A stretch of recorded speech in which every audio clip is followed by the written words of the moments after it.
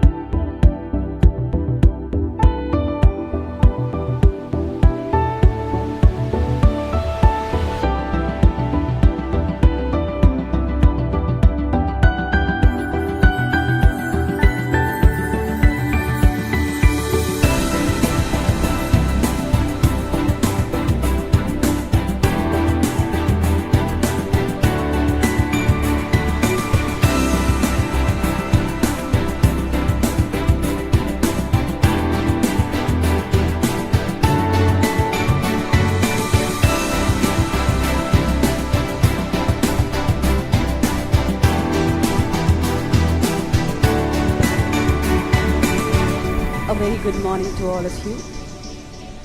I would request you all to kindly take your seats. I would request all the guests to please take their respective seats. We are going to begin this workshop very shortly.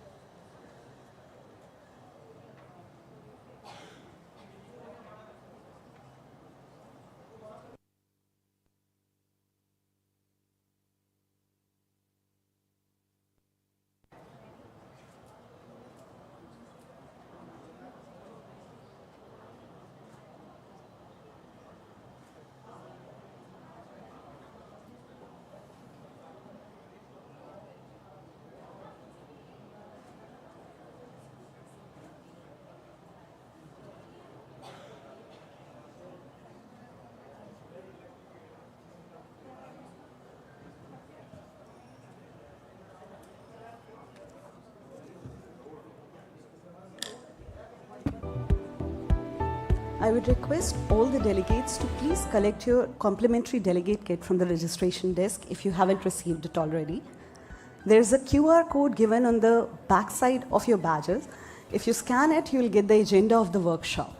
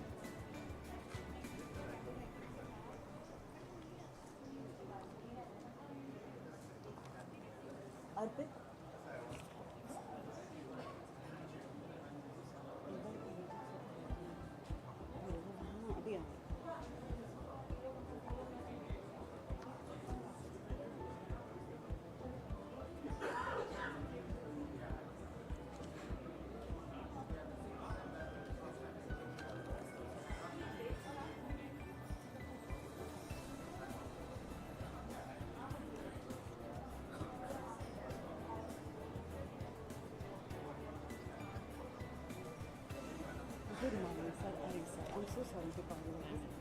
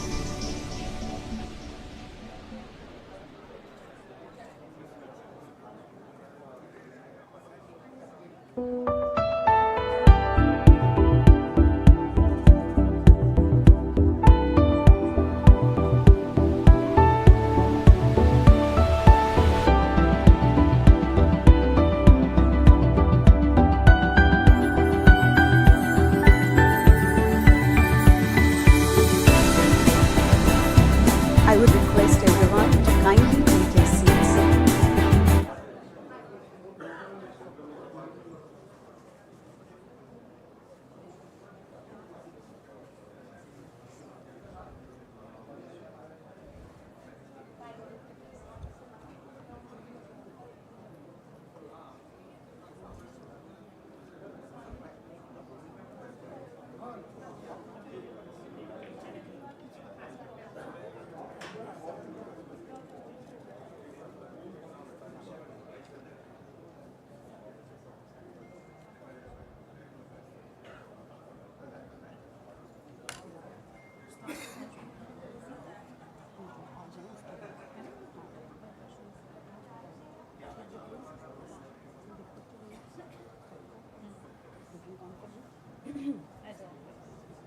That's most important.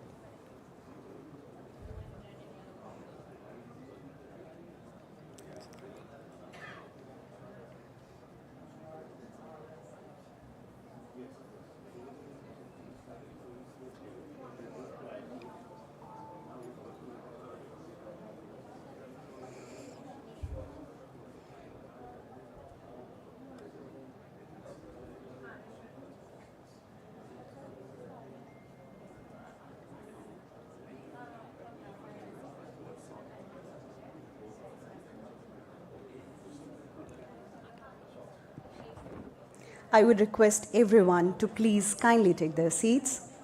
Let's put our hands together for our chief guest and welcoming our chief guest.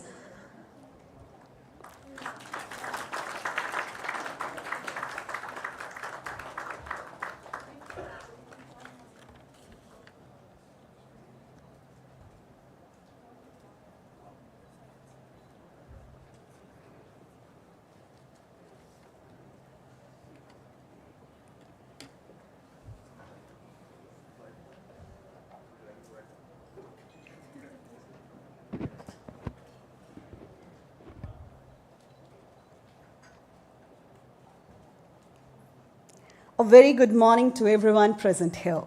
I, Aparna Tripathi, welcome you all to this two-day workshop on transit-oriented development. It's an honor to have you all amongst us. Elijah Cummings, an American politician and civil rights advocate, once said, "Our transportation decisions determine much more than where roads or bridges or tunnels or rail lines will be built. They determine the connections and barriers that people will encounter in their daily lives, and thus, how hard or easy it will be for people to get where they need and want to go." Transit-oriented development helps strengthen these connections and eliminate barriers by creating vibrant, livable, sustainable communities centered around high-quality rail systems. In this workshops, our speakers will exchange experiences, different perspectives, and challenges of implementing transit-oriented development in various countries across the globe. And we'll try to come up with solutions to overcome these challenges and ways to pave a smoother road ahead for TOD implementation in future in our country with our shared wisdom. NCRTC is implementing India's first regional rail. It is with the unwavering support of the Ministry of Housing and Urban Affairs and the state government of Uttar Pradesh, Delhi, Haryana, and Rajasthan that this transformative transit project is coming alive in the scheduled time frame. In this workshop, NCRTC will also share the learnings, insights, and experiences gained along the journey of introducing TOD along the RRTS corridor. Before we begin the day one of the workshop, I would like to welcome our esteemed dignitaries present among us. I would like to extend our warm welcome to our chief guest, Shri Manoj Joshi ji, Secretary, Ministry of Housing and Urban Affairs, Government of India. A very warm welcome to you, sir. I would request our Managing Director, Shri Vinay Kumar Singh Ji, to extend our warm welcome by presenting a bouquet to our eminent chief guest, Shri Manoj Joshi Ji.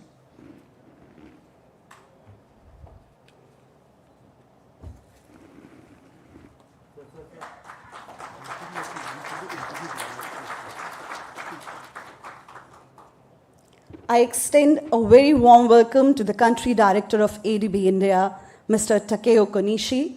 A very warm welcome to you, sir.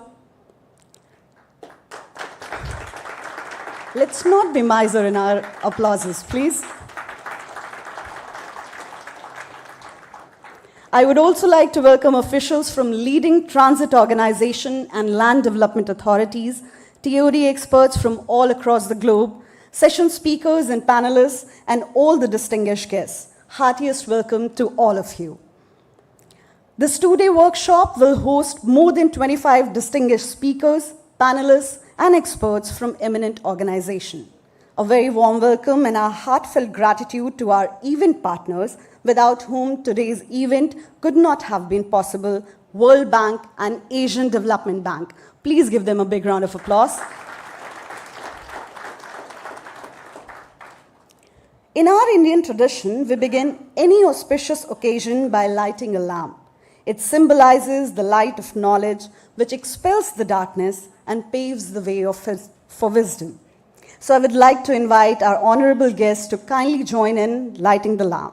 I would request our honorable chief guest, Shri Manoj Joshi Ji, our Managing Director, Mr. Vinay Kumar Singh Ji, Country Director of ADB, Mr. Takeo Konishi, MD DMRC, MD LMRC, Mr. Suzuki, and Mr. Kano.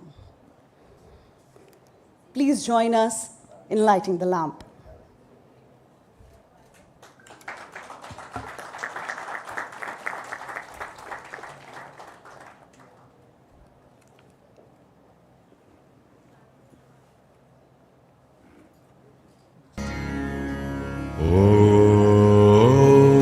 I would also request Mr. Goidu to please join in the lighting of lamp.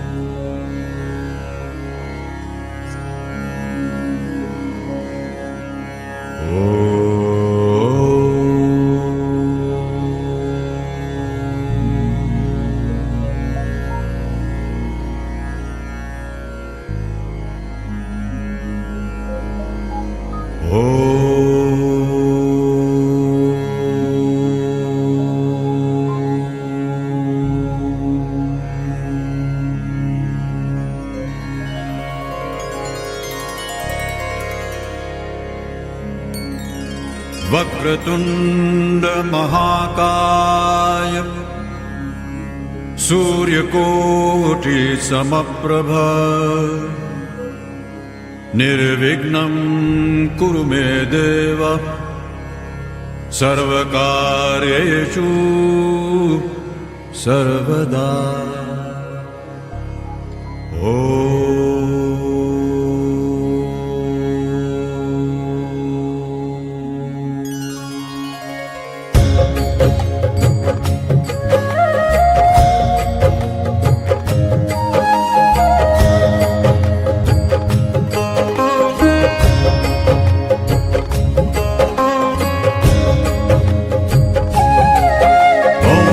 गणपतये नमो नमः, श्री सिद्धिविनायक नमो नमः, अष्टविनायक नमो नमः, Ganpati Bappa Morya, मंगलमूर्ति Morya.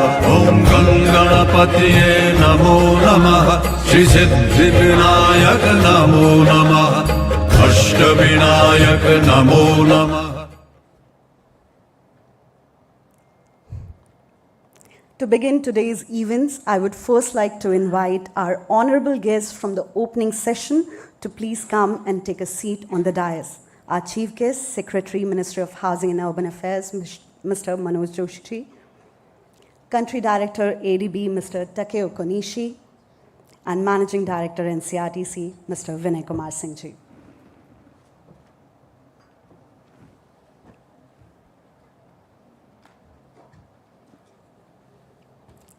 Now I would like to invite the Managing Director of NCRTC, Mr. Vinay Kumar Singh, to formally welcome all respected guests present here. Mr. Vinay Kumar Singh started his career as an Indian Railway officer.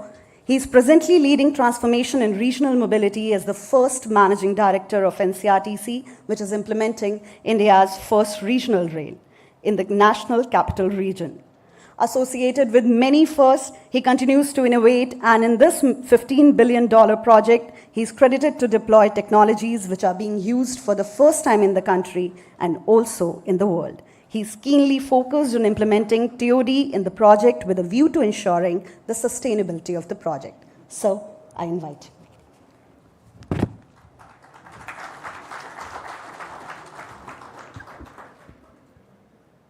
A very good morning to all. Shri Manoj Joshi ji, Secretary Ministry of Housing and Urban Affairs, Government of India. Mr. Takeo Konishi, Country Director, India Resident Mission, ADB. Senior officers from Government of India and state governments. Managing Directors of Delhi Metro, UPMRC, Directors and senior officers from metro companies, my colleagues from industry, the World Bank and ADB. I welcome you all to this two-day event on transit-oriented development.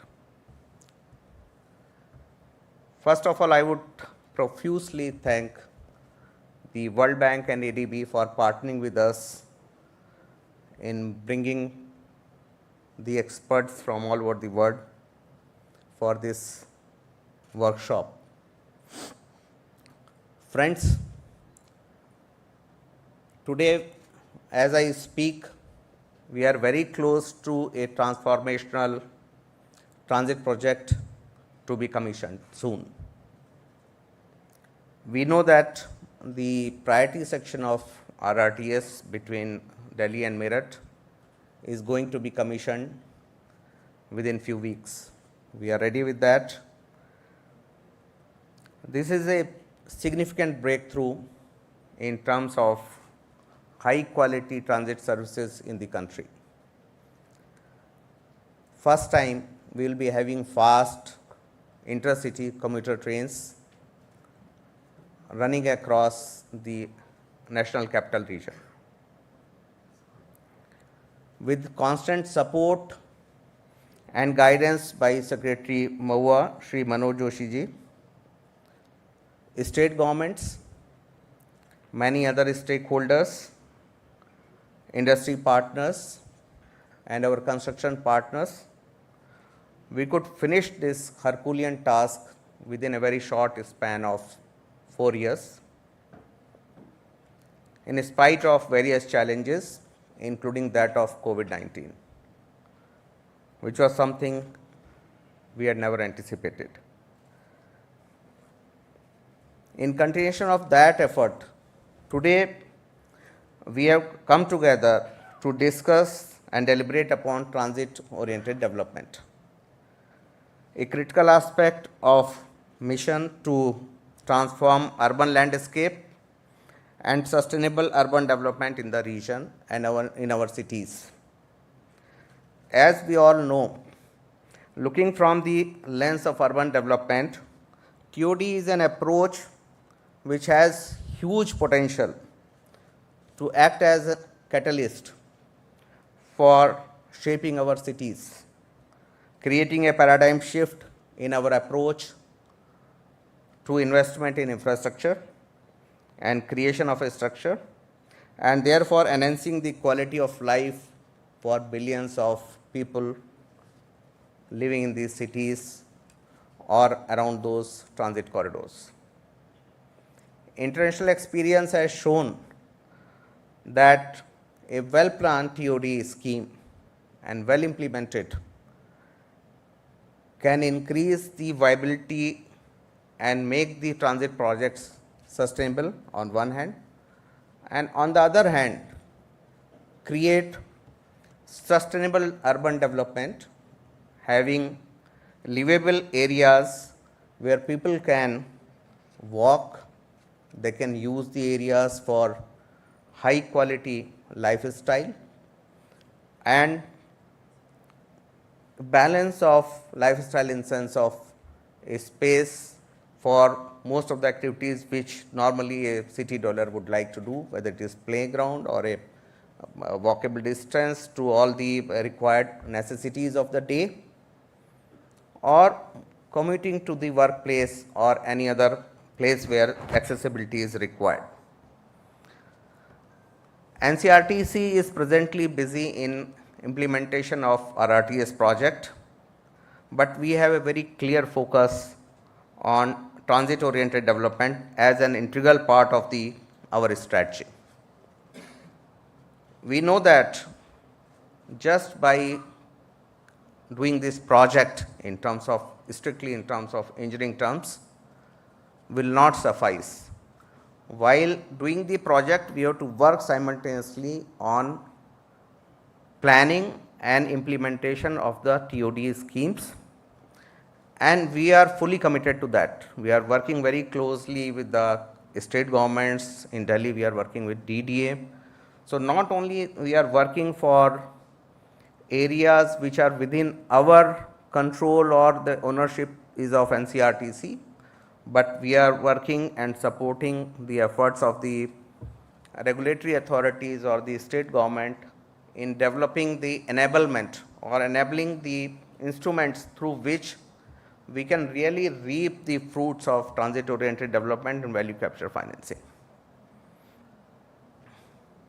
We know that our role in this is limited, and that is why this effort where we intend to bring in policymakers, thought leaders and implementers, where we can discuss how we can collaborate to develop schemes or the regulatory framework under which the transit oriented development along the transit corridors can be effectively planned, designed and implemented. The essence of this workshop lies in fostering collaboration and knowledge sharing. That is the fundamental to our approach to this workshop. We have brought together the best of the thought leaders and implementers across the world from diverse background and organizations to share their expertise today and tomorrow half a day. Through these deliberations and collaborative efforts, we can create a future where transportation and urban development go hand in hand, promoting environmental sustainability, economic growth and social well-being. Another aspect which I would like to mention here is regarding making the transit project sustainable. All of us we know that just by fare box revenues, none of these rail-based transit projects will be sustainable. It is not only the capital cost which we have to pay back, because a major portion of that is support from the multilateral bilateral agencies. So we have to pay back that, plus we have to see that operation and maintenance expenses are also met. Now this is not possible only by fare box revenues. That means we have to look for other revenue sources where the development of property around stations, the transit stations, is one of the major contributor.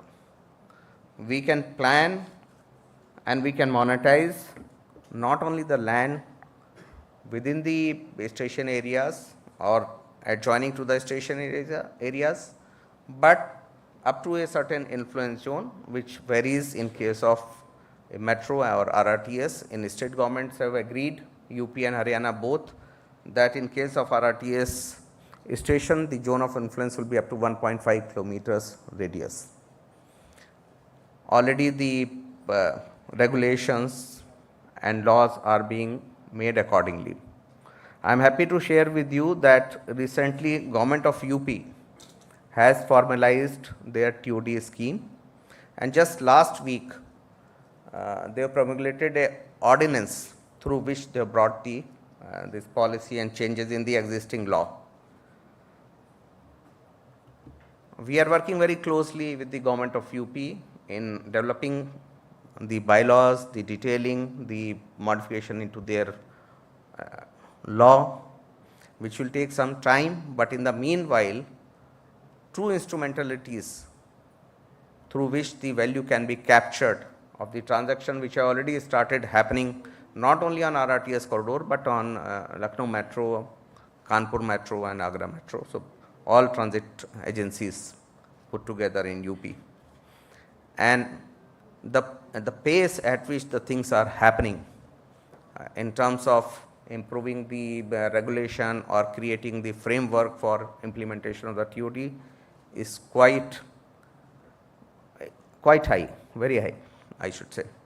In Delhi also we are supporting DDA, and we are developing on behalf of DDA 3 zonal plans. This is primarily Jangpura, the Karkarduma and Anand Vihar and Sarai Kalekha.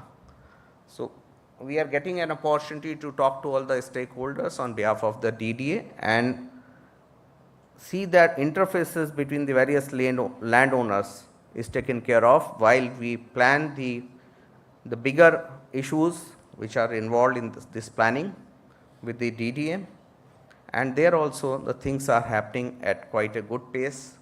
I am happy that the concerned states, including Haryana, where still we have not started working, but government of Haryana has notified the influence zone around RRTS stations. So, I am sure that today and tomorrow together we will brainstorm innovative solutions and strategies that can shape the future of TOD implementation in our cities. I encourage all of you to actively get involved, get connected with your friends and colleagues and peers here today, and provide some outcomes of this workshop which can help in finalizing many issues which are still having open ends. And I am sure that that kind of outcome will be able to achieve looking to the participation, and there are many people who will be joining tomorrow who are not able to come today. I once again welcome all of you to this workshop, and my heartfelt gratitude to our Secretary, Shri Manoj Joshi sir, and to each one of you for joining us today here. Thank you very much.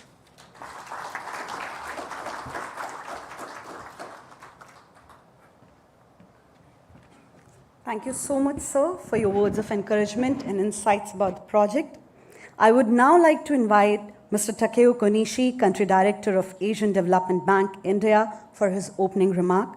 Mr. Takeo Konishi, as Country Director of India, ADB, since September 2020, leads ADB operations and policy dialogue with the government and other development partners in India. He has 22 years of professional experience, including almost 20 years with ADB, and has held many senior positions, including a country director of Uzbekistan and advisor in the Central and West Asia Department. In his earlier role as the Director of Public Management, Financial Sector and Trade Division in ADB South Asia Department, Mr. Konishi proactively supported the fast-tracking of ADB's COVID-19 program in the South Asia region. So, I welcome you on the podium.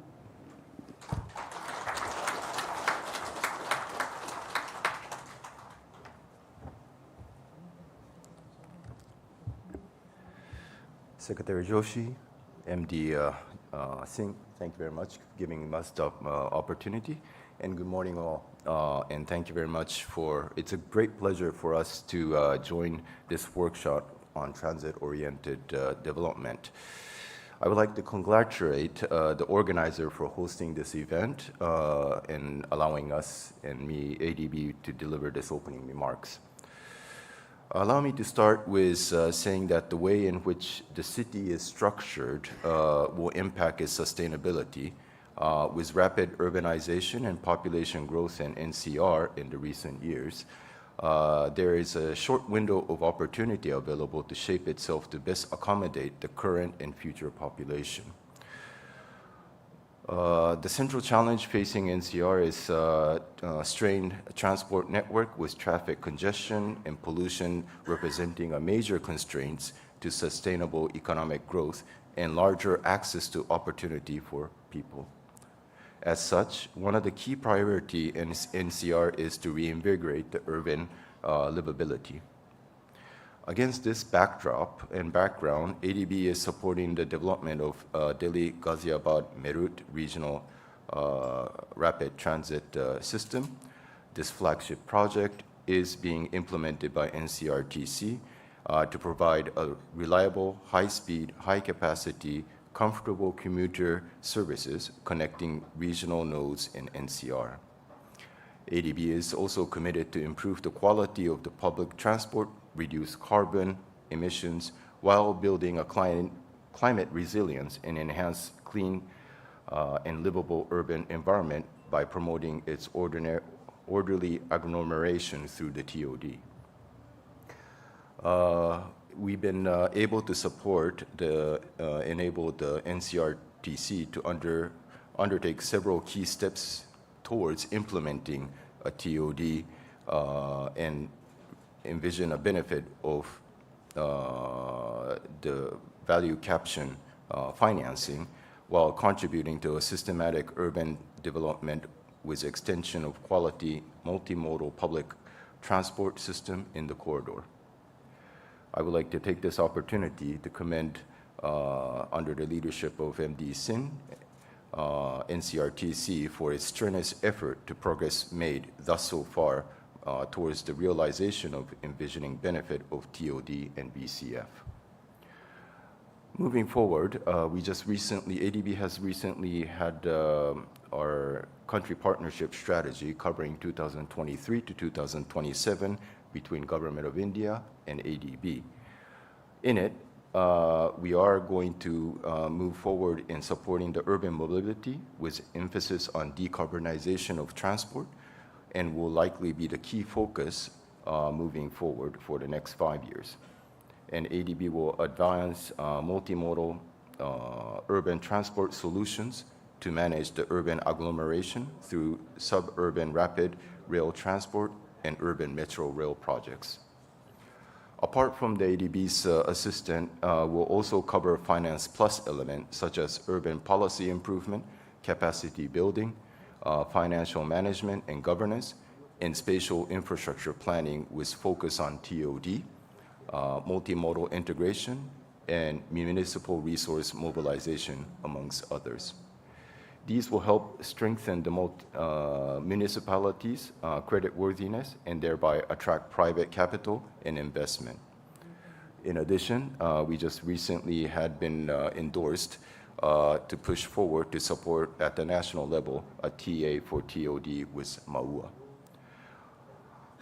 Finally, I hope this workshop will help to forge a common vision and path ahead and encourage all concerned stakeholders to join hand and work together, planning and develop a TOD scheme in India's national capital region. I hope the next 2 days will be a very fruitful engagement during this workshop. Thank you very much.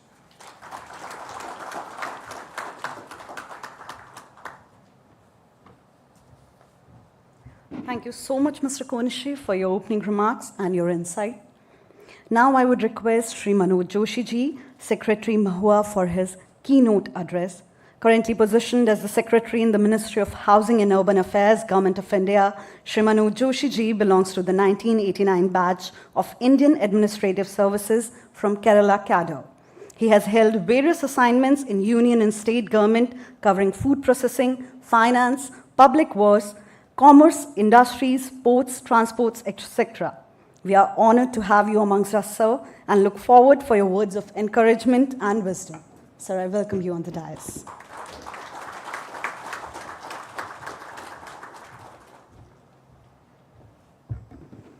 Good morning, everyone. Urban planning and urban development is one of the areas Honorable Prime Minister has emphasized quite a lot, and I consider it in our ministry sphere of things, urban planning to be the most important factor for India's development when we talk about our urban population growing double in next 25 years, our urban GDP growing even bigger from as a share of India's GDP from 60% to 80%. But that depends a lot on what we do in urban planning, whether we make our cities urban sprawls or we do organized development. I think India's, whatever we talk about, how many $1 trillion our economy would be, a large factor depends on how well we do in urban planning and how organized our cities are, how good in transit we are. So we have, in last 10 years or so, we have done quite well in investing heavily on metros and RRTS and urban transport systems. So the transit-oriented development, in a way, instinctively we are working on that. What do we mean by transit-oriented development? It's a term which we have been hearing for last many years. I have not really fully understood its meaning. Probably different, but it's a very value capture financing and TOD are very repeated terms which we use wherever we want to use anything related to transit. So one way of, we do our MRTS systems, one is in the already developed areas and sometimes in new areas. In India, mostly it's already developed areas where we do. In other countries, yes, half of the MRTS goes into areas which are yet to develop. So both of the areas, there is a different meaning of transit-oriented development. In the areas which are already developed, what do you do with the, so you lay down a MRTS network, whether it's metro or RRTS, there is hardly any land available to do anything else. So common sense would say that you do densification around the railway stations. Now, in India, redevelopment of any area, already congested area, the way you see in other countries, in Europe and US and Japan and all, less in Japan, probably more in US is happening, redevelopment of inner cities. In India, it's quite difficult. Ownership issues are there, tenancy issues are there, and probably since the banks don't finance much of a land purchase, the capital issues are there. It's difficult to purchase a whole block and redevelop it. So even if we say that for near the metro station or RRTS station, instead of 2 FAR, we'll give 5 FAR so that there is a densification happens and people can walk down to metro station. So one problem happens is the redevelopment is not that easy. So how do you make redevelopment easy or densification easy? How do you work with the financial system, with urban planners so that densification happens? So the starting point could be giving a higher FSI or higher FAR, but that's only the starting point. It's not, so there are a lot of other steps in that. The second is the urban planners. So since we look after land matters in Delhi directly, our ministry, and currently we are in the process of working on Delhi master plan. So we had a lot of discussion with DDA, and Mr. Vinay Singh was saying that DDA is very, very supportive. I told him I didn't find that. Because the perception is if you allow densification around metro stations, what would happen to parking? Everyone, you allow a large apartment complex near a metro station and not adequate parking. So people would again continue to park on the roads and the area would become even more congested. Very difficult to live area. So how do you find a balance between what the objective of densification is? Do you tax the parking much more or do you disallow the vehicles? I think these are the complex questions in terms of when we talk about transit-oriented development in already developed areas. In new areas, when you go about, yes, you can allow larger institutions to come up near the metro stations in some of the places. So how do you reorient your urban development in a way which allows a large job creating institutions to come near MRTS? Could it be a service sector large employment provider? Could it be an industry? Could it be a shopping mall? Could it be an educational institution where people go? So then again a link with urban planning. So how do you enable that to happen? Could be some people living close to metro stations, so in terms of housing. So both in terms of demand and supply, so origin and destination in new areas. So you need to plan that. Urban planning is an area which Government of India has started now pushing, and our ministry is nudging the states to move forward. This year we are giving an incentive of about $2 billion to the states to nudge them towards urban planning. It's not a small amount. States are quite excited, so we are pushing them to hire more urban planners, do town planning schemes or different land pooling schemes or a way of acquisition of land for the roads, work on spawn city concept, work on the master planning, bringing the concept of drainage into that, a lot of other aspects of transit-oriented development, TDRs. So we are pushing them on this. But when you talk about transit-oriented development, I think these are the issues which you need to discuss. Probably need to learn less from the experience of other countries. The urban planning and urban development scenario in India is very, very different. And even in different states, it's different. So the dynamics of, because the land is such an expensive item, and construction, probably land and construction is in our lives, is the biggest investment for everyone, is the largest contributor of investment happening in the country, probably much, much bigger than industries. So I think this total, so to understand the different economic factors in urban planning and urban development is very, very important. So when we talk about transit-oriented development, probably we need to move away from textbooks and see how India works, how our cities work, how our urban planning works, and then talk about that. Probably textbook approach doesn't work in this. A practical approach, what can work in our scenario of developers, our political system, our financial system, our buyers, our urban planners, our development authorities, all this dynamic working together is what we need to understand and talk about transit-oriented development. Then probably city by city we can make more progress. This is an area we have moved a lot. Probably 10 years back, we are not even talking about it. Now in a lot of cities we have done a lot of good work. Like say NCRTC, whatever government land is there, the good plan of intermodal connectivity has been made. Even in metros and other places, we are talking about intermodal connectivity, started investing into that. So these are a lot of progress has been made, but I think we need to move far more in this area. It's one of the most important areas, but let's be practical and hope this seminar will have a better understanding of this subject. Thank you.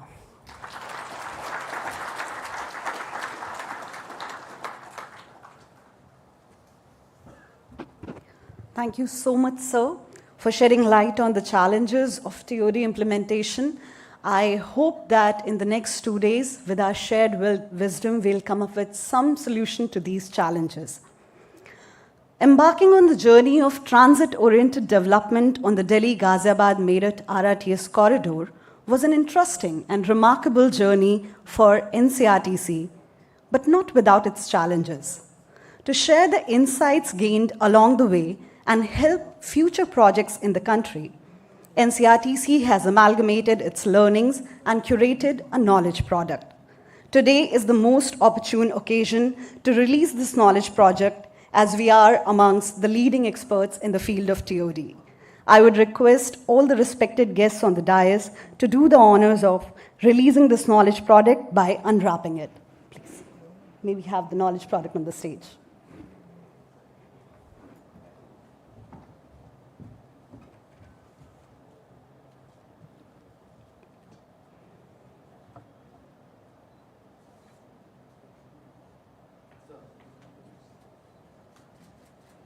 Let's give a big round of applause, please.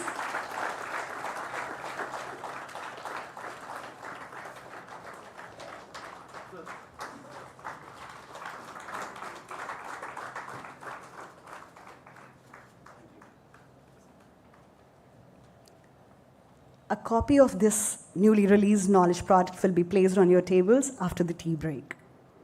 I would now request MD NCRTC to present a memento to Honorable Chief Guest and Mr. Konishi as a token of gratitude for their valuable time and for gracing us with their presence.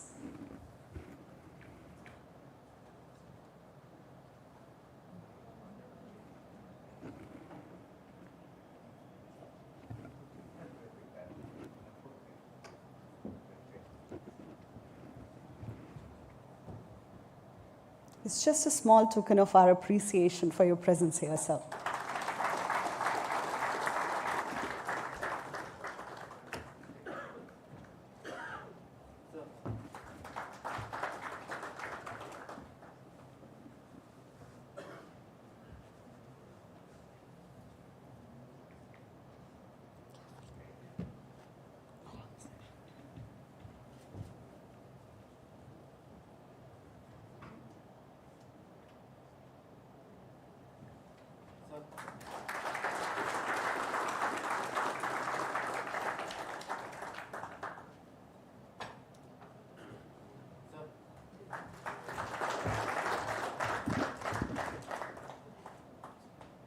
Thank you so much, sir. We will now break for tea for 10 minutes and assemble back at 10:40 a.m. I would once again request every delegate to collect a complimentary delegate kit from the registration desk if you haven't received it already. Also, if you want to scan the agenda for the next 2 days, you have a QR code given on the back of your badges. Kindly scan it and you'll find the agenda over there. Thank you so much, everyone. Let's break for a tea.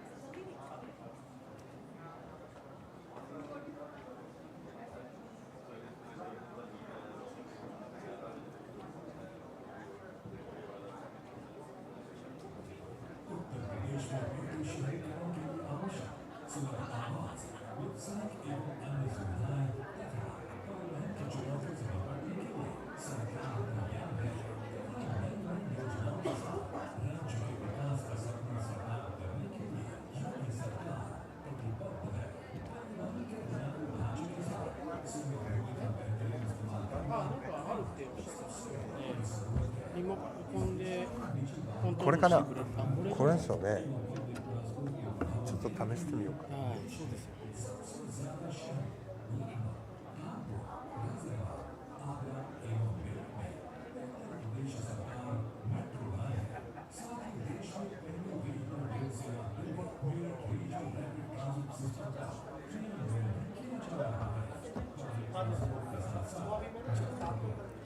2つあるね、これ。じゃないな、これだろうな。This is the one where you'll go for next slide, and this is for going backward. Yeah. Just all this. Yeah. Okay. I'll get some technical person for you to understand it better. Yeah. This is for the next slide, right? Please call someone from the technical team. Yeah, actually, I'd like to test with my slide. Yeah, obviously, obviously. So first you introduce me, right? Yeah. Okay, thank you.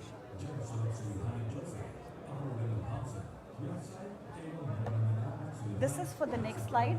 Yes. And this is for going back. Going back. And this is for pointer. Okay, is a pointer. Ah, if you pointer, want. okay, okay. Okay. Forward, backward. Okay. And pointer. And I can see my slide where? That's okay.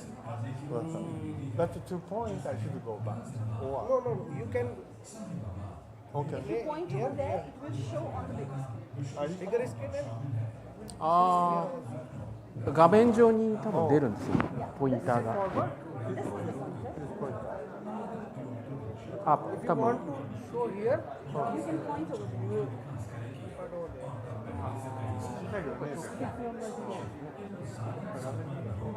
Is there anything else you need? I think could you load my slide? Because I want to test. Okay, for sure. He wants to. Yeah. Okay, that's all. Just a second. I'm here if you need anything else. 基本的にはこれがフォワードで、これがバックで、でこれがポイント。ポインターは結局、なんかこっち画面をスクリーンを刺さないと多分ダメってことですよね。ね、今なんかここにあったら映るとか言ったけど、ないですよね。Pronunciation of your name is Mr. Bilal, please. Yeah.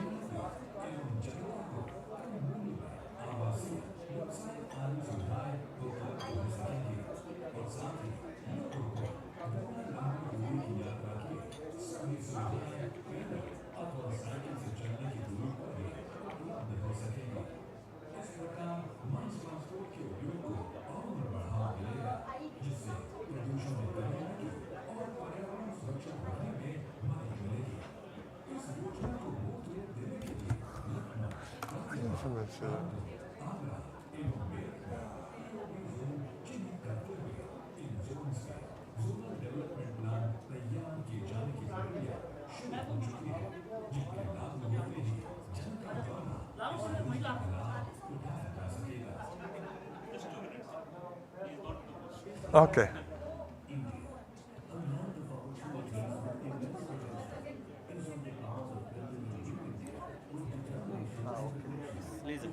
Yeah. Forward and backward. Okay, that's all. Yeah. Just wait for a few seconds. Sure. He's coming and Good.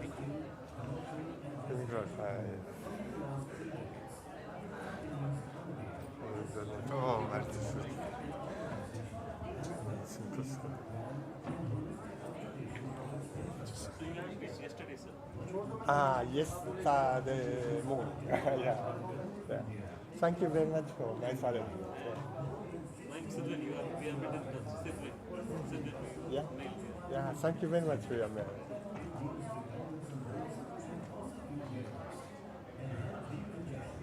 Tuesday.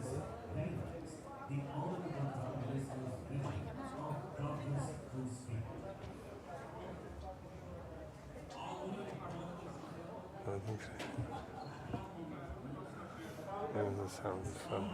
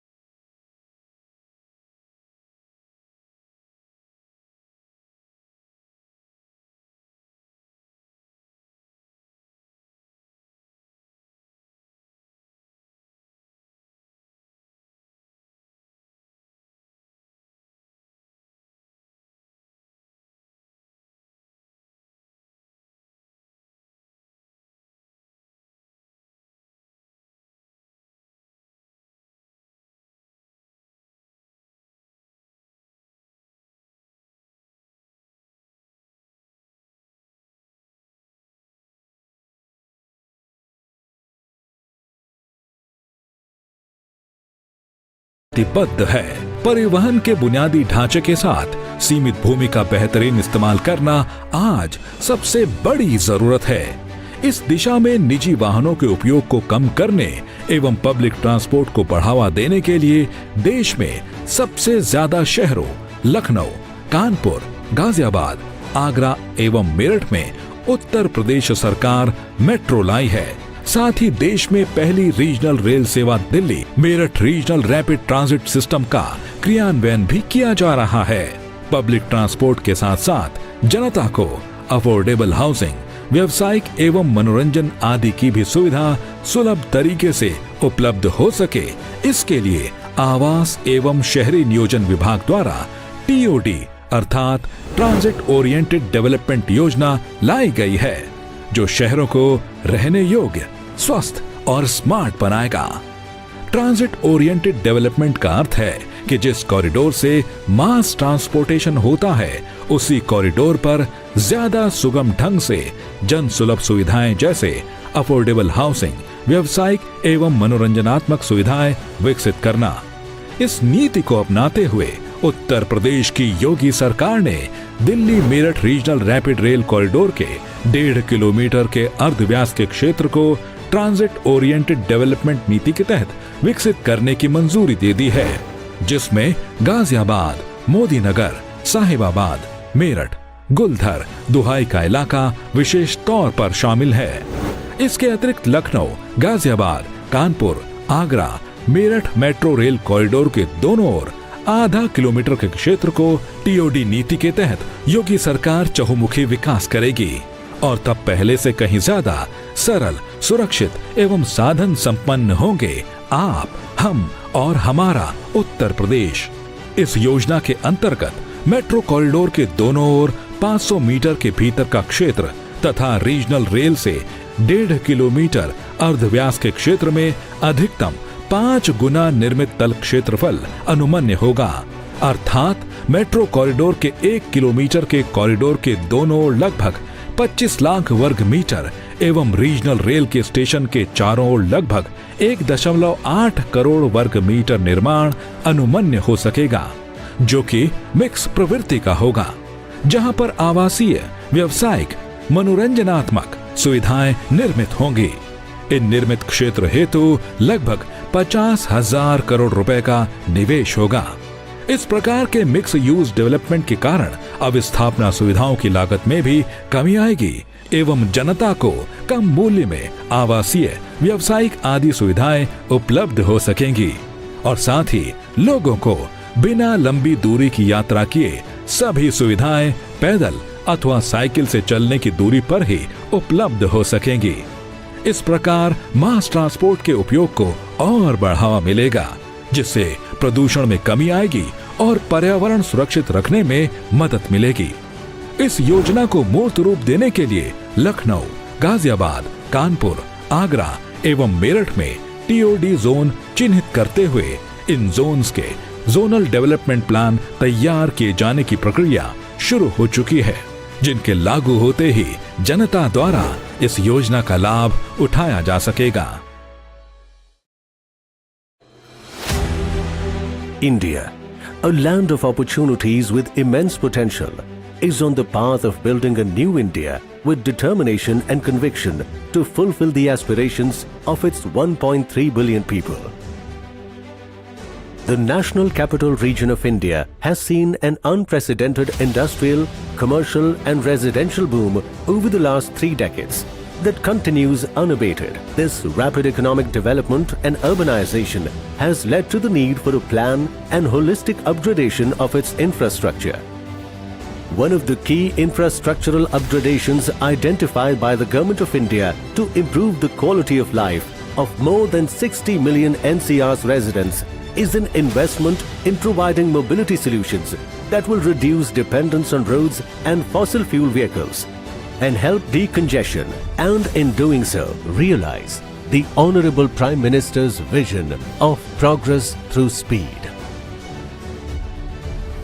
आधुनिक भारत के सपने को साकार करने के लिए सामान्य लोगों की ईज ऑफ लिविंग को बढ़ाने के लिए और विकास को स्थायित्व देने के लिए भारत में नेक्स्ट जनरेशन इंफ्रास्ट्रक्चर अत्यंत आवश्यक है। With this objective, the Government of India has joined hands with 4 state governments to incorporate NCRTC, that is National Capital Region Transport Corporation. NCRTC's mandate is to design, construct, operate and maintain a rail-based Regional Rapid Transit System, RRTS. This modern urban transit system will provide a seamlessly integrated, faster, comfortable and safer connectivity in the region. RRTS will be altogether different from the existing modes of public transport in the region. With a design speed of 180 km per hour, these RRTS trains will be available at a high frequency of every 5 minutes at stations located within 5 to 10 kilometers. 3 RRTS corridors are prioritized for implementation in first phase. The foundation stone of India's first regional rail between Delhi, Ghaziabad, Meerut was laid by Honorable Prime Minister in March 2019. This 82-kilometer long corridor will comprise of an elevated section of about 70 km and an underground section of about 12 km. Construction work for the Delhi, Ghaziabad, Meerut RRTS corridor is currently progressing in full swing. RRTS stations will have a seamless multi-modal connectivity with other modes of transport like bus terminals, railway stations, airport and metro stations. With highly reliable time-bound services, this regional rail will bring people and places closer by reducing the travel time to about 1/3. Keeping in view the local travel needs of residents of Meerut, another unique initiative has been taken. NCRTC will also use RRTS infrastructure to provide local transit services over 21 kilometers with 13 stops in Meerut. With this, citizens of Meerut will get their first metro. These RRTS trains are being made in India, designed in Hyderabad. 100% train sets are currently being manufactured in Savli, Gujarat. RRTS trains are designed to provide best-in-class comfort to all commuters with features like 2x2 transverse seating, overhead luggage rack, mobile or laptop charging sockets at every seat, grab handles, onboard Wi-Fi and much more. In addition to priority seating, both the RRTS trains and stations are designed to carry wheelchairs as well as stretchers for medical emergencies. Platform screen doors are being installed at all RRTS stations to ensure commuter safety. There will be 24/7 CCTV monitoring, along with a dedicated coach reserved for women as well. Despite COVID-19 pandemic, NCRTC is moving towards the target of timely operationalizing the 17-kilometer priority section by 2023. A dedicated team of more than 14,000 workers, 1,100 engineers are working round the clock to achieve this goal. India's first regional rail will be an energy efficient, clean, green and sustainable commuter system. It will lead to significant reduction in traffic on roads and hazardous pollution. Delhi Ghaziabad Meerut RRTS will act as a catalyst to unlock the economic potential of the region, ushering a wave of latest technologies, unleashing investments, generating large-scale employment and business opportunities. It will improve access to healthcare, education and quality of life like never before. NCRTC is creating a citizen-centric, eco-friendly mode of transport that is committed to deliver progress through speed.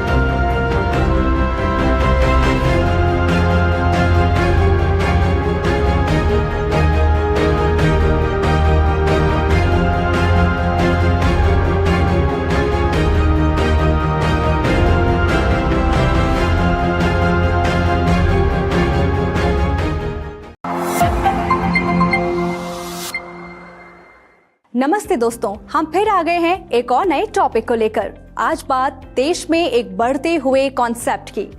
शहरों के तेजी से हो रहे विकास के साथ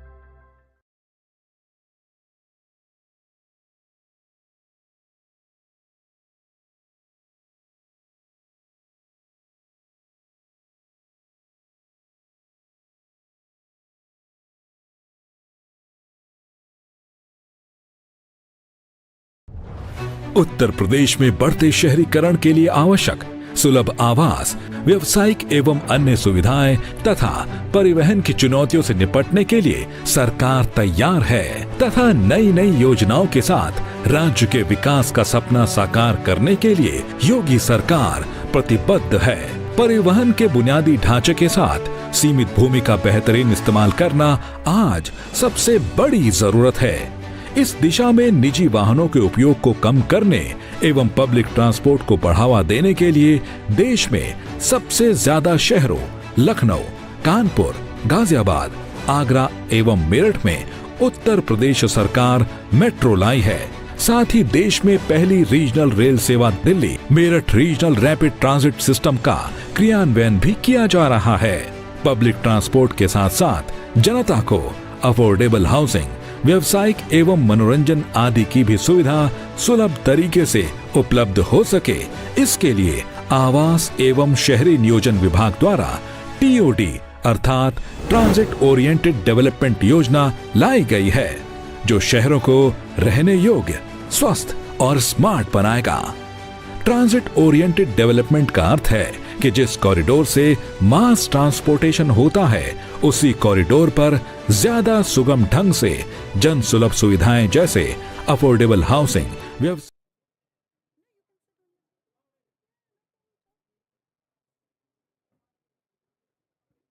I would request all the guests to please settle down so that we can begin the presentations. A humble request to all of you to please settle down on your respective seats.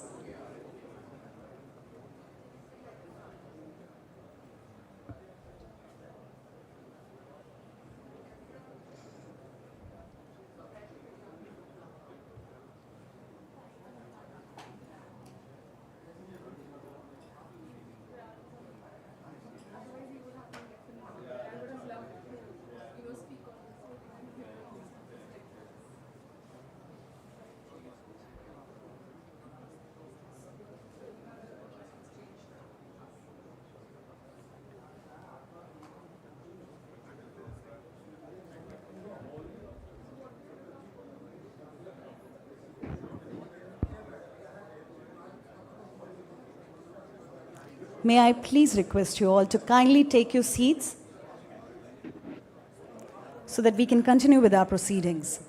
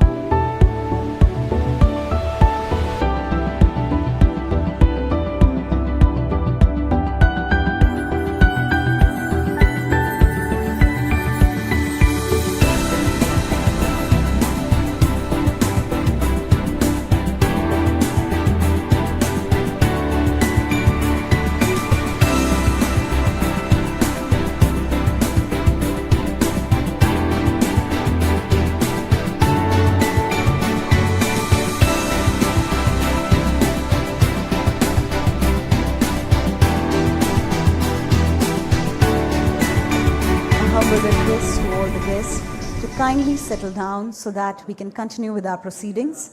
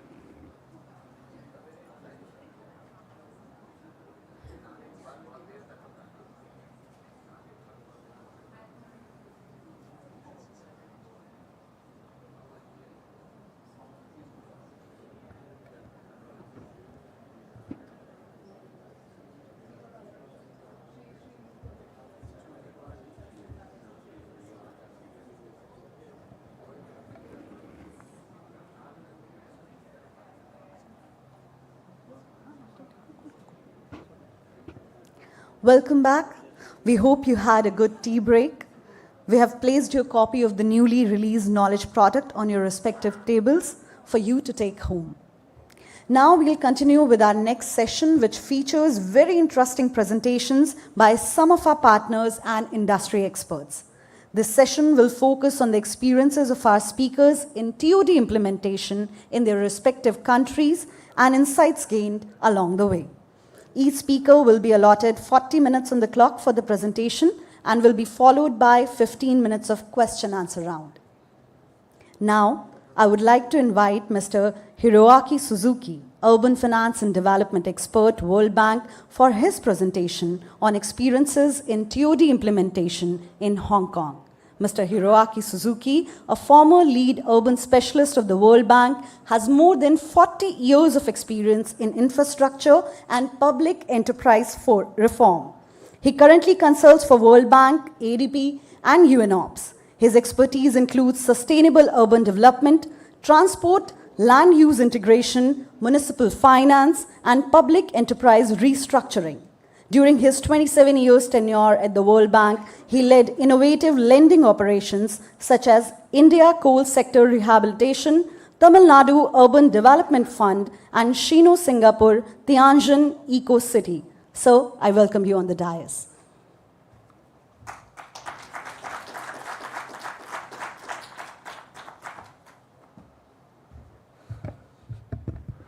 Thank you very much for introduction. And good morning, ladies and gentlemen. Let me clarify first that my father does not own the Maruti Suzuki company. I wish he had. So let's start my presentation. I'm asked to talk about the experience of Hong Kong. Although I'm Japanese, but I studied this. Okay, this is outline of my presentation. First, I go very quickly. You don't need to be informed on this, but very quickly, introduction on TOD land value capture, and then I talked about Hong Kong's application, and then especially rail plus property model, and then I conclude.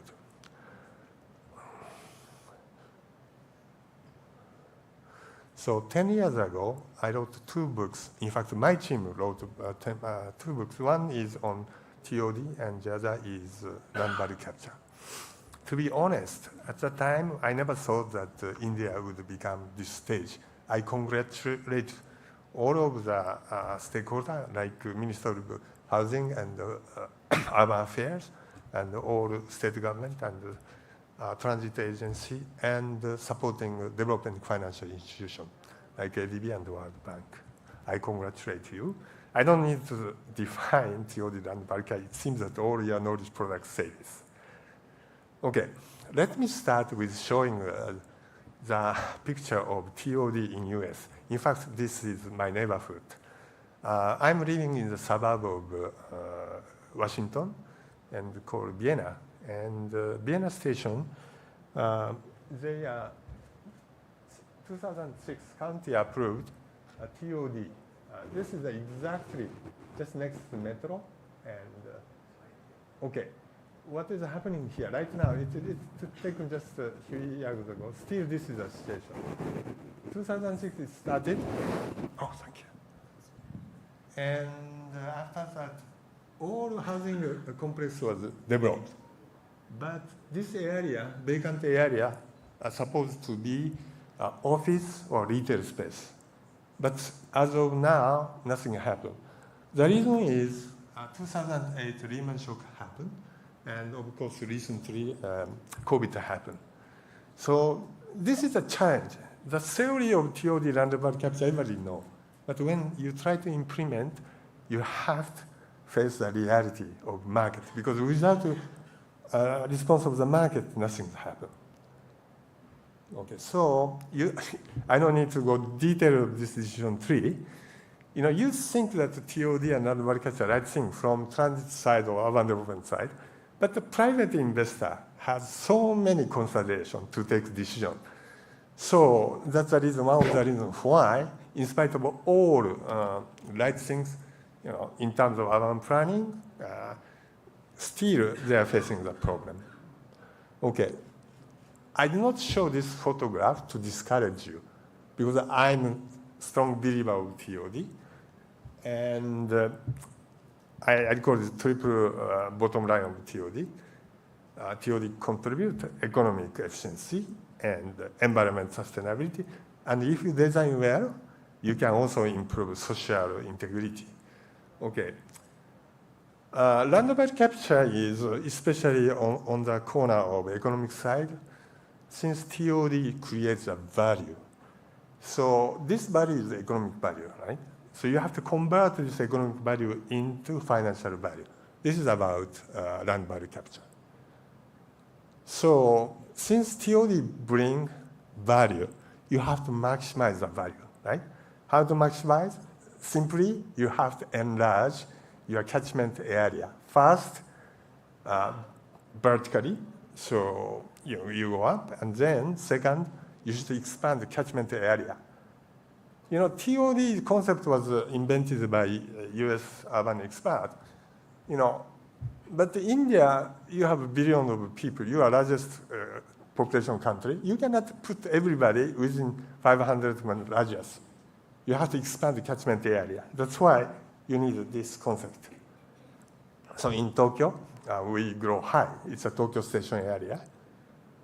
And then when we talked about density, you have to make this difference between average density and articulate density. All this graphic has the same average density. But intuitively, you know, you clearly understand the right corner is more suitable for transit development, right? This is what we call articulate density.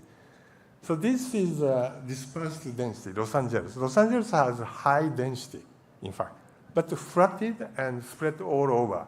This is not easy to accommodate transit. This is another example of what we call articulated density in Curitiba, Brazil. Okay? Curitiba, they don't have metro, but they have BRT, okay, like Ahmedabad. And so they build BRT corridor. All this, you know, you can see high density. This is a comparison of average density of the world. And Curitiba, average density is not high. Okay, Hong Kong and Mumbai very high. Here you can understand that it's not average density which matter. What is matter is how you can create articulated density. Okay, so now we are talking about catchment area, MMI, right? And what matters is from door to door. When you take decision from whether you take metro, where you bus, you calculate that, and then how much time, how much money you have to spend. Then you conclude. So this walking and bicycle and the public bus, what's called green transport is very, very important. Taxi, I don't count very much. For this, I think you know, your project is doing very well, and transfer facility is very, very important. Even if you have good transit, if you lose a lot of time in transiting to public bus, I think it does not make sense. This is a Tokyo area. This is 800-meter radius of all railway stations. So basically, everything, all corner is we can walk. In plus, in maybe green area, we have a bus network. When I was living in Tokyo, I had a car, and I spent 20,000 kilometers for 5 years.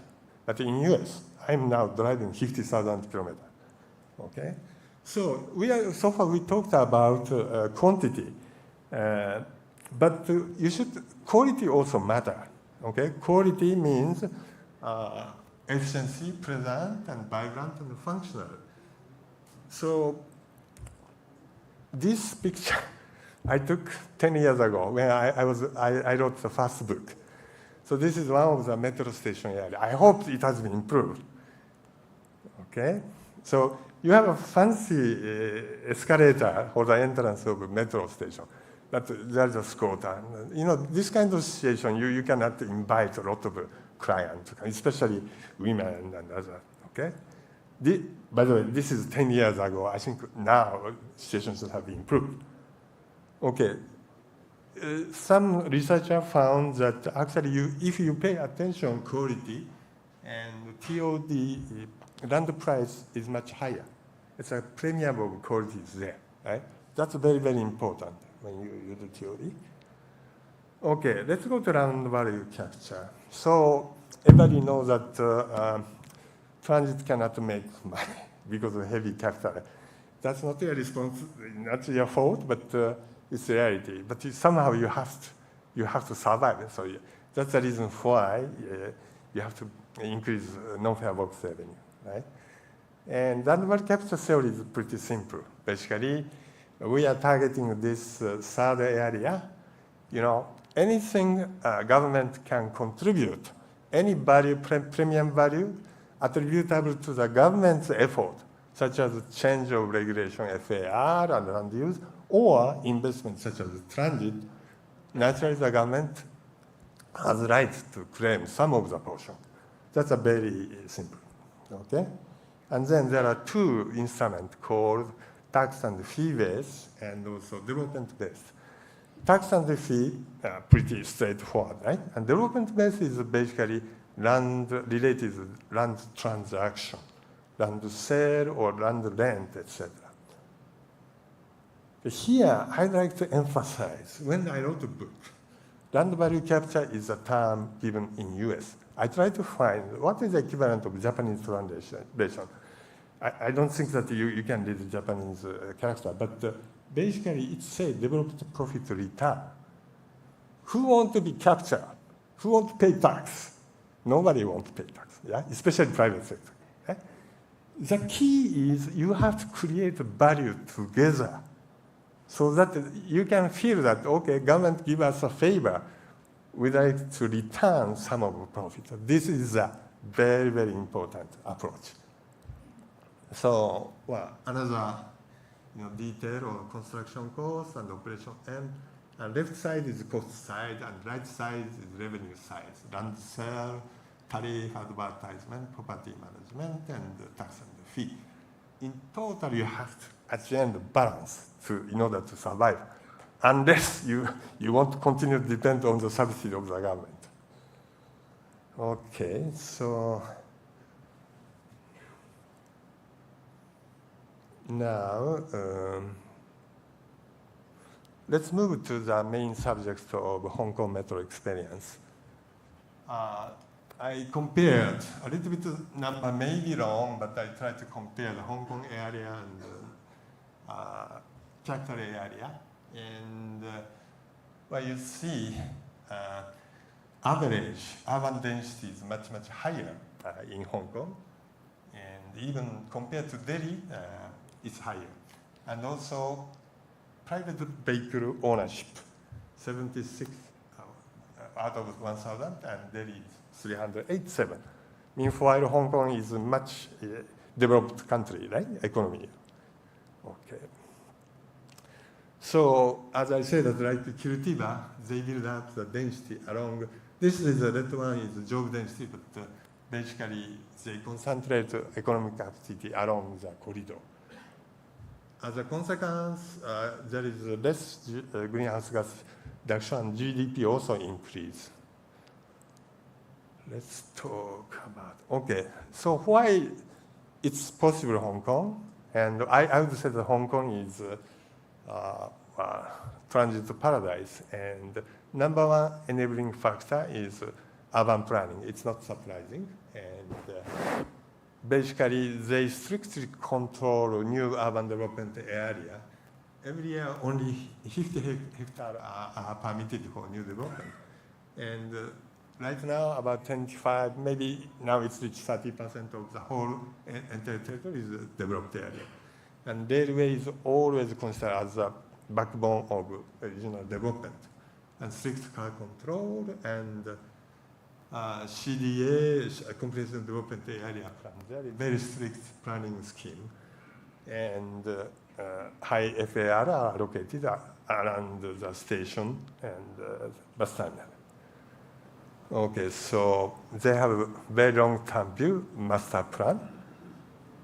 And also they are second level. This is basically CDA, this is the station area development plan, and actual master area plan. Well, nothing is so, complicated, but they strictly follow. Okay. Second enabling factor is, I'd say that it's a paradise for TOD land allocation because of, in Hong Kong, land belongs to the state. So anything, private sector should buy the land lease right from the government for 50 years with premium plus annual rent. And the land department is strictly controlling how to deliver this and how to evaluate land, and especially they use this as a tool to finance infrastructure. Land sale constitutes of 20% of government revenue. Now MTR. MTR is originally 1975 created as a state government agency and basically operating metro and light railway. And in 2000, 23% of share are sold to private sector, and to bring in the dynamic of private sector. That's very important. And now, I think more than 60% is coming from property. This is their system. Okay, so I checked the relatively recent number, and surprising transport or revenue, EBIT, only 60%, and more than almost 80% come from either commercial business or property development. This is more further, more recent. I'm pretty surprised that Hong Kong Metro is facing difficulty right now. And the reason is, maybe I think most immediate reason is COVID, but maybe I think their political situation, even before COVID, the ridership started to decline, this one. So this is basically transport operation is deficit, but thanks to the real estate revenue or commercial activity, they are surviving. I think this situation is abnormal, and they will come back pretty soon once the economy is back. Okay. So we talked about metro rail and property program. As I said, that basically the scheme is based on the ownership of the land. So from the government, normally they have to pay full market price. But in case of Hong Kong Metro, the government passed the land before a railway tariff. And MTR jointly developed this land, but when they select developer, they pass this land after rail market price. Already they collect value capture, okay? And then they share profit different way, and I'll come back to this one. Okay. This side, I need this one. So there are various ways, and today what I think we will hear about from DC Metro, the experience, and it's a kind of joint development. There are different property, and depending on property, how private sector involved are different. Okay, so profit sharing. Even the profit sharing, they share upfront profit sharing or in-kind asset sharing and then profit sharing, depending on the risk of the asset. What is very important is land is limited. So if you sell just land, that's the end of the story, right? You have to create asset which can generate revenue for long, long periods. I think this is something which you can learn from Hong Kong Metro. Okay, so this is a little bit old number, but this is a station area where R&P took place. There are different level, different typology of station development, from what I call the pencil tower, and the right side and more comprehensive community development. I'll show the example. So they started with a pretty simple one, high-rise, mixed-use residential office. They don't take care a lot of surrounding, just they build. That's the first generation. And then, when they had more experience, they develop more complex. This is Kowloon Station. Basically in this building, the first floor transportation comes, second floor, more commercial, and then hotel and residence. And in metro, I think when this line comes to the city center, this kind of development is quite possible. Then they developed more community development and large scale community. It's more. Okay, so far it's a picture of Hong Kong. But I brought from my own country, from Japan. Not everything should not be such a large scale. This is an example of Tokyo Rail suburb of Tokyo. And before, it's a simple, very tiny, tiny station. They built a station building, a 4 or 5 story. Inside, they rented to a restaurant and a library or clinic or daycare center.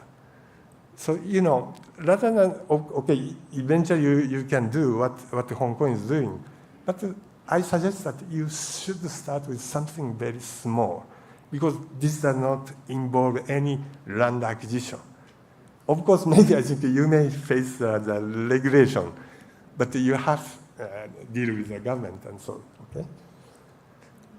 So now, TOD land reflection, where to start? There are so many stations, okay? Already, I think you have selected some focus area, and your consultant, Libby, has done a good job. And I'm talking about the general theory, how to select. This is called 3D framework. Basically, we call each station has a node value and place value and market value. Node value is a pretty simple concept. And basically, the network, especially this story is relevant to your metro company and different hierarchy, branch, hawk, core, etc. And naturally, you choose the most important area to start with. You cannot start everywhere the TOD, because there's a limitation of absorptive capacity private market. Okay, now we talked about more suburban railways case. It's slightly different from the metro inside the circle. Okay, basically, the business model is from suburb to bring to the client to city center, right? But I think you should think about 2 business models. Business model A is, as I said, that you bring the commuter from suburb to the center and back them evening from center. But also, what happened the other way? Train should come back, right? So in case of Japanese railway company, they think about the business model to bring from this different direction or during the weekend. So business model A is basically, we are talking. And also, so since the people will leave, I think you should develop housing complex together with the private sector. But now we are talking different way. You should create some demand so that not only the commuter go to the center, but some people move to other direction. Let's say in Japan, a baseball stadium or soccer stadium. In case of India, maybe cricket stadium can create it. And also sometimes schools are built so that students go from center to suburb. And during the weekend, the city center, they develop entertainment or department store. So somehow you should create demand. And this is a business model B. Okay, now I think I conclude. So lesson learned from Hong Kong is plan. Consistent master plan, and always consider that railway as a backbone. And then zoning plan is very flexible zoning plan, which adapt to the demand of the market.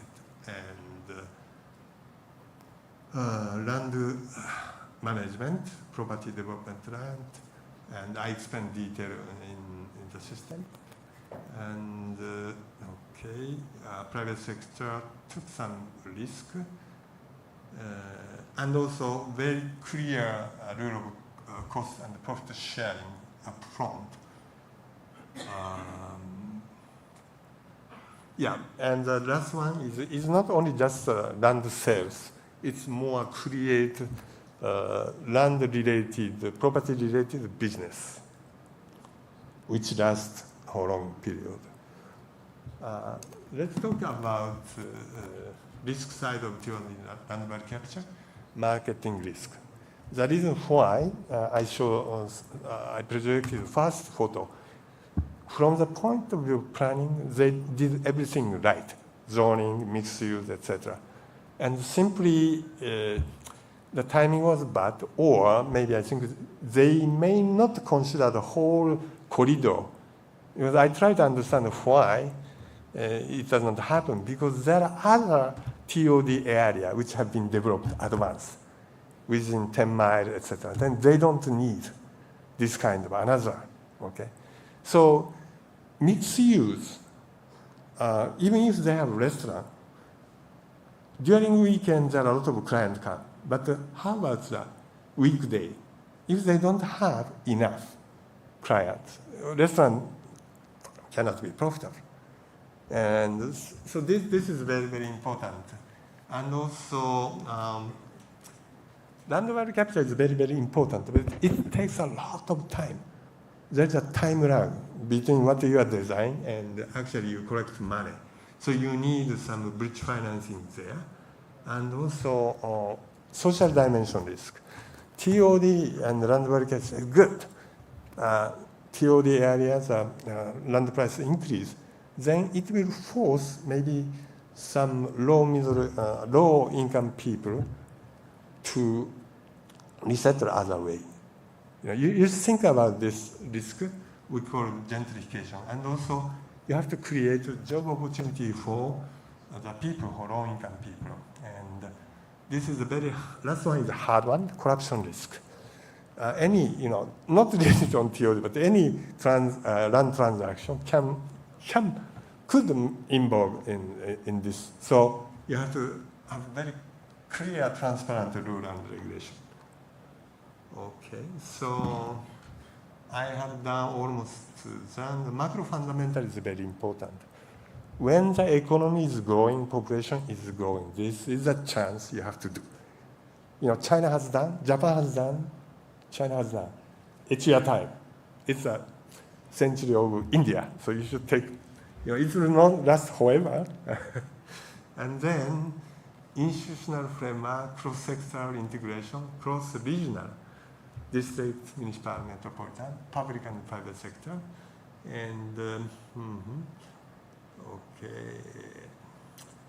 zoning, I learned from Hong Kong or Singapore, when they do zoning, they set up some rules, but they are very flexible.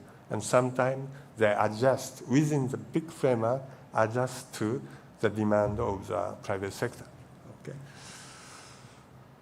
And also transport demand management. Delhi, you have developed very large system of metro network, but still air pollution is there. Unless you control car, you cannot make it happen. And regulation and instrument. Mr. Joshi talked about build-up area, how to consolidate and integrate land is very important. I'm pretty sure that Mr. Kano, next speaker, will talk about this. Entrepreneurship.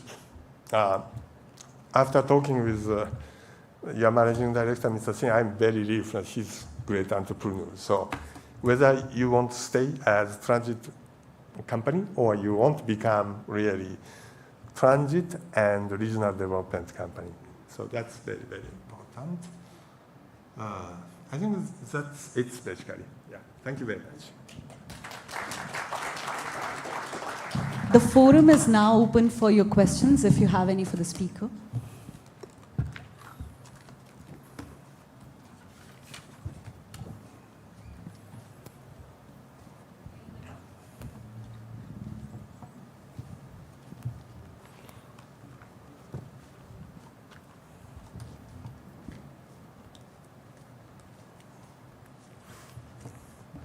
I have already responded that my father does not own the Maruti Suzuki, so you can ask any question.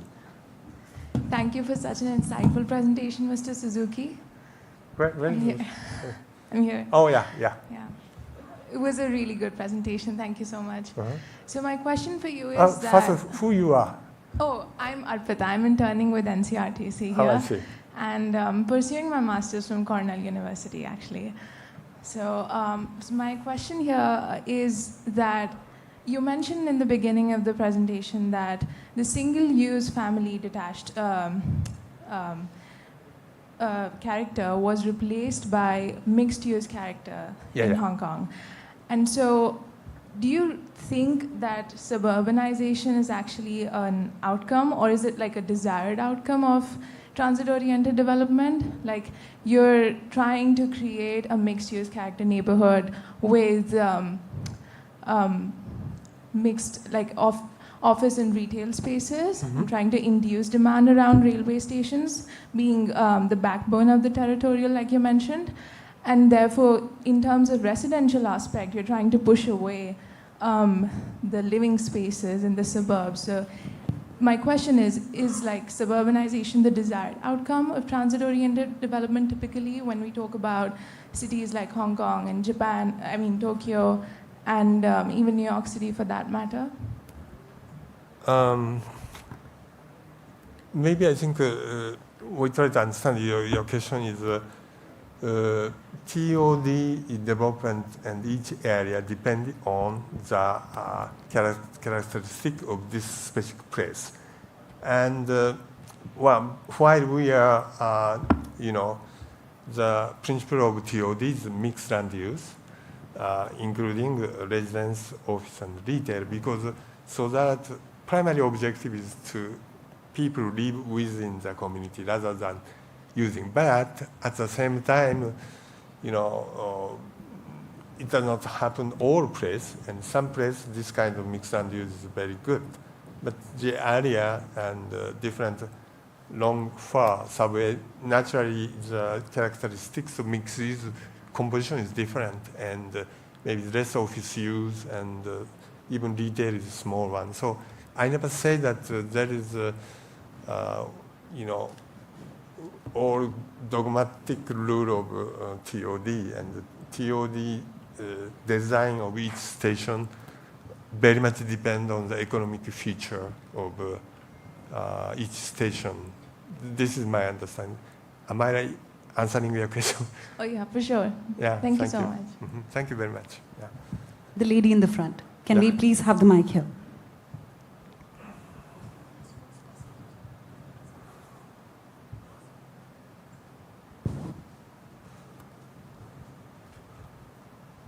Hello, Suzuki. It was a pleasure to hear your presentation. I'm Mansha Sehgal, Transport Specialist with the World Bank. Thank you. So I have a very simple question. Based on your experience and specifically the study that you showed us for Hong Kong, I think the biggest difference and rather the challenge that India would be facing in comparison to Hong Kong is the land ownership, right? Correct. So one of the biggest advantages that Hong Kong had was that the land was owned by the government and was given on lease across two different private developers or even residents and the like, right?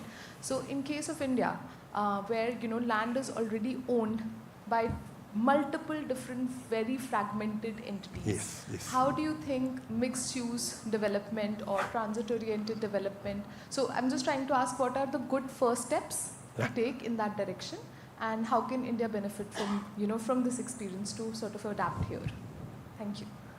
Thank you very much. Very right question. And that's the reason why I said that Hong Kong is a transit paradise, because land belongs to the state. So, there are two types of land ownership, and basically more country, private sector own land. So Japan also, Japanese land ownership is private. Ownership help, if the state had, it help, but it's not it should not be must. For example, Japanese railway, and also Washington Metro, and all other, a lot of land developed close to the station does not belong to them. And basically, because of the value close to the station, this location is become very, very important. So if the transit agency work together with landowner, they can share the increased value. But your question is very legitimate, and especially this is related to the question raised by Mr. Joshi this morning, build-up area. To be honest, I think it's a tough question because people is already there. But there are several ways of tackling, in my opinion. First, I think economic incentive. Increasing FAR, and if the land is not efficiently used, economic force them to, to use land more efficiently, right? So FAR increase the one, but at the same time, I think you should help them to let the landowner pool the land together with developer. And I believe that Mr. Kano will touch on this issue, right? Next presenter. Yeah. So I will not go too much detail, but there is a system called land adjustment, and already India, Ahmedabad is doing. And horizontally, we can pool the land ownership, small ownership, which are built very low density, we pool together.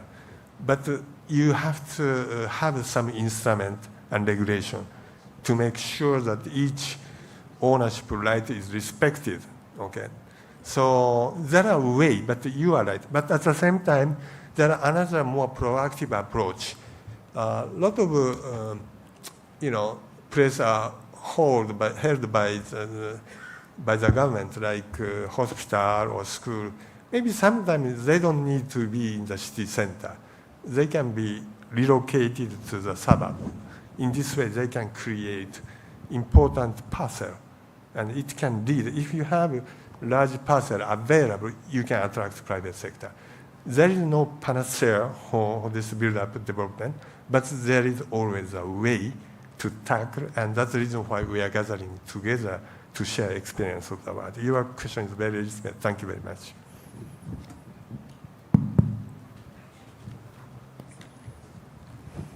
Hello. Hi. Hello. My name is Chautani from Institute of Urban Transport. My question is, sir, very good presentation.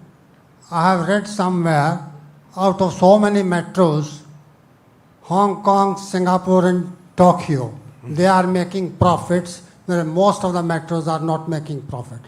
Recently, we have been doing a study on non-fare box revenue, taking some case studies.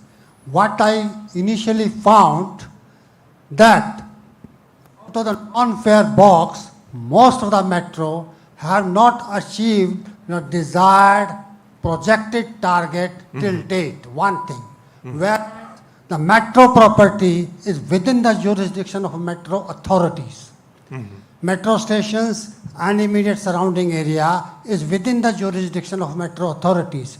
Where in case of TOD, if it is taken 1.5 kilometer in case of RRTS or 500 meter in case of metro, that is not entirely within the jurisdiction of a metro authorities. How do you expect that concept that much profitable or successful? Because in the last 20 years, I have yet to see a single TOD example even in Delhi. I mean, these concepts are there traditionally. I am basically urban planner doing transport planning. This is a traditional concept. All our settlements are along transit routes. So their concept was total. This, at least I am happy, RRT has taken a right approach. They are planning first and doing something well. Whereas in normal practice has been, we open the store and try to attract the customers, which does not happen, my sir. That is my apprehension, which I have seen in one of the studies. Thank you. Thank you very much. You are very frank this question. And, at the beginning I said that in the theory, TOD, land value capture, pretty attractive and it makes sense. But when we try to translate this theory in the reality, there are a lot of hurdles. And certainly I think it cannot happen just with the effort of transit. And it's very, very important to get the collaboration of planning authority and the government, but at the same time, the community and also including private sector who are really keen on this area. That's why when I talked about land value capture, I emphasize a lot on the value creation.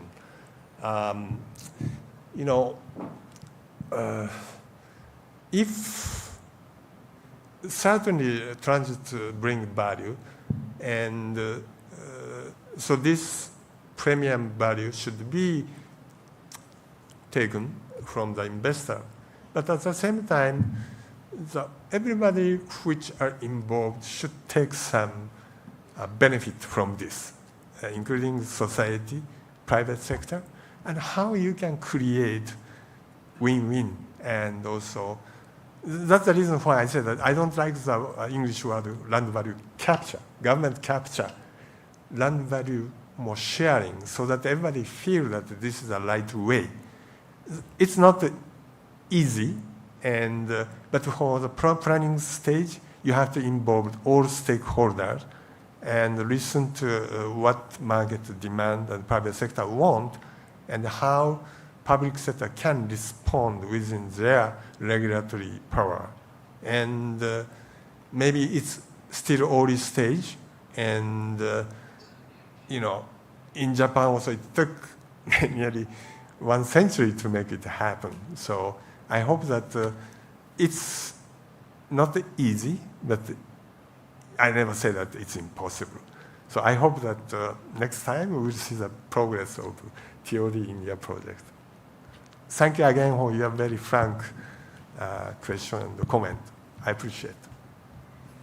Hi, Hiro, I'm Professor Swami from SEPT University. Oh, yeah. Hiro, as always, you have been very convincing. Yeah, thank you for the presentation. I'm just going back 2 years, COVID-19, and the kind of developments we do as part of TOD and the market perceptions. Does it have any impact? If so, then how do we minimize or do away with those impacts? That's a very simple question. COVID-19, an impact on residential developments, yeah, and the market perception. Well, nobody has an answer on it. Nobody expected it to happen. But what I want to say is that we have a dilemma of very short-term transit construction and also land value capture TOD very long period, and we cannot predict what happens in the economy. So I think at a hard time, and simply like what happened to Hong Kong Metro, which is, I think that they're not making money right now.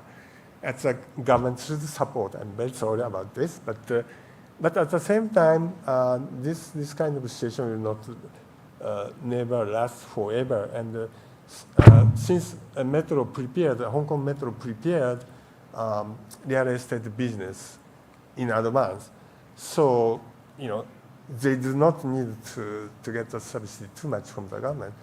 So I don't have an answer to you on this kind of unpredictable economic situation, but mind that who knows what will happen. Hong Kong's situation is not related only to COVID, but also it's more geopolitics, what is happening in the world. And I would say that India has a bright future. I hope, well, it will continue, certainly continue, but you should be ready. You should be ready. You should understand that from a structural point of view, you cannot, just if you rely on transit, you cannot make profit. So, but at the same time, in spite of all this, during COVID period, I think transit is very, very important. Emergency people should move, etc. Sorry, Swami, I have no answer to Fair enough, fair enough. I think it's all about the design and Yeah. then how you integrate these concerns into our design is the question. Fair. But high Thank you. quality transit is even resistant to this kind of vulnerability. Yeah. Yeah, Mr. Suzuki. Sir, here. Oh, yeah, thank you. Yeah, hi, Mr. Suzuki. This is Sharat Saxena from the ADB. Thank you for the presentation, and I think you've given us a flavor of course, Hong Kong, and I think some insights from your own residential development in the US, Japan. Now, I'd just like to share with everybody that you've, of course, been, working with ADB and evaluating a number of our transit projects, and ADB is now, I think, involved in as many as 8 projects within India. So, taking advantage of your presence here, I just wonder if you can perhaps share, what are the kinds of things that we are doing right in our transit projects to, incentivize transit-oriented development, and what are the perhaps some mistakes that you've found while evaluating these projects? If perhaps you could share those insights. Should I call the Manila to ask authorization, or I'm allowed? Okay. So I came, I try to be very frank. I think in macro side, big side, you are doing excellent job. I mean that. 10 years ago, I never dreamed about this situation. All the recent ADB project have a component of TOD, land value capture, and MMI. The challenge is maybe, I think this is first credit should be given to Ministry of Housing and Home Affairs, which introduced very nice national urban development policy and also more focus on TOD, land value capture, support to government of India. And of course, I think ADB support is excellent. And if I say that so far so good, the theory is good, but now the biggest challenge is your influence is the battery line of the project, right? When you are talking about MMI, you can construct maybe a transfer facility with your budget, but how about the connection of the bus feeder bus, or last mile minutes, or even the pedestrian, etc.? You are not financing it. It's entirely on the hand of the government. So I think that's a key area. Like the gentleman's question, and beyond the control of transit company or ADB's control, there is somebody who has a power, finance or regulation. How you can bring them together? It's not a conditionality issue. It's everybody bring, so that really transit can make sense, and that's the area. And also, I would say that I have found the affordability issue, critical issue. Everybody say that the metro is expensive. I agree, and the tariff set even with very affordable tariff, but still, we should recognize that there are people who cannot afford. We should be honest about this. And it's not the responsibility of metro company, and it's more the public affairs, government policy issue. And let's recognize that the metro is not affordable for all the income group. And with this, we never say that the metro or transit should not be implemented. There are huge economic benefits, environmental benefits. But we should not forget about this affordability issue for those who cannot afford. And then it does not mean that they should immediately reduce the tariff, which tariff is, it's a question of how you can bring other policy. And one of my idea, I think already you have, some metro has experience, in off-peak hours, you can reduce the tariff, right? And then anyhow, you carry air. So why don't you apply hard discount to poor people? And then not only this, you can work with a school system of job creation system that they open school at 5 o'clock in the morning and bring the kids of poor family. We're using this. And there are a lot of things. I don't have a clear answer right now, but instead of saying that metro is somehow affordable, let's recognize that metro is not affordable for everybody. And you don't need to resolve this issue immediately, but you should, the private sector respond to, even if you increase the fare, because they don't see the future of this market, they don't come. So I think interaction with public and ADB and the private sector is very, very important. Other area is, I think in this room, there are a lot of other donors like World Bank, and I don't know, JICA is there, but I think I suggest that your guys work much closer together, because no single agency cannot provide all the system, right? Like what you are doing in Chennai, JICA and ADB are building a metro, and World Bank is doing system integration side, and the KFA is doing feeder bus. And why don't you do this kind of collaboration? The pie is big. India needs $30 billion investment on transit. So this is my suggestion. I hope that you are both in Manila will accept this. That's all. Thank you very much. Yeah.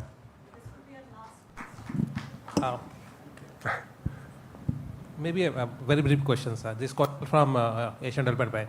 So I just want to understand about this market response for to the TOD projects, because in India the cost of capital is very high. Yeah. So, and also the profit acceptation from those projects for a big developer is also very high. So if you see that you want to realize some part of money, maybe as a as a profit from that particular land or maybe particular proposal, at the end you do not get those in fact profit share. So how to I want to understand from your experience that how we can tackle these things, attracting private sector, and also if you have very high cost of capital, then how to make a project, a TOD project, an attractive one. How to bring in the private sector and share profit? Yeah. Well, it's very much depends on each case. I cannot generalize, but certainly in very specific this corridor case, I take example, and this, I guess that the housing price in Delhi is very expensive right now, right? And now middle-income people is there. I think the desire is to have their own modest house which they can afford. And so this, especially suburban railway, has a great opportunity. It reminded me of the year 1960 in Japan, and Japan is growing very fast, and landing housing price is very expensive.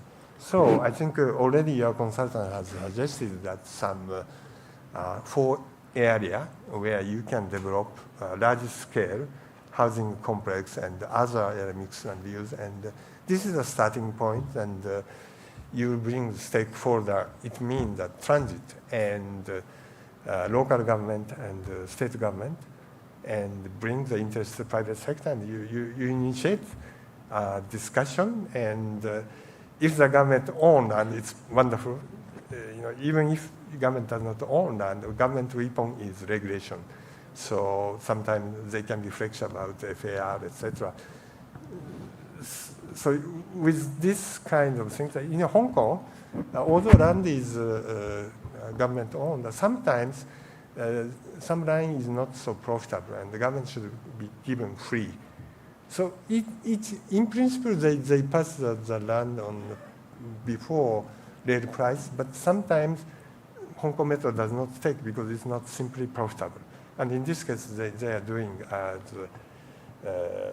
management agency and all this. So I cannot generalize to answer your question, but I think definitively if I was a private sector developer, I see this suburban railway, 3 suburban railway in Delhi as a great opportunity, because demand is there.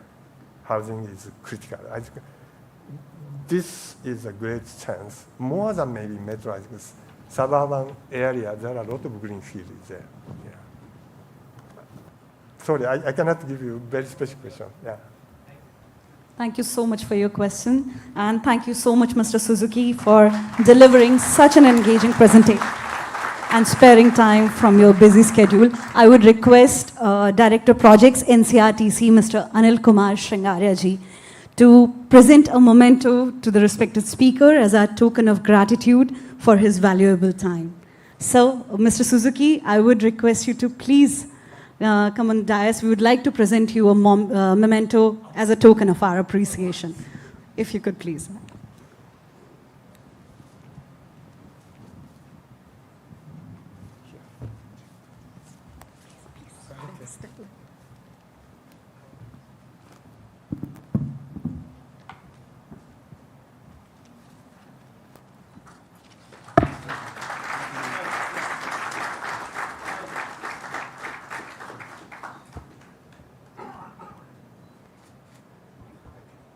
Thank you so much, sir, for your presentation.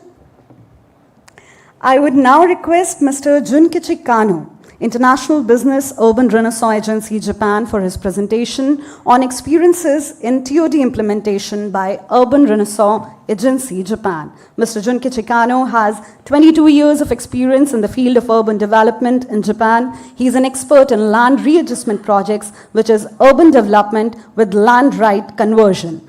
He has been involved in many TOD projects of national and international repute. As the Director of International Business, his mission is to promote Japanese companies to do business overseas and contribute to sustainable growth in overseas countries. I'll welcome you, sir. The stage is yours.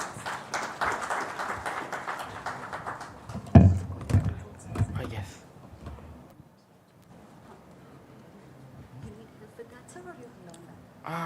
Yeah, it's okay, it's okay. Hello, this is distinguished guests and speakers and NCRTC members. Namaste, मेरा नाम जुनकिच कानो है.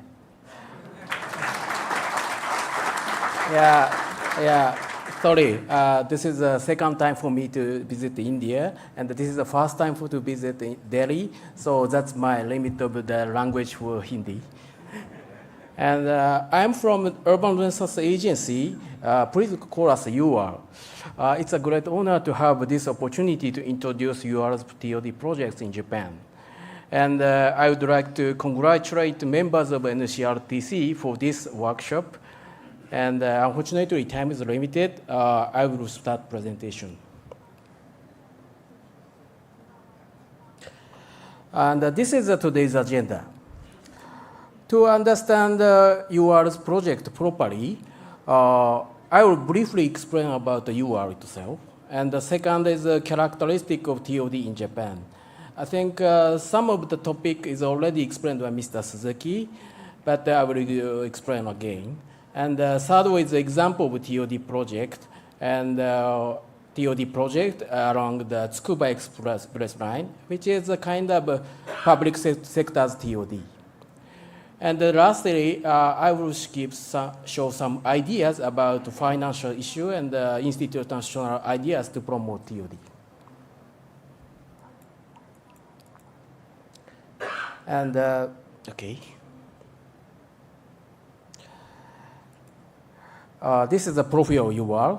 UR is an incorporated administrative agency, like a semi-government agency. And UR is established in 2004. However, originally established as Japan Housing Corporation in 1955. The current number of staff is about 3,200. And regarding financial profile, UR's capital is mostly almost 7.6 billion US dollar, and mostly coming from the central government. And simply saying, in Japan, the government makes policy and regulate laws and regulation and provide subsidy if necessary. The UR is an implementing agency to realize the government's policy in the field of housing and urban development. And UR's roles have been changing in line with policy purposes. And the policy purposes has also changed depending on the economic and the social situation. So during rapid economic growth period in Japan, due to lack of the housing, the mass supply of houses and to develop housing land, that was a policy purpose. And that policy purpose changed to improvement of living environment and city functions in the steady economic growth period. In other words, so quantity to quality.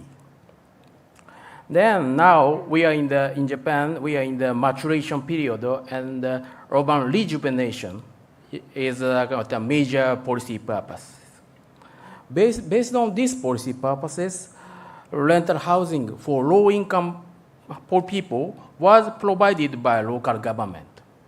So Japan Housing Corporation and now UR is provided rental housing and houses built for sale for middle-income people.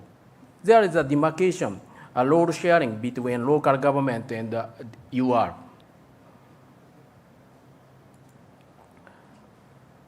And I would like to introduce our kind of major business field. We used to have four major business fields. The first is urban renewal, and we basically cooperate with the private sectors and local authorities to renew urban area, like built-up area. And second is a new town development. It's a kind of a greenfield development, and especially housing provision was also the policy purpose at that time.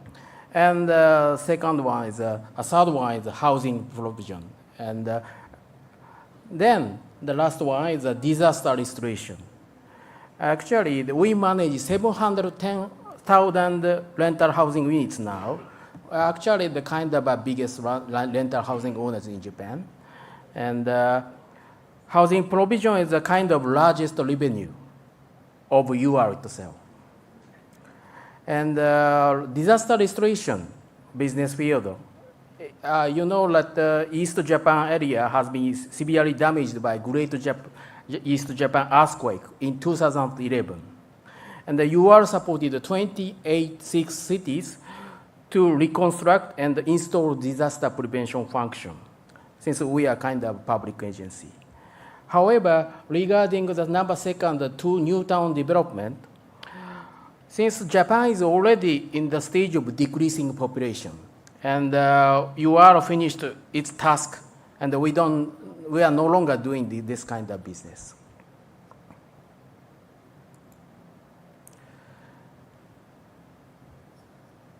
Yeah. Sorry. And I would like to show some achievement. So in the field of new town development, we implemented the 281 project, and the total area is 41,500 hectares. And regarding housing provision, we already supplied 1.58 million housings. Some of housings are for sale, and some of housings for rental. And urban redevelopment. So we usually, the TOD is mostly in this project, and we implemented the 253 project. And mostly the projects in the like metropolitan area or big city area. Then our representative project is the Otemachi project in Tokyo, and the Minato Mirai 21 project in Yokohama. And the third one is the Umekita project in Osaka. It doesn't include the suburban development, just for the urban development. And I would like to show the kind of this workshop's topic is the TOD. So I would like to explain the role of the TOD by UR. UR is not a transport operator. Actually, we used to do the railway business, but we no longer do that. And our kind of railway business was not so good, so we gave up that. Then, and basically our profession is housing provision and urban development. So UR plays a role in the field of urban development around the station, especially in the TOD. Basically, UR will be the implementing agency in case no private developer wants to be the implementing body, and the local government want UR to implement a project. Because UR is ordered by the government kind of strictly not to interfere the private sector's business, but support. And the UR support local government sometimes they don't have enough human resources and finance and also the experience to implement a project. And I would now let me elaborate the role about role of UR in TOD. And there are 4 major roles. The one is to make a master plan to support local government. You know, like TOD and requires an urban plan. So the local government must regulate the urban plan and or district plan sometimes. And some local government doesn't have enough the experience of TOD and limitation of human resources. So you are support local government. And the second is implement the urban development project, such as a land readjustment project, which may be similar to town planning scheme in India. Correct me, I'm wrong. And mainly for the purpose of replotting land, parcels, and infrastructure development, such as roads, utilities, the parks, etc. And the third is to promote introduction of urban facilities, such as shopping mall, to provide urban functions which increase convenience of the residents. You are used to do land acquisition and utilize own land to promote urbanization, especially in the initial phase. So you will take the initiative to expedite the urbanization, and the private sector will invest in that area. Otherwise, the private sector hesitate to invest. There's a huge risk if there is no development before. Yes.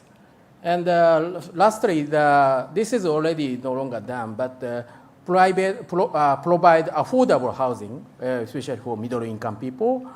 It used to be our kind of one of the mission. So because before the status of the housing shortage was solved, which is from 1955 until 2007, and now it's not allowed. Now let me explain characteristics of the TOD in Japan. This is the first one is the private sector's TOD. Actually, in this case, private railway companies develop the area along the railway lines for the purpose of increasing the passengers and make the region attractive along their railway line. And they sometimes build a leisure facility, or they invite a leisure facility like amusement park and also the university to get the student or people even in the weekdays or the weekend. And now the region along that line has a high land value and very popular, and so land price is very high. Actually, it's possible because they are private sectors. They can do their business, and they have a kind of wide range of the business field. It's kind of difficult for you are to do this kind of business. So it's kind of the good point of the private sector's TOD, I guess. And the second is the government sector's TOD. As I explained, the government sector like UR and like Tokyo Metropolitan Government will implement the TOD project to solve urban issues, such as housing shortage at that time. In Tama New Town, in the westward of Tokyo, UR developed a 3,000 hectare scale new town. We secured the land by land acquisition. The government enacted the new Urban Residential Area Development Act, and gave UR a special authority to implement the project. And the third one is the planning concept. Since the railway network was developed earlier than road network in Japan, we plan the station at the center of the city and lay out the important urban function like big commercial facility near the station and attract university and private facilities surrounding area in Newtown. And this is development of Station Plaza, which is an intermodal transit facility. In order to make effective use of stations, local government and the UR develop Station Plaza and the road networks for picking up families and commuting to the city center and going to the school. Actually, it is used not only by the public transportation, but also the private vehicles for using for pickup and drop at the station. This is a photo of the morning time. The private vehicles drop off their kids or the father to go to commute or go to the school. And this one is the large scale, the urban center TOD, like the CBD areas TOD. In recent years, terminal station in the city center became dilapidated, and a large-scale urban redevelopment project is being carried out in conjunction with the urban redevelopment of the surrounding area. Shibuya Station project is one of the examples, and I used to be involved with this project for 3 years. And like the land price is 12 million Japanese yen per square meter, so land price is very, very high. They're one of the highest in Japan. So the time delay makes a lot loss of the economy, so we are kind of rushing all the projects. But since it's very difficult and so many users using this station, so the construction is very the harder to implement the project. And this is a kind of image that we put the station as a core of the activity of the city. The urban plan has been designated to realize it by FAR and the BCR setting and the land use zoning, etc. So high FAR is given around the station. Then gradually decrease the percentage if it's getting further. Because the detached house doesn't require so in a high FAR, and the uniformity is also important for living environment. So in Japan, as Mr. Suzuki already explained, that the TOD is not only within 800 meters. It can be expanded by public transportation like feeder bus network. In Southeast Asia or South Asia, feeder bus network is one of the challenges to enhance TOD and for last mile, first mile. And this idea may be different from original TOD concept by Peter Castle. But however, I think this is also one type of the TOD, transit-oriented development. And now I will explain the actual project, TOD project along Tsukuba Express line. Tsukuba Express line project started construction in 1992. And there are 3 major purposes of the Tsukuba Express line. The first is railway construction that directly connecting Tsukuba Science City to Tokyo. Tsukuba Science City is a kind of science city. So many national institute or university gathered, like JAXA, which is like Japan. They are doing the like rocket or the space agency or some kind of the greatest institute is gathered in that area. Actually, this science city was developed by UR too. And second is housing supply, especially for young generation, to prevent excessive concentration of population in metropolitan areas. The young families has been suffered from difficulty to getting the residence with the young child, and that is the one of the purpose. And of course, the congestion, to alleviate the congestion of existing railway, since there was only one, the JR, the National Railway line, and which is Joban line, and that congestion was very, very the heavy. So the government wants to alleviate those kind of development, those kind of railway lines, the heavy traffic.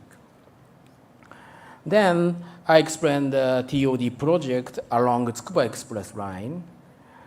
Tsukuba Express line, total railway length is 58.3 kilometers.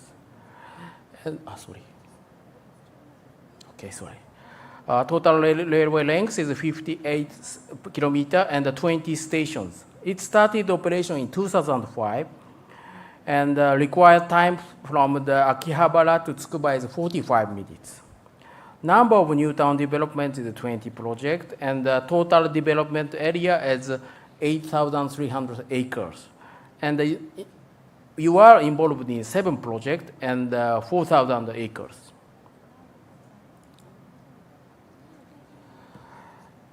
When the project's idea came up, there are issues in promoting the project. And the first is securing land for the railway in a timely manner, and securing the railway business feasibility. I think it's kind of same difficulty in India too.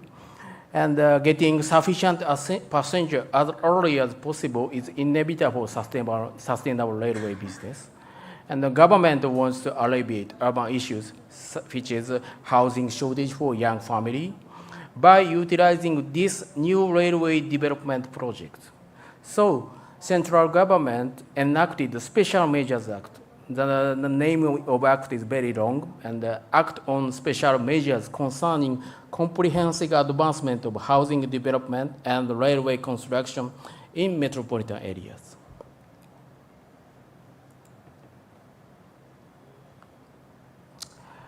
Now, this is a step of the TX Tsukuba Express project. The first step is a railway facility establishment area is designated in the land readjustment project area. And the local government acquire the lands, which is relatively low price and easy to buy, such as a paddy field or like vegetable field. And the second step is replot these preemption land to the railway facility establishment area and secure the land to construct railway facilities. By this method, land acquisition process will be expedited. I mean, the land, if we do the older line by land acquisition, it takes a time, but utilizing land readjustment project scheme and do the land acquisition from the place which is easy to buy. So that's expedite the project. But that's only for the around the station, because it apply the land readjustment project. Other area like is regular like land acquisition.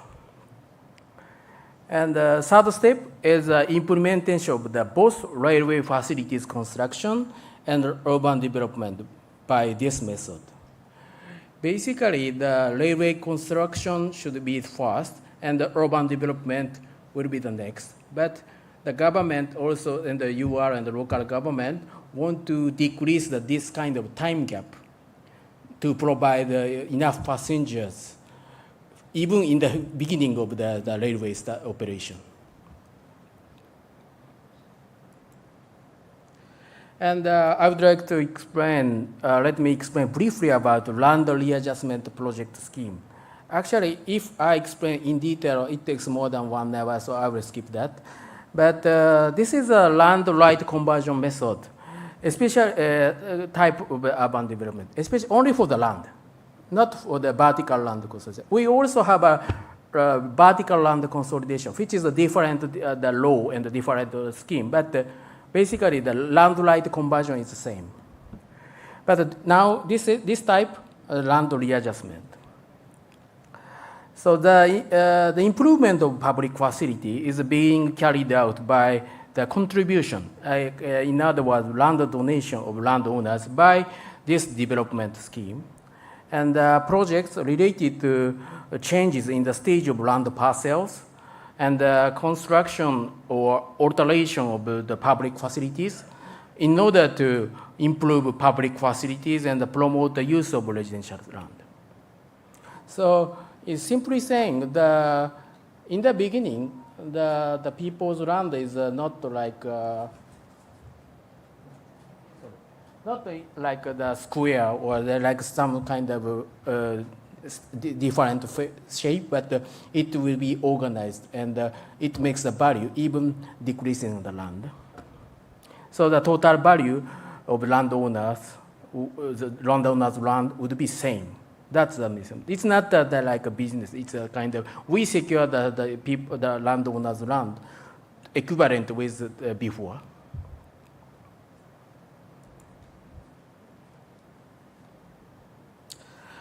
And now I would like to explain one TOD project along the Tsukuba Express line, which is a Nagareyama-Otakanamori project. And this project locates 25 kilometers northeast of Tokyo CBD area. And this project has one TX station and one other railway line station too. So people can change trains at this Nagareyama-Otakanamori station. And this is a land use plan around the Nagareyama-Otakanamori station. UR made this land use plan. There are several key points of the plan. The first is the commercial zone, which is the red color part, is planned at the center, which is right around the station, and the surrounding area is apartment and condominium, which requires the relatively high fare. Then the surround area, the ivory color, is a kind of detached house area. Since it's a kind of it used to be the suburban area, so there are so many of the detached houses here, and it's difficult to fulfill only by the condominiums or high stories building. There is no such kind of a demand there. So we need to consider the market demand also. Then we put it like this. And in other words, the facilities require the high FAR is planned closer to the station. The further the FAR is getting lower. Basically, all the necessary urban function is planned, such as educational facility and reservoir and the park and so on. And we plan road network to reach easily to the station. So we put the station as the core, and we plan the road network, make it easy to access the station.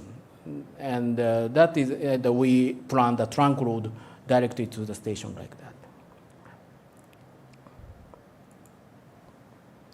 And this is the photo of the Nagareyama project.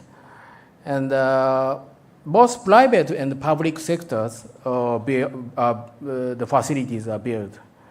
And unlike if only by private sectors, it's not so big. So those kind of, there is the different type of the building, have facility, and it's depending on the facilities, the private sector will build that, and the private sector will build such kind of like housing, the condominium or big shopping mall. The public maintain the basic infrastructure and the necessary public service facilities, and the private sector do make their business in the TOD area. You are prepare the environment for the private sector's the investment. That's also one of the mission for UR. We have to support private sectors to make their business, which is in the end for the people of Japan. Now I would like to explain each stakeholder's role. In this Tsukuba Express project, in this Tsukuba Express project, there are so many stakeholders involved with the project. And firstly, the central government.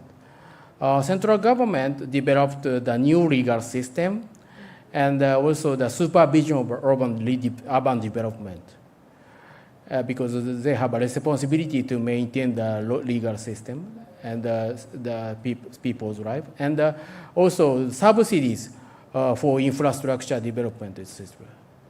basically it's difficult to do this project without subsidy. So the government gives subsidy that. And the local government is like most wanted agency of this railway line. So they had a lot of laws, and the worst is the land acquisition before the project, including railway facility area, and also expense the construction cost for TX line. And the third one is also implementation of land readjustment projects, if they have a capability to do that. And last one is the implementation and the subsidy for infrastructure development as a local government. And UR's the role is a kind of total coordinator of area development, include master plan making support.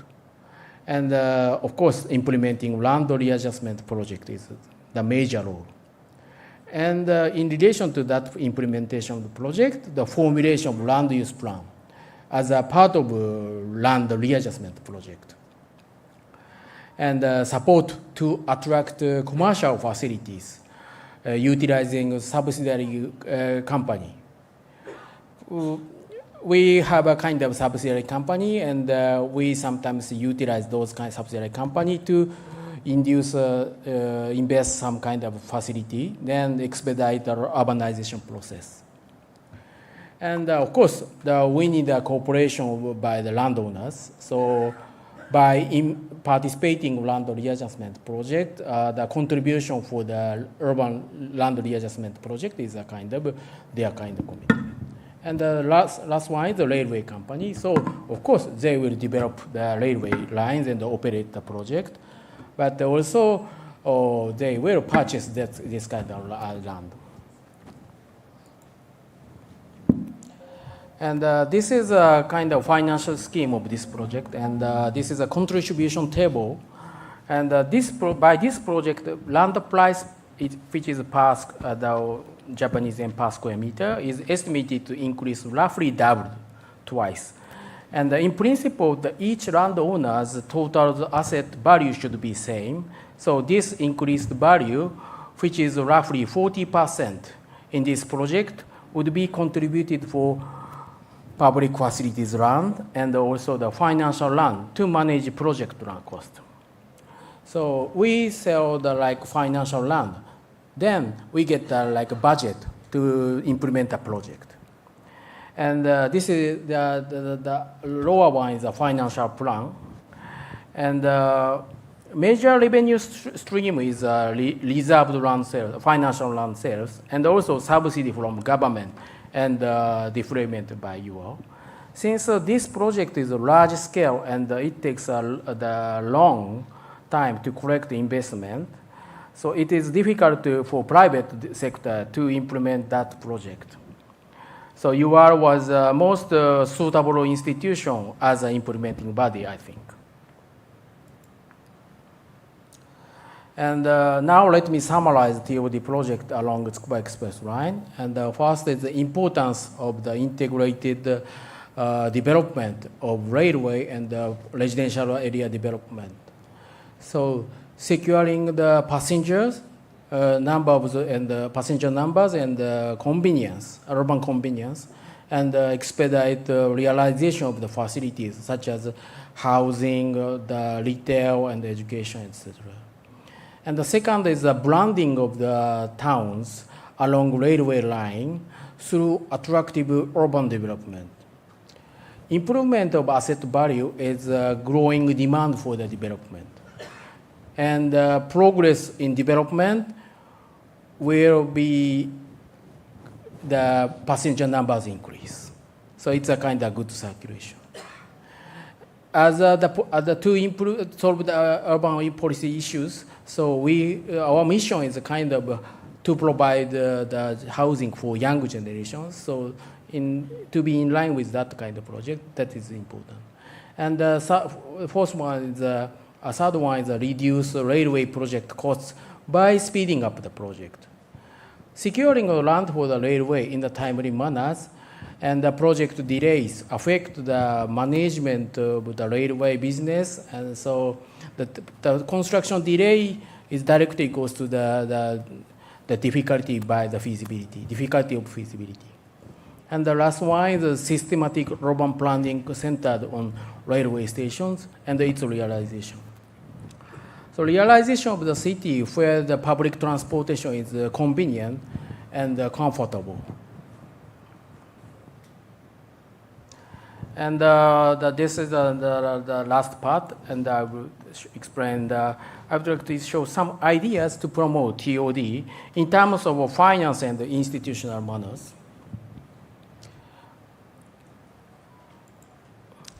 And this is incentives and public contributions to attract private investment in urban development.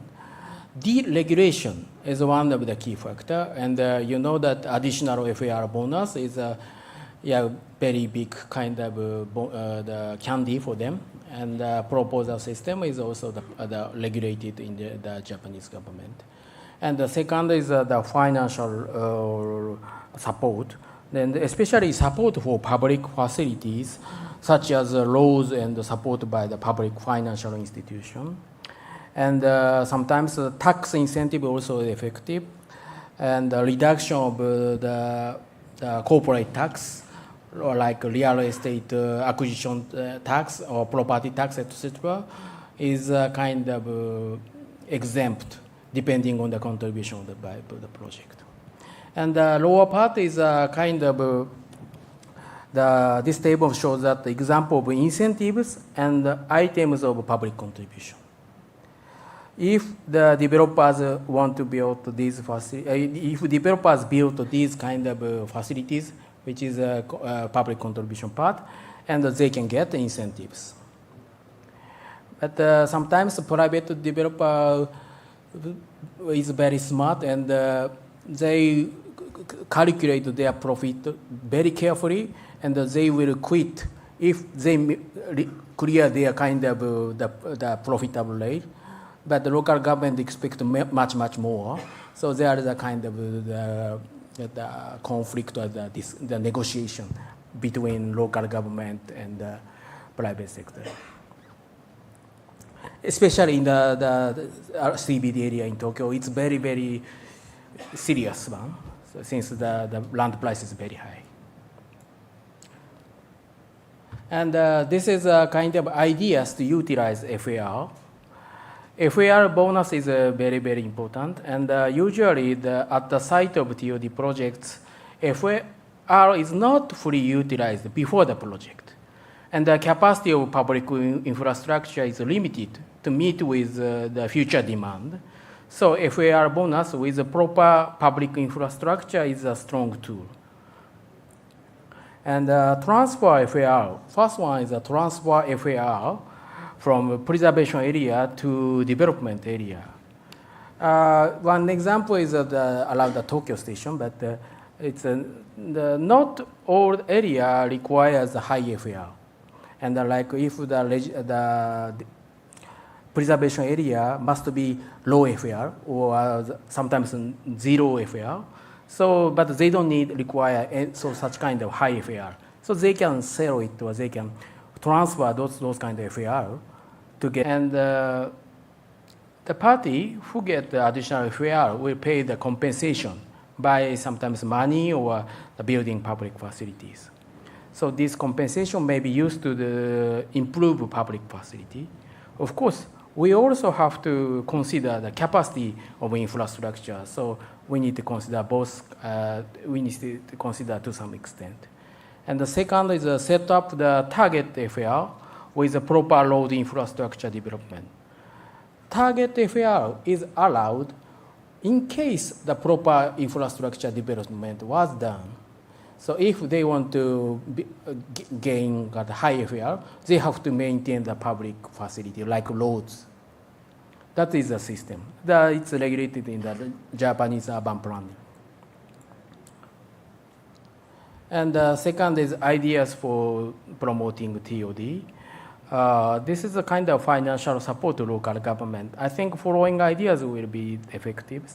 The financial support to local government to maintain important public facilities. This is already happened in Japan.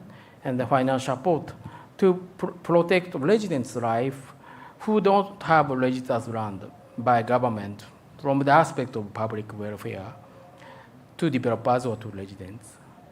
Budget-based management is a system to control budgets of each department to implement a TOD project by phasing and the priorities, disregarding the annual fiscal kind of budget. That is also one idea. And I think most of the central government and the local government has a financial limitation in every country. However, we should consider a wider point of view. In TOD, we should consider from a view of land value capture cycle too. Yeah, it's already explained by Mr. Suzuki. And this is a kind of, now I'd like to introduce some ideas, especially for the institutional arrangement and the establishing of the TOD task force and coordinating among government organizations. TOD is relevant with so many kind of sectors, like the water treatment or water provision, if utilities or education and everything. So if we establish the TOD task force for the special project, we can have a conclusion or the consensus by that kind of table. And second is a nomination of a master developer coordinator for long-term project management. Especially for the private sector, it's difficult to involve with the one project for long term. So maybe the public sector can be the suitable agency. And the last one is kind of the establishment expert agency like you are, and which is semi-public, which implement the TOD project on behalf of local government. If the local government or private sector can do that, it's not necessary, but there is sometimes there is a limitation of especially the local government. In that case, there is no such kind of many projects in that city, so they don't have enough human resources or person who has the knowledge to implement the project. So in that case, like you are, can support that project on behalf of local government. We are kind of a professional agency especially in the field of urban development housing provision. So they can utilize us. And after that, they will maintain that city because they can't go away from anywhere. Excuse me, sir. I would request you to please wrap up the presentation. We are running out of time. Okay. Yeah. And thank you for your invitation. Now my presentation is end. Right on time, sir. The forum is now open for your questions. So if you have any, we'll pass on the mic. Anybody?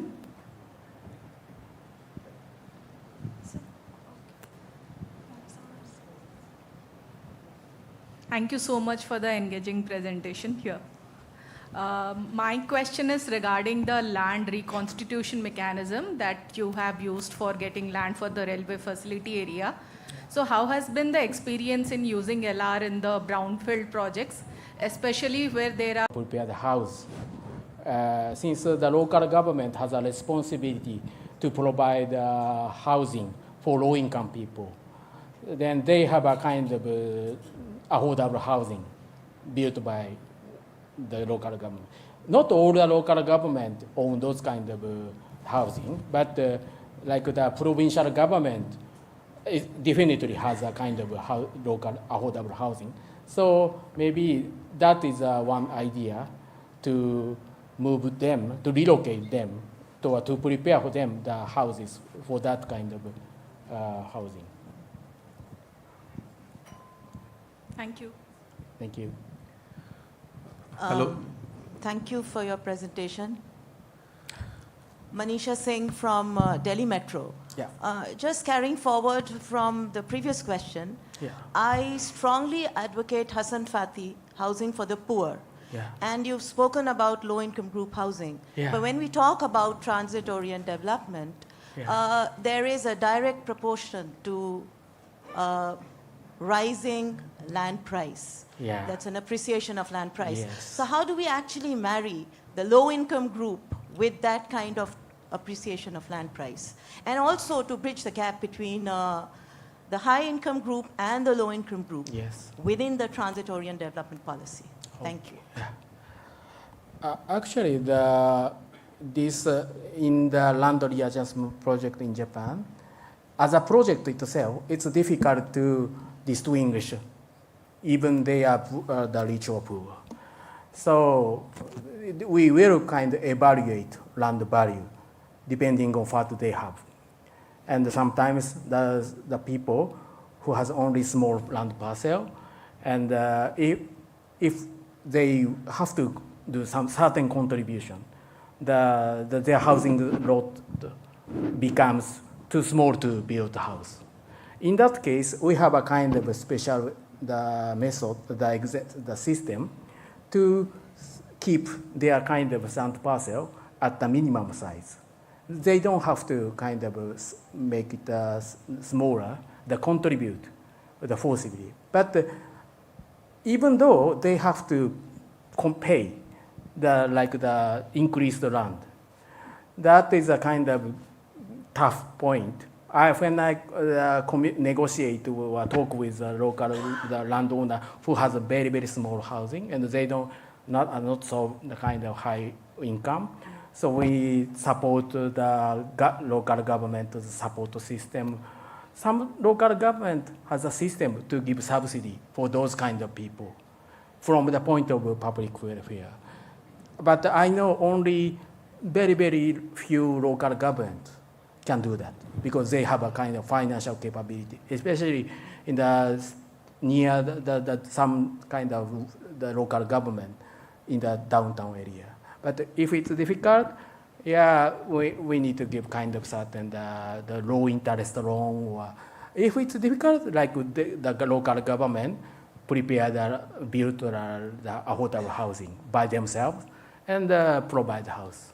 That is the idea. But in the land readjustment project, we have a kind of system to help those kind of small land parcels landowners. We have a kind of regulation of the architecture, the construction. We need a certain minimum the total area of the site to build the house. Yeah. May we have the question from? Good afternoon. I'm Sushil Kumar from Uttar Pradesh Metro. As everybody is pointing out, there are large number of stakeholders in any TOD scheme. In India, we have around 27 or 28. Not only the housing department, transport department, industrial department, local municipalities, authorities, city transport authorities, etc., etc. Long list. Not to forget about the developers, the residential institutions, educational institutions, and so on. Yeah. So the biggest challenge has been to put them on a common platform and to have a common agenda. Yeah. Now you have also talked about the TOD task force. Yeah. So what has been the institutional framework in your country at different level to ensure that? Say for example, there has to be a top-down mechanism. Then there has to be a city planner. So what were the different layers in that infrastructure to ensure the TOD task force? Yes. Can you elaborate that? Yeah. Thank you. I think of course we need the vertical layers and the horizontal layers. Of course, the central government has the authority to supervise the whole the country, but basically the project itself should be located on the site. So the local government is supposed to be the most important role. But if necessary, the central government support, and sometimes utilizing the academic people to be a fair point of view. So in my experience, Shibuya project made a committee and invite the central government, local government, and of course the chair would be the fair person, which is the professor or the architect to control the whole system. And second is kind of bureaucracy among each kind of the division. Sometimes the construction division or road management division doesn't want to be bothered by the development. And sometimes to install the utilities it's kind of annoying for them. So, but if we made a consensus, sometimes utilizing the governors or some kind of decision makers, the decision, but once we get the consensus, we have to follow that. That is top-down management and the vertical management in the same field. Sometimes if we discuss in the each individually, it's difficult and time-consuming. So we discuss then how to get the conclusion or at least the mutual understanding or mutual kind of the agreement on that kind of project to promote a project. That would be the kind of good idea. But sometimes it's time-consuming and tiresome to do this kind of discussion. But we can't escape from that. Yeah, that was a very, very hard time, and especially like Shibuya project, so many stakeholders, and their eyes are becoming like the money, and it's very, very difficult. And local government is more strong, and I don't want to explain again, but that reminds me the nightmare. But we have to do that. But that scheme is. Once we establish a scheme, actually I'm trying to introduce those kind of a scheme in Indonesia, but I think we have the same issue. But at least we have the same understanding, and once the governor said that, and once someone protests, even we had an agreement, you can tell the governor like that. Yeah, that's my kind of idea. I'm not sure that I could answer your question. But. Gentleman on my left in the back. Yes, sir. Yeah, good afternoon. I'm R.K. Singh from NCRTC. Yeah. My question is regarding what was the relationship between Cuba Line and UR, and how the TOD benefits you earned from the development were transferred to Cuba Line? Sorry. Cuba line was separate, or it was developed by UR itself? Cuba? The railway line. So railway company. It was railway company. Yes. You earned the TOD benefits. How the TOD benefits were transferred to them? Actually, we are kind of the implementing body of land readjustment, the urban development, but we don't directly pay some money to them. They can get the passenger. That is a kind of big kind of I don't can say contribution to them. That's a benefit for them, especially like in the usual development, railway construction first, as I explained, and after that the development will be starting. So it takes certain years, like more than 5 years, because there is basically in the green field there is no development. So we develop simultaneously with the railway construction, that we can provide the passengers, even in the first day of the operation. That is a very, very supportive kind of contribution to them. Yeah, that is kind of the answer to your question. Last question, if anybody, please, sir. Hi, thank you for the presentation. So I'm Laghu Parashar from the World Bank. The TOD is something which we see as an institution, multilateral lending institution and knowledge institution. And it's a tool for us bringing the urban transformation. So in World Bank, we don't see urban transport project as in isolation. TOD is integrated part. Yeah. So that's for any transportation which we do as an institution. My question is a little similar. Actually, it was similar to what representative for Delhi Metro asked. And your presentation and the Hero presentation was largely focused on the land value capturing and how to realize the best value from the land and all these things.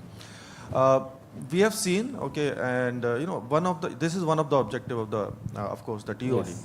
But the user in the center of the transportation project. Okay. Yes. And it is also in the center of the TOD project. Yeah. Okay.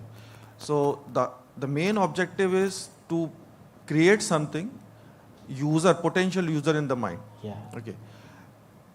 Kind of development probably if we focus largely on the land value capturing aspects and private sector capital aspects, it might lead to the gentrification. Okay. And it has happened. Yeah. Okay. So I think partly you have answered. I don't know whether you would like to answer. Maybe Hero can also give some input. How to ensure that you have more and more potential user around the metro station, especially when so many public agencies are involved, having a different portfolio, different interest, and the private sector is involved. Yeah. So what are the measures in terms of regulation and policy you would like to bring that you have a more and more people who are a potential user? Okay. We might lead to a situation, and we have led to a situation where we have the best value out of the land or the land value, but we lose that opportunity to bringing the potential user around the metro station. Yeah, this I explained like the physical urban development project mainly, but by this project, the local government provide a lot of services, especially from to support the environment to raise their child or so in the example like Nagareyama city has a service to maintain the support center for the young families. They accept their kids when they commute to the station. The station is near the station itself. Then they accept the kids, and they take the local government take those kids to the nursery school or kindergarten on behalf of the parents. Those kind of the social benefit or incentives can be one of the attractiveness to invite the people who really requires the housing, which is related to the urban issues. At that time, the housing shortage for young families. The young families has been suffered from getting the affordable and enough spaces houses. They have to stay with a very small kind of apartment, but they need a environment to raise their child. So the local government provides those kind of social services to this project. That is one kind of the idea. And Nagareyama city accomplished the largest increase of population in entire Japan. And the number is the number one, and the increase rate is number 3 in the whole Japan. So that is a kind of attractiveness become very popular among those young families, especially for the parents. And the people wants to live near the kind of those in Nagareyama city. And sometimes I want to explain some example that the elementary school and the junior high school designed by the very, very famous architect, the world-known architect. And that was famous for the people, and the people wants to take their kids to the school, that school. So that is kind of one idea to attract the point. My point is not by the physical environment, the contents of the area, and that is very important. And of course, we need to consider the potential or the market kind of demand. That is I'm not sure that I could answer your question, but that is a kind of effort or example that this kind of project. I think that project is kind of success case, but that is my idea. Thank you so much, Mr. Kano, for such a truly insightful session. And thank you for taking time from your busy schedule to attend this workshop. I would request Director Projects, NCRTC, Shri Anil Kumar Shingaria ji, to kindly present a memento to the speaker as a token of our appreciation and gratitude.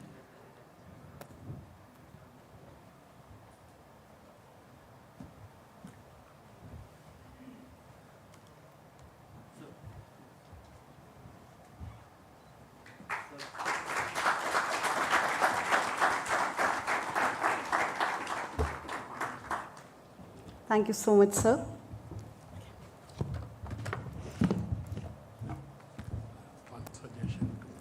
Now I would like to invite Mr. Andrew Newsom, Partner NMD, Boston Consulting Group, Australia, to share his presentation on experiences in TOD implementation in Australia and the Asia Pacific.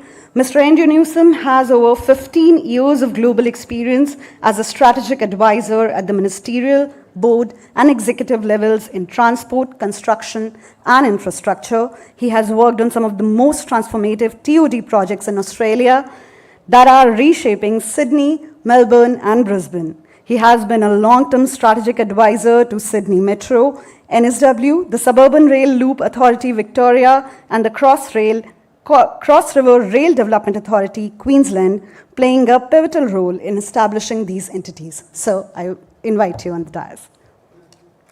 Please give him a big round of applause. Yes, there is a presentation. You need help with that? Do I just click? Yeah, sure. Is it plugged in with the monitor, sir? I don't know. Where is your, if I may ask, where is your laptop? My laptop is just there. So you'll have to plug in the presentation. Oh, I sent it through. Okay, I'll ask them. Just Okay. give me 1 second. Okay. I can talk without the presentation if needed. But so, distinguished. They're finding it? Okay. I might start introducing, we'll see if we can get it up, but distinguished guests and speakers and fellow participants, I'd like to thank the NCRTC for extending an invite to come and speak to you today. It's a privilege to be here and share some of our insights from the work we've done on TOD projects.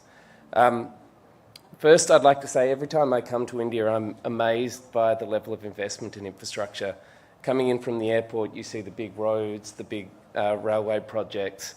I'm impressed. I think it will set up the country in the future. I just think it's incredible that that level of investment is happening.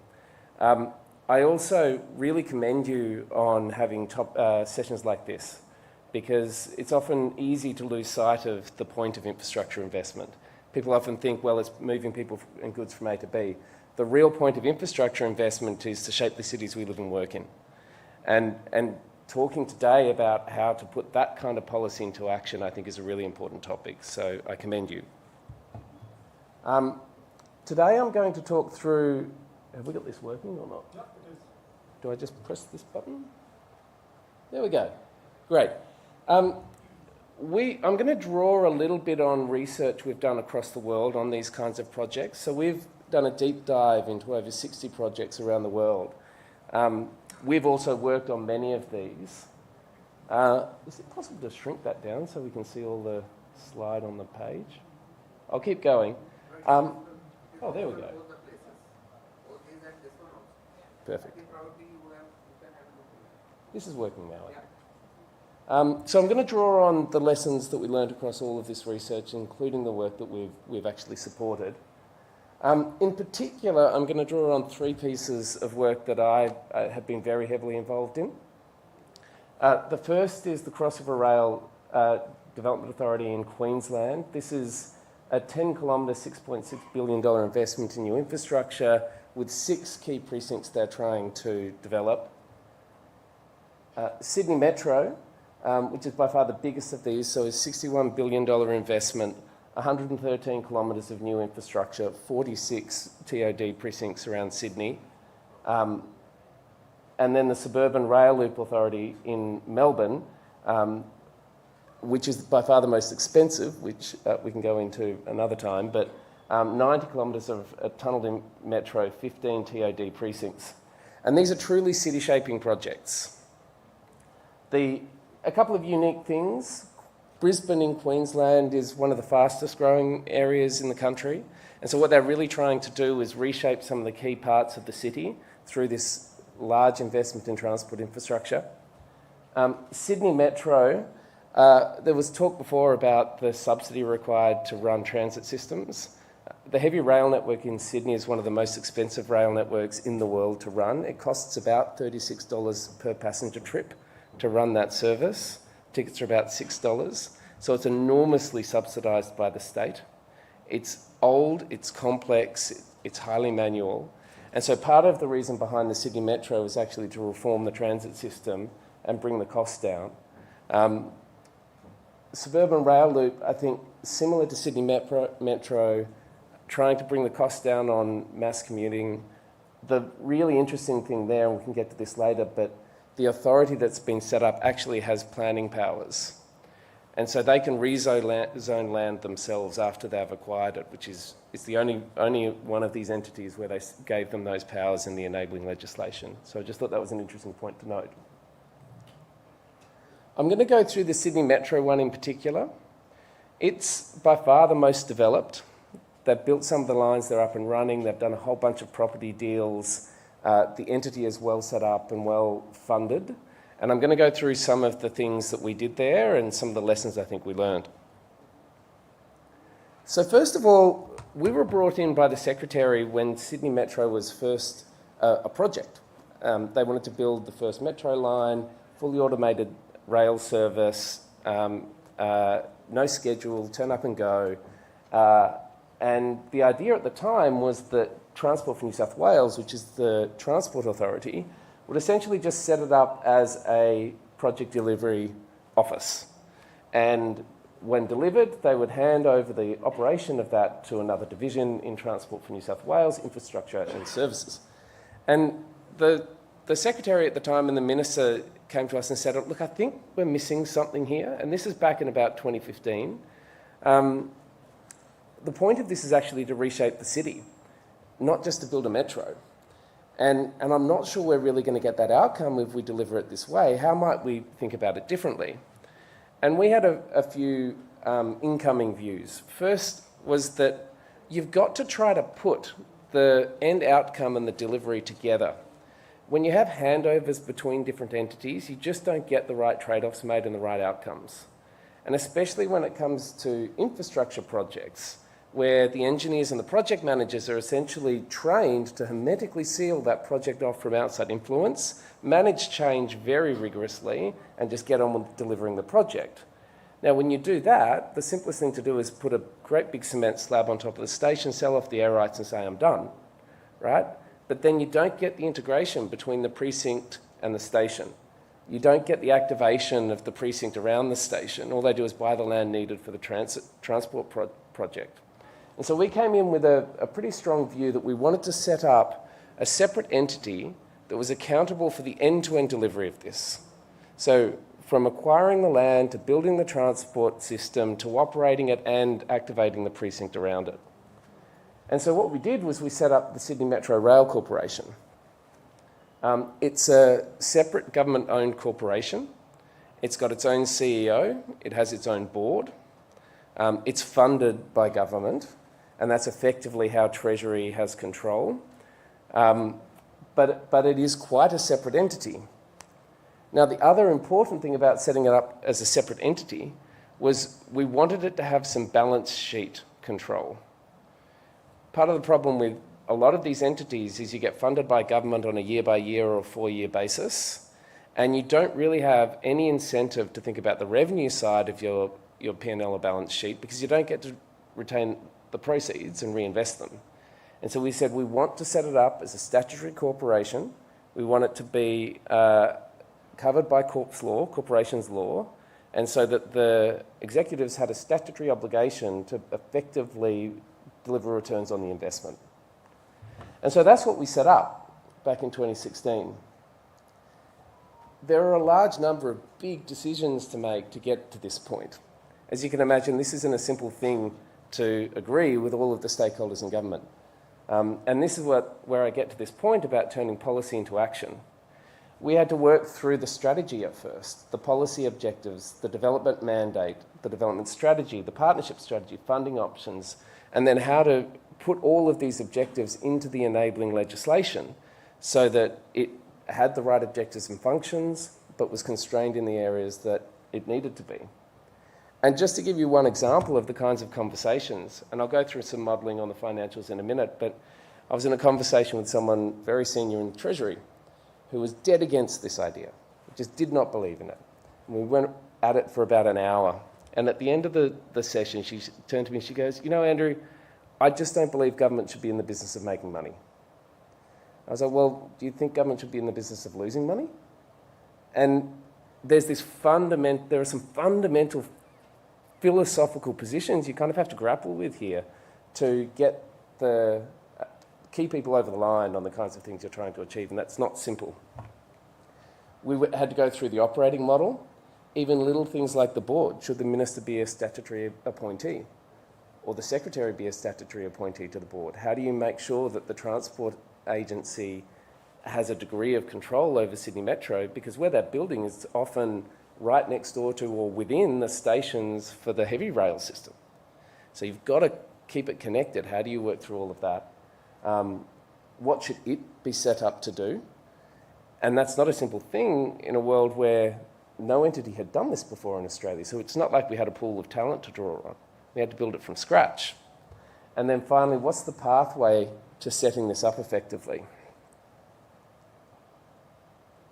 Just to give you a sense of some of the numbers, and this was what we put together to really make the case to government for changing the financial profile of the transit systems. As I said before, the heavy rail system is about 88 cents in the dollar subsidised.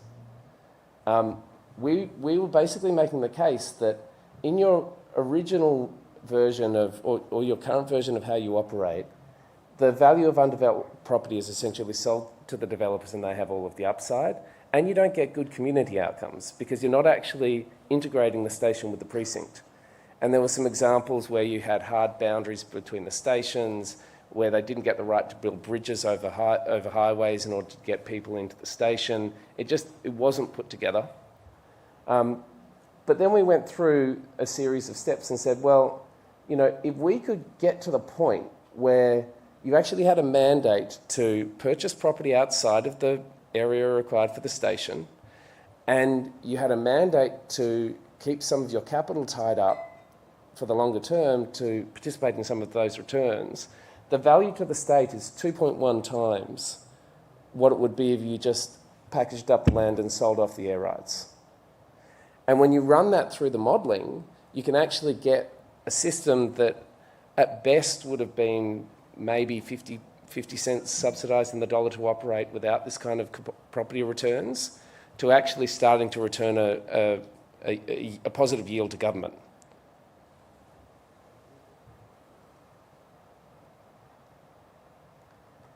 And then there was, well, how do we get there? Because it's not as if you can just very quickly build the capability to be an effective developer. And so we started pretty small, to be honest. We deliberately said, if we don't get the transport project right, we're never going to get the rights to do the property stuff we want to do. And so let's focus first on just getting a track record of delivering the transport system. And once we've established that track record, once government trusts that we can deliver a project effectively, we'll start getting the right to step into these property projects in a real way. And then we didn't go big to begin with there either. So a number of the initial projects, frankly, were all straight land sales. So we talked about the potential returns from aggregating land and getting a master plan around the precincts. The initial property deals deliberately did not do that.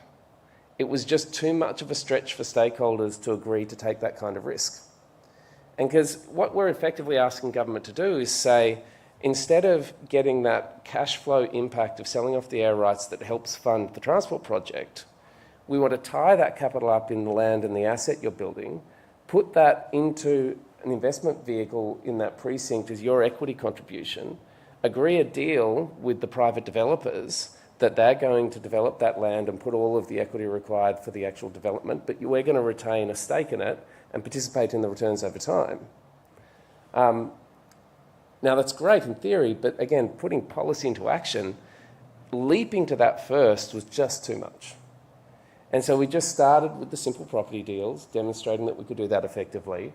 And it's only recently that we've really got into the integrated, participate in the deal, complex developments including some right in the heart of the city like Pitt Street and Martin Place. And the big one that's actually really exciting is, and is in construction now and being developed, is the redevelopment of Central Station. And I just wanted to leave you with this as an example of what's possible here. On the left is what Central Station looked like a couple of years ago. This is right on the edge of the CBD. This is prime real estate. And everyone used to call it the scar through the centre of Sydney. It creates this dislocation in the transport networks because it's right in the hub. All of the major roads feed into it, all of the major rail lines feed into it, and it's just this giant area where there's no transit through it. Because it was owned and run by the state, a heavy rail entity, there was no thought to precinct activation or development or commercialisation. It's got this beautiful old building right at the front there, built, way back when Sydney was first incorporated or first being developed. And you walked through that concourse, it was a dead zone. Not a coffee cart, not a restaurant, no cafes, nothing. Because for the operator, there was no benefit in that. They just wanted to run a transit system safely and effectively, right? And so it was just this complete dead zone. Worse, the areas around the station were starting to become very degraded. No one wanted to live there. There was really no life in the precinct. Businesses didn't want to go there. It was really dilapidated. And what's now being developed is they're putting essentially a platform over the major stations with high-rise developments, mixed use, commercial, residential, over that area of land. A lot of green space being retained and integrating it back into the surrounding precincts in a more effective way with more walkovers and fly-throughs and things like that. And I think it's one of the most exciting developments happening in Sydney. The station itself, if you get online and have a look at some of the pictures, is architecturally magnificent. It's just astounding what they've been able to do. And part of that's because when you're participating in the returns from those kind of property deals, you can invest more into creating iconic spaces. And so we're really proud of this. I think this is a demonstration of a policy idea that kind of evolved in 2015, setting up the entity in the right way with the right objectives and functions, slowly moving into the kind of role we wanted it to play, and then you're starting to see some of these outcomes. And so I wanted to just finish and leave a lot of time for Q&A with a couple of thoughts on lessons learnt from this. First, I've talked about, or I've noted as the mandate. So we think it's really critical that you set up entities with a mandate that spans the entire life cycle, and that they are motivated to develop these precincts over the long term. These things take 10, 20 and 30 years to really develop. And if you split that up along different entities at different stages in the life cycle, you're just not going to be exposed to those kind of long-term outcomes in a way that's useful. So set up entities with a broad mandate, make them enduring entities, give them responsibility for development, operation, and building the metro system. One of the challenges in doing that is you have to create an environment in the public sector where the leaders of those organisations think like owners. Public sector entities are very good at managing P&L. They're essentially cost buckets, and they funnel project money through projects, and they manage it very well. They report back to Treasury. There are very few people in government organisations who think about balance sheet and who think about how to invest for returns. Even the idea that the station and the land you've acquired is not a cost sink, it's actually an asset on your balance sheet, is completely foreign to a lot of people in government. And so what we wanted to try to do was build these entities with an organisation structure and a culture that encouraged people to think like owners. Every dollar of capital you're investing into this thing has to deliver a return. And how do you optimise those returns? And to break this mindset that actually it's either publicly owned or it's privately owned, And if it's not publicly owned because it's some sort of public good or meets some policy need, then we have to sell it off and let the private sector do it. There's this space in the middle where you're working in partnership, there's actually more value created. And just to give you an example of that, one of the, I think, real insights for us in Australia is that government's better able to take early stage risks than the private sector. You've got a lower cost of capital and you can control more of the value levers. So when we develop toll roads now, for example, the government actually takes the whole thing through, funds it, builds it, operates it for the first couple of years. And they find that if they sell the toll road 3 or 4 years into operation, they're making significant returns on the amount they've invested. I'm talking 2 or 3 times what it cost them to build, because they can control a bunch of the development on the local traffic network. They control some of the political risk and the community perception, and they don't have to wear that cost of capital through the build phase. Similarly, for precinct development, governments can take a lot of that early stage risk because the cost of capital is not as high. Getting the property together, amalgamating it into a property portfolio that's more attractive for developers, doing anchor deals with a lot of the other government departments. So an anchor deal with the Public Housing Commission for low-cost housing, an anchor deal as a tenant, the health department for drop-in health centres, an anchor deal with the education department on either early learning centres or things like that.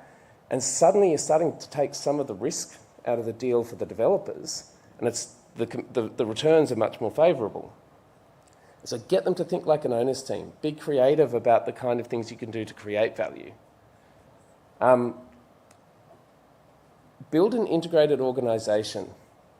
And one of the biggest complexities here is that the skills required for good infrastructure delivery are very different to the skills required for good commercial development of property.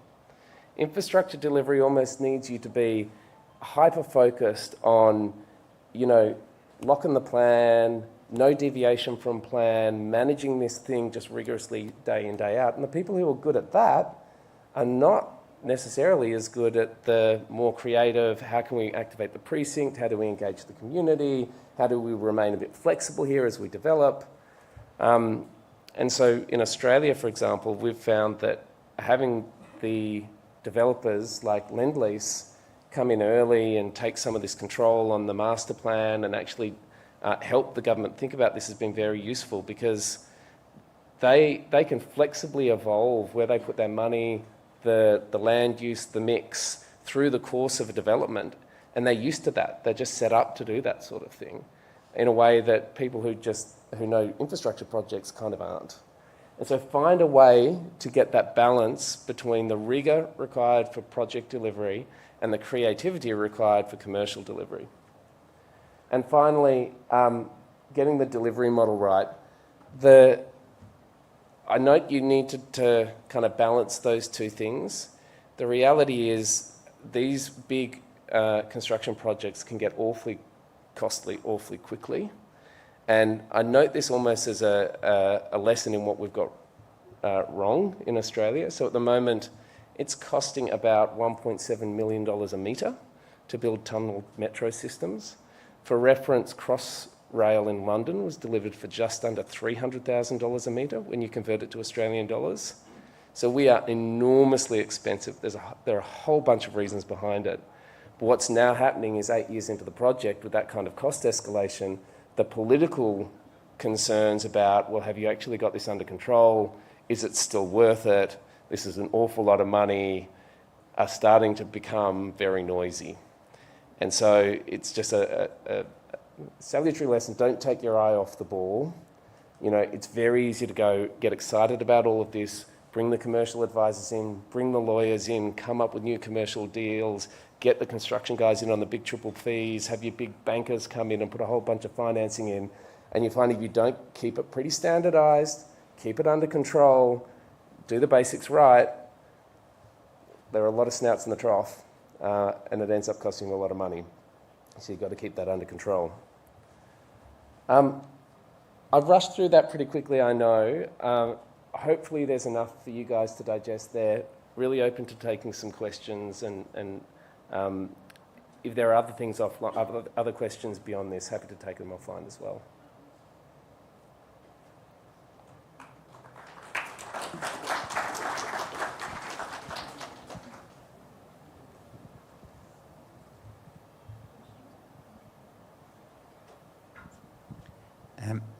Guido Bruggeman, transport consultant. A very simple question. Who took the initiative? Who was the driver behind the redevelopment of the city railway station as you just showed? What was the driver behind that? The initiator? Was it the municipality? Was it the private sector? Was it the railway company? No, good question. Who was driver? Yeah. The driving seat. So I'm going to give you a two-part answer to that in a way. The first was it was the state government initially. And so in Australia, our local governments are very small. And so we don't have big mayor's offices around the cities.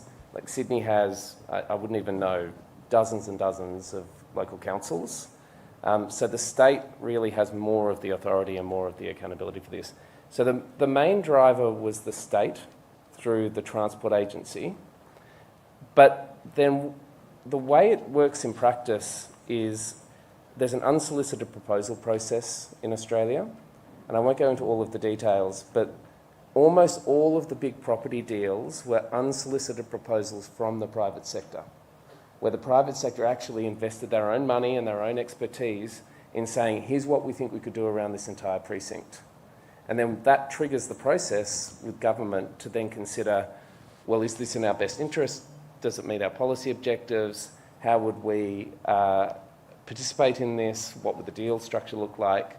And so that's interesting because the unsolicited proposal process was originally not set up for this. The idea was that anyone could come with kind of grand ideas for what they could do with government, and it's turned out that a process that was designed for something else has become quite useful for getting the private sector to put the deal to government or proposals to government for how they might redevelop a precinct. There's also a bit of debate at the moment about whether government's getting enough of the value from those. The thought is that the first set of deals, the private developers have probably done a bit too well. My personal view is that you probably had to do that to get it going. And once government learns about, where the value is, what the value drivers are, what they should be getting in returns, what risks they can take and what they can't, that's going to even itself out. And as more and more private developers figure out that they can play this game, there'll be a little bit more competition. So the early movers did well, but I think it'll even itself out. Hi. Sorry. So maybe please have the question from the gentleman. He's been raising his hand for quite some time now. Yeah, please, thank you. Hi, thank you for the presentation. I'm Abhishek.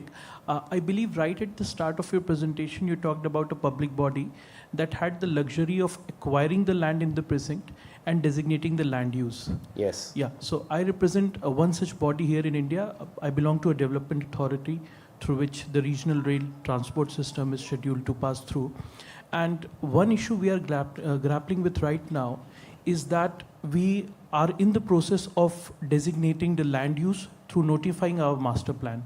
Mm-hmm. In spite of everything, master plan in India continues to remain sort of a rigid document in the sense that, it stays in, vogue for 10 years. And so we as a developmental authority are sort of worried on how do we demarcate land use in the precinct area. Mm-hmm. What we have done is that we have designated certain points in our master plan as influence zones, and right at the entry and exit point of the transit system, we have marked special development areas. One of the special development area presents a wonderful opportunity for us because it's mostly greenfield right now. So could you just shed some light as to how can you integrate components in the master plan itself that allows you some sort of flexibility going down into the future to realign the land use in that particular area to meet the changing demands of the transit system? Yeah. It's a complex question. I think in the case of Victoria, where they've set up the Suburban Rail Loop Authority and, as I said, gave it the powers to actually rezone land, the model that they're going to move towards is the state authority will do the upfront stakeholder engagement to inform the master plan. And so that's getting all of the, if it's a health precinct, the health authorities and the private hospitals, or if it's an education precinct, the vice chancellors of the universities, whatever the precinct kind of exists as it exists now, they get all of the key stakeholders in to try to inform the master plan. But then what happens is they're essentially trying to aggregate larger developments that will be attractive to private developers. And instead of parceling it up and selling it off to different developers, the intent is to have one developer who takes the original concept of the master plan but can flexibly adapt that as they go a little. And as you go through the approvals process for the construction of whatever you're originally planning there, that's when the authority would exercise its right to rezone land. And so it happens after the precinct master plan is essentially developed, if that helps. Does that answer the question?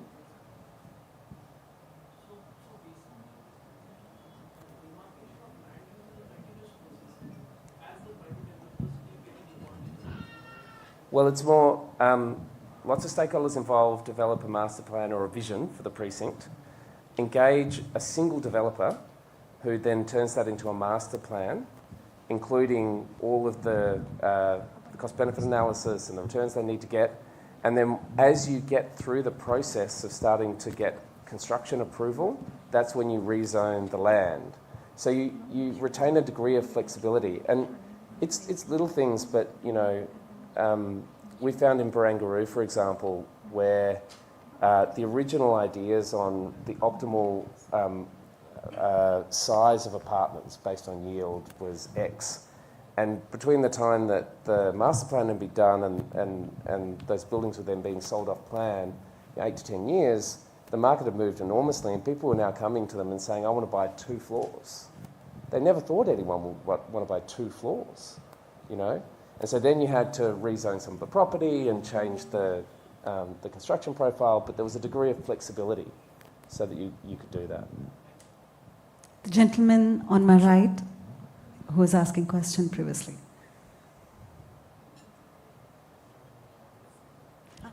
Please, ma'am. Thank you for your wonderful presentation. Manisha again from Delhi Metro. If we've been talking about the government sector and the private sector and how do you marry the two.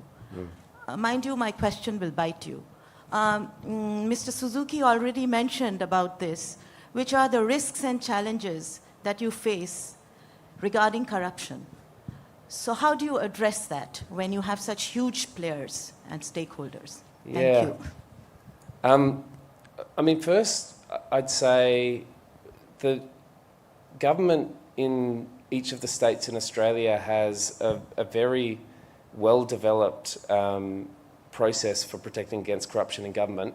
Now, if anyone's read about state government history in Australia, I'm not saying it's worked very well, or at least they kind of find it, but there's actually an entity called the ICAC, the Independent Commission Against Corruption, and they've got powers to investigate any suspected corruption in government. And you'll have seen, if you look up the history recently, I can think of 3 ministers in the last 5 years who have been convicted of corruption, and whether that's regarding buying land and then getting it rezoned and trying to participate in the returns, which is illegal, and they were found out, and Eddie Obeid is likely going to go to jail. The previous Premier was effectively lied to Parliament about someone she was having a relationship with to protect him over something completely trivial. It went to the Independent Commission Against Corruption. She had to resign as Premier. So there's a very strong protection against that in the government system we've set up. Civil servants are subject to that as well. And so I can tell you, as someone who supplies to government, the rigour they put into the procurement processes and the hurdles you have to go through are extreme. And so I think that provides actually quite a high degree of protection. The gentleman in the back. Thanks, Andrew. I'm Ryan. I'm an urban and transport planner. Thank you for presenting, especially the healing of the urban scar. We have a lot of those in India as well. I'm not sure if among your 60 case studies you had studied Hudson Yards in New York City. Yep. But one thing that happened over there, which we have to thank a planner over 50 years back, was that they left enough space between each of the rail lines to allow for piers to come in now in 2020 when it was completed. So my question is two-part. Number one, in your execution for this project in Sydney, how did you manage the construction over the existing rail lines? And the second part is you also had some parcels along the side that were developed. So how did you incentivize the owners of that to participate? And how did you get a piece of the pie for the Sydney Metro? Well, I'll answer that second question first. So one of the objectives and powers enshrined in the legislation for Sydney Metro was the right to buy property outside of what's required strictly for transport uses. Now, they can only compulsorily acquire the land that's required for transport, but they can negotiate, they can acquire through negotiation the land surrounding the area as required. The government policy on acquisition through negotiation is actually pretty generous for the landowners. They generally get higher than market rates for the land. Now, there's a policy framework that dictates how far you can go. You can't just spend outrageous amounts of money. But most of that is acquired by negotiation. And in fact, they try not to compulsorily acquire at all. They prefer to, about 80% of the property needed is done through negotiation. And so they assemble the property footprint they want, including the broader precinct, so that it's the parcels that they think they need for the precinct redevelopment, if that helps. And then I wasn't quite sure what you were getting at on the first one. Was it how you manage construction over a rail line without shutting it down, in essence? Sorry? While the operation was still on, Yeah. how do you construct over the rail line? Yeah. It's essentially a giant concrete block put over the rail lines. And so you just kind of seal the whole thing off, and then you build on top of that. And they're looking at actually using carbon fibre for that as well, which is quite interesting. But yeah, just imagine kind of a square block that extends straight over the rail lines, and then you build on top of that. Anyone else? The gentleman on my extreme left. So I'm Praveen Raut from Gujarat Metro Rail Corporation. So I'll just take that. Just want to take that question forward because we are planning a similar kind of a thing there as far as this is concerned. The central railway redevelopment of central railway station. The tower the building which you constructed, which has been constructed there, is it a commercial or a residential building? It's mixed use. It's skewed mostly commercial because it's right on the heart of the CBD. And they had some anchor tenants in Atlassian, for example, who have committed to one of the buildings and on the condition that it was met their environmental standards. But it skews commercial with a little bit of residential. Okay, it's commercial cum residential. Yeah. Thank you. Anyone else? Yeah. Please, can we please pass the mic to the lady?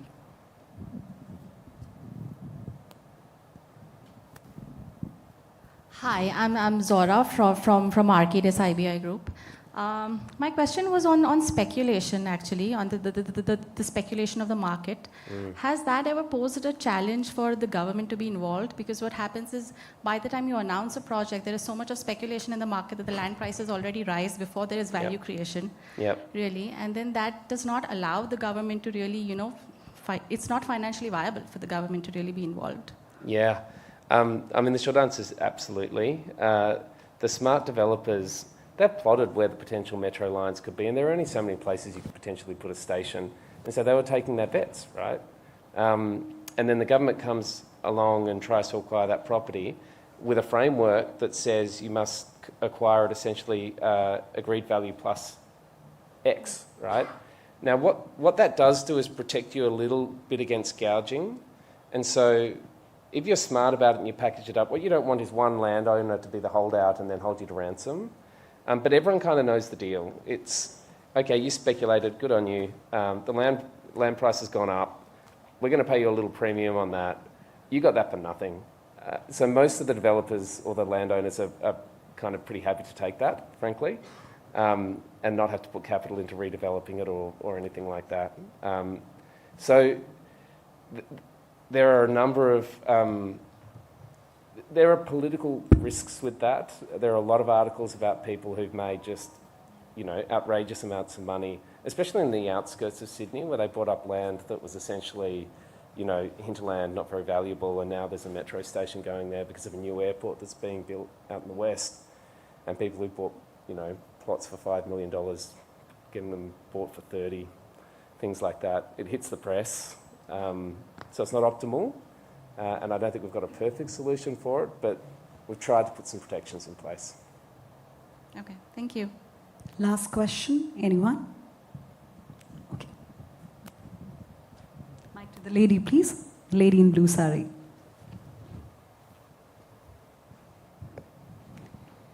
Smitha, please pass the mic to Sam. Hi, so this is Jyoti Jain and I'm also from DMRC.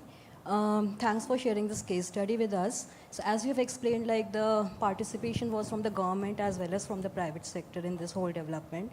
And my understanding is like this sort of development is basically for the public, and the outcomes are ultimately to be passed on to the society and public.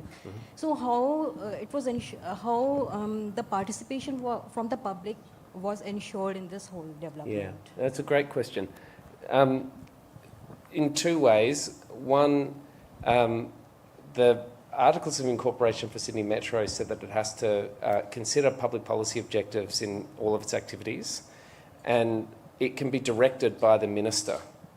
And so that the minister has the power to direct if they're doing work that he does not believe is consistent with the objectives enabled in the legislation. And there was a lot of consideration to how to word that, so that they couldn't just be purely driven by financial returns, but also delivered on public policy objectives. The other thing that we're doing is when you set up the special purpose vehicle and the entities to develop each precinct, it's got a governing board that has to direct the entity on the requirements of the development. And so you have this mechanism where the government can direct Sydney Metro.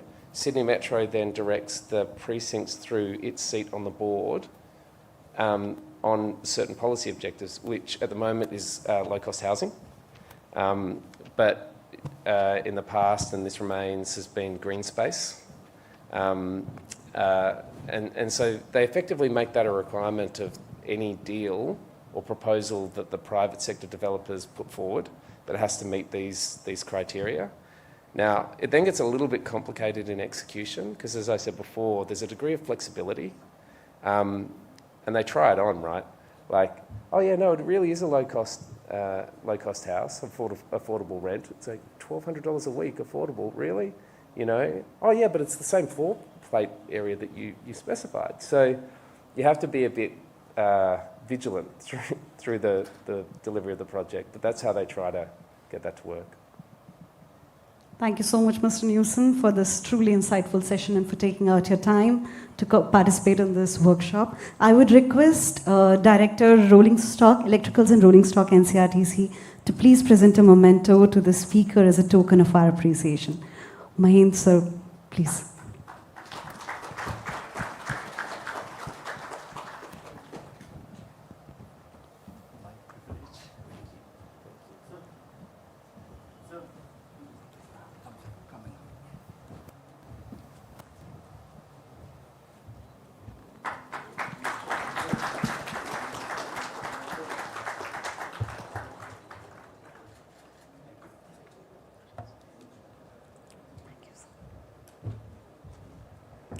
After this very engaging knowledge-sharing session, it's time to take a break for lunch. Please proceed to the lunch area, which is adjacent to this hall. I would also once again request every delegate to collect their complimentary delegate kit from the registration desk if you have not received it already. Thank you so much. Let's take a break for lunch.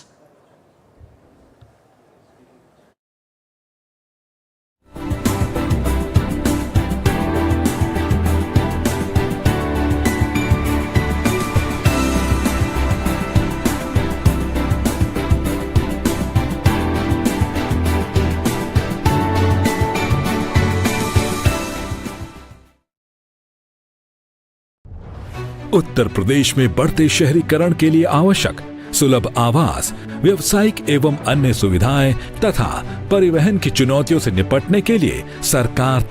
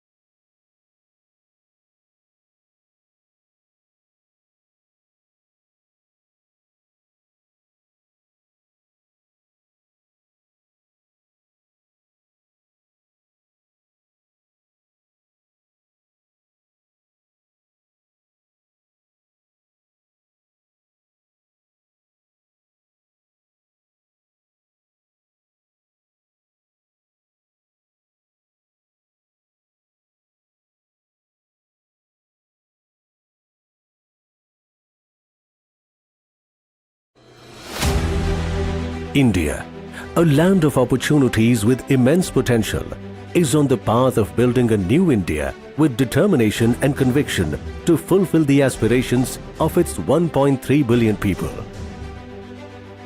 The National Capital Region of India has seen an unprecedented industrial, commercial and residential boom over the last 3 decades that continues unabated. This rapid economic development and urbanization has led to the need for a plan and holistic upgradation of its infrastructure. One of the key infrastructural upgradations identified by the Government of India to improve the quality of life of more than 60 million NCR's residents is an investment in providing mobility solutions that will reduce dependence on roads and fossil fuel vehicles and help decongestion, and in doing so realize the Honorable Prime Minister's vision of progress through speed. आधुनिक भारत के सपने को साकार करने के लिए सामान्य लोगों की ईज ऑफ लिविंग को बढ़ाने के लिए और विकास को स्थायित्व देने के लिए भारत में नेक्स्ट जनरेशन इंफ्रास्ट्रक्चर अत्यंत आवश्यक है। With this objective, the Government of India has joined hands with 4 state governments to incorporate NCRTC, that is National Capital Region Transport Corporation.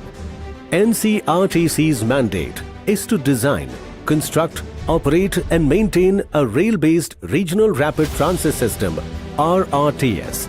This modern urban transit system will provide a seamlessly integrated, faster, comfortable and safer connectivity in the region.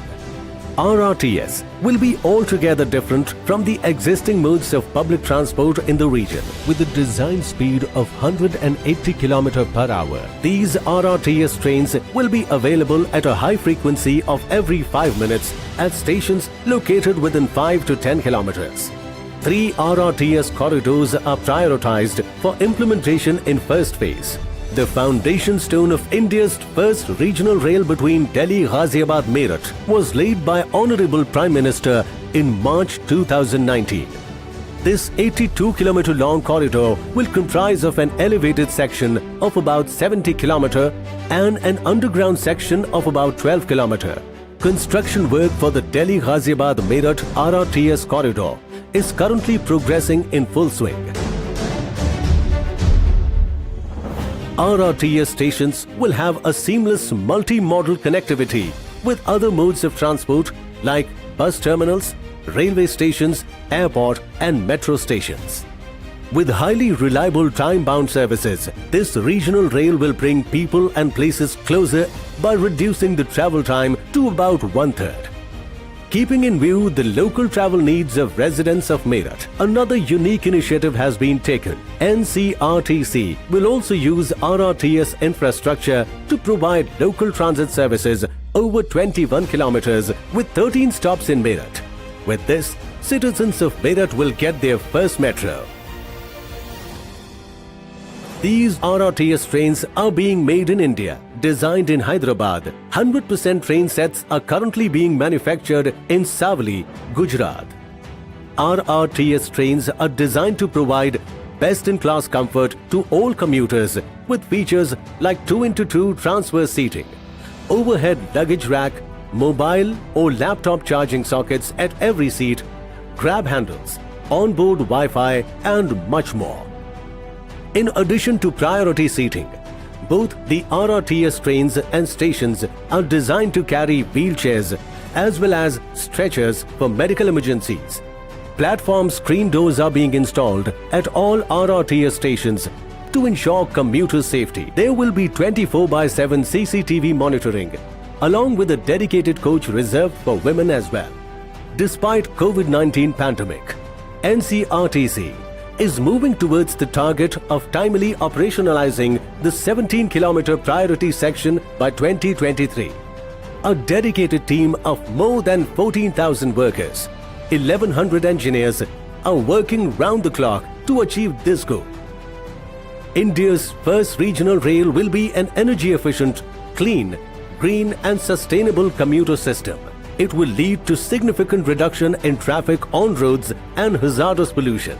Delhi Ghaziabad Meerut RRTS will act as a catalyst to unlock the economic potential of the region, ushering a wave of latest technologies, unleashing investments, generating large-scale employment and business opportunities. It will improve access to healthcare, education and quality of life like never before. NCRTC is creating a citizen-centric, eco-friendly mode of transport that is committed to deliver progress through speed.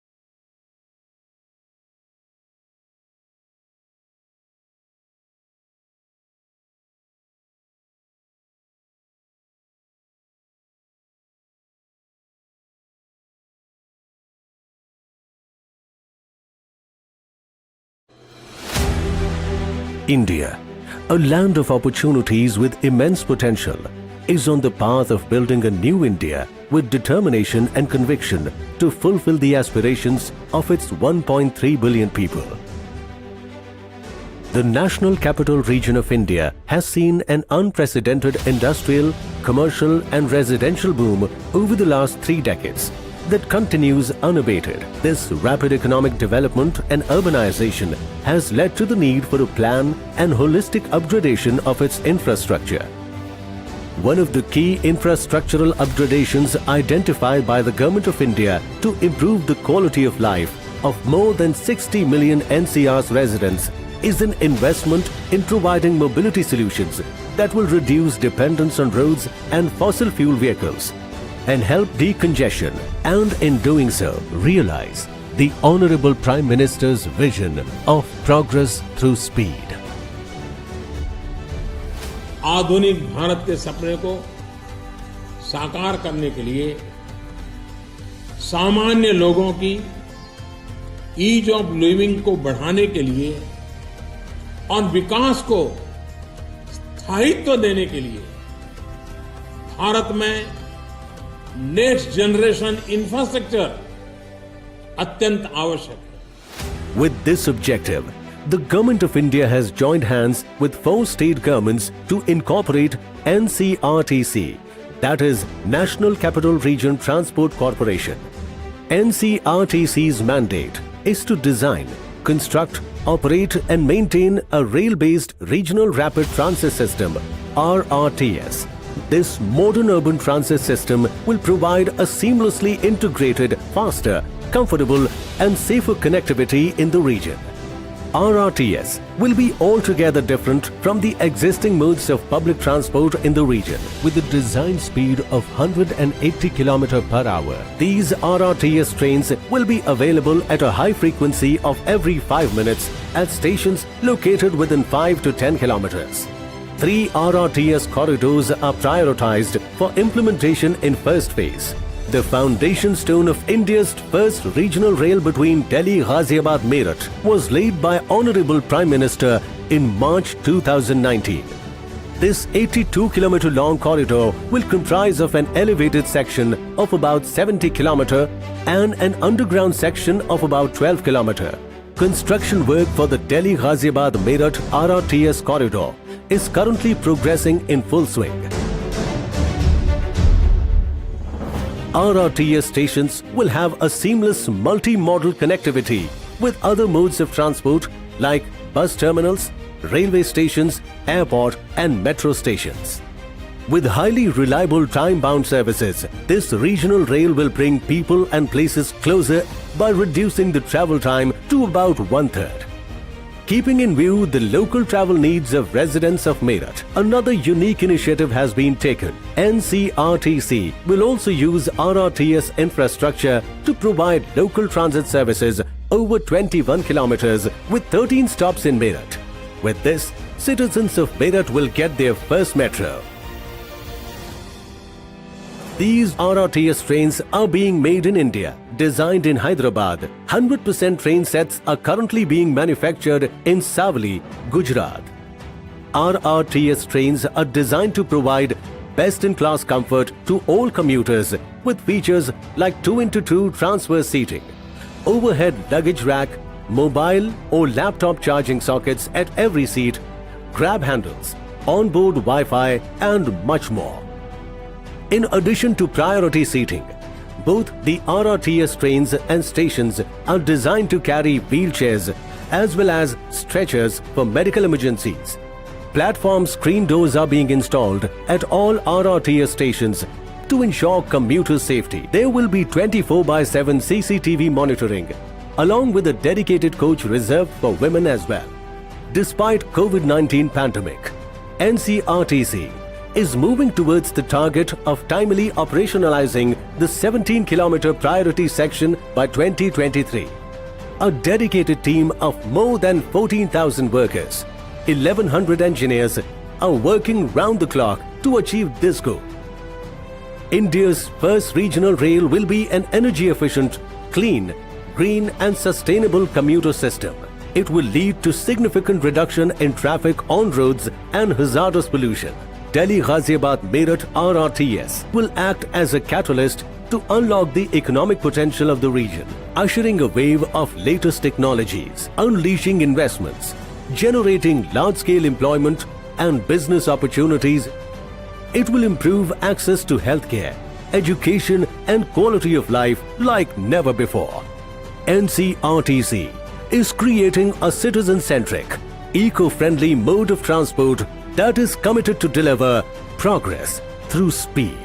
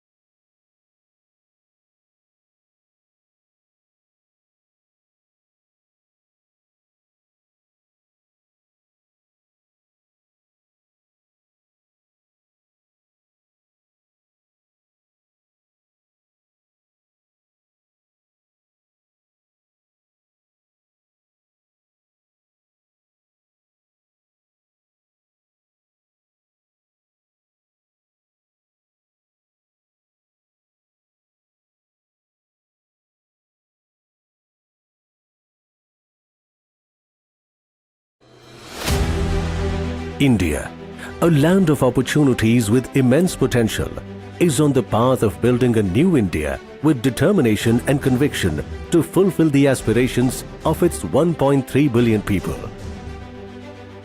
The National Capital Region of India has seen an unprecedented industrial, commercial and residential boom over the last 3 decades that continues unabated. This rapid economic development and urbanization has led to the need for a plan and holistic upgradation of its infrastructure. One of the key infrastructural upgradations identified by the Government of India to improve the quality of life of more than 60 million NCR's residents is an investment in providing mobility solutions that will reduce dependence on roads and fossil fuel vehicles and help decongestion, and in doing so realize the Honorable Prime Minister's vision of progress through speed. आधुनिक भारत के सपने को साकार करने के लिए सामान्य लोगों की ईज ऑफ लिविंग को बढ़ाने के लिए और विकास को स्थायित्व देने के लिए भारत में नेक्स्ट जनरेशन इंफ्रास्ट्रक्चर अत्यंत आवश्यक है। With this objective, the Government of India has joined hands with 4 state governments to incorporate NCRTC, that is National Capital Region Transport Corporation. NCRTC's mandate is to design, construct, operate and maintain a rail-based Regional Rapid Transit System, RRTS. This modern urban transit system will provide a seamlessly integrated, faster, comfortable and safer connectivity in the region. RRTS will be altogether different from the existing modes of public transport in the region. With a design speed of 180 km per hour, these RRTS trains will be available at a high frequency of every 5 minutes at stations located within 5 to 10 kilometers. 3 RRTS corridors are prioritized for implementation in first phase. The foundation stone of India's first regional rail between Delhi, Ghaziabad, Meerut was laid by Honorable Prime Minister in March 2019. This 82-kilometer long corridor will comprise of an elevated section of about 70 km and an underground section of about 12 km. Construction work for the Delhi, Ghaziabad, Meerut RRTS corridor is currently progressing in full swing. RRTS stations will have a seamless multi-modal connectivity with other modes of transport like bus terminals, railway stations, airport and metro stations. With highly reliable time-bound services, this regional rail will bring people and places closer by reducing the travel time to about 1/3. Keeping in view the local travel needs of residents of Meerut, another unique initiative has been taken. NCRTC will also use RRTS infrastructure to provide local transit services over 21 kilometers with 13 stops in Meerut. With this, citizens of Meerut will get their first metro. These RRTS trains are being made in India, designed in Hyderabad. 100% train sets are currently being manufactured in Savli, Gujarat. RRTS trains are designed to provide best-in-class comfort to all commuters with features like 2x2 transverse seating, overhead luggage rack, mobile or laptop charging sockets at every seat, grab handles, onboard Wi-Fi and much more. In addition to priority seating, both the RRTS trains and stations are designed to carry wheelchairs as well as stretchers for medical emergencies. Platform screen doors are being installed at all RRTS stations to ensure commuter safety. There will be 24/7 CCTV monitoring, along with a dedicated coach reserved for women as well. Despite COVID-19 pandemic, NCRTC is moving towards the target of timely operationalizing the 17-kilometer priority section by 2023. A dedicated team of more than 14,000 workers, 1,100 engineers are working round the clock to achieve this goal. India's first regional rail will be an energy-efficient, clean, green and sustainable commuter system. It will lead to significant reduction in traffic on roads and hazardous pollution. Delhi Ghaziabad Meerut RRTS will act as a catalyst to unlock the economic potential of the region, ushering a wave of latest technologies, unleashing investments, generating large-scale employment and business opportunities. It will improve access to healthcare, education and quality of life like never before. NCRTC is creating a citizen-centric, eco-friendly mode of transport that is committed to deliver progress.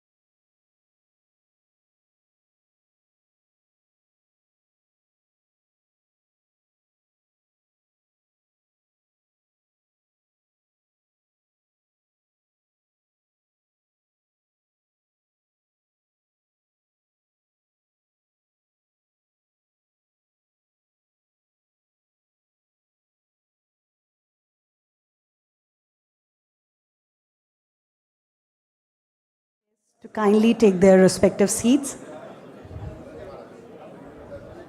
A humble request to everyone, please take your seats. We are starting our proceedings.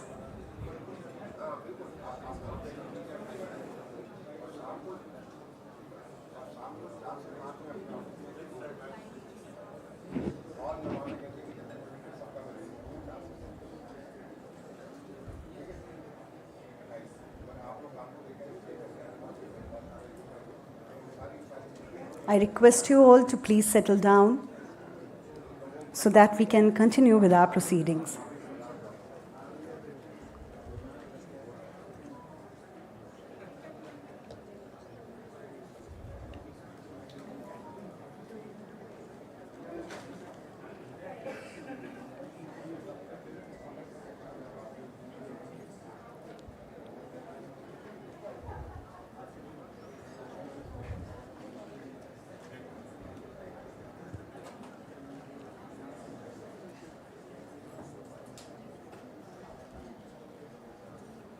Guests in the food court area, I would request you all to kindly take your seats.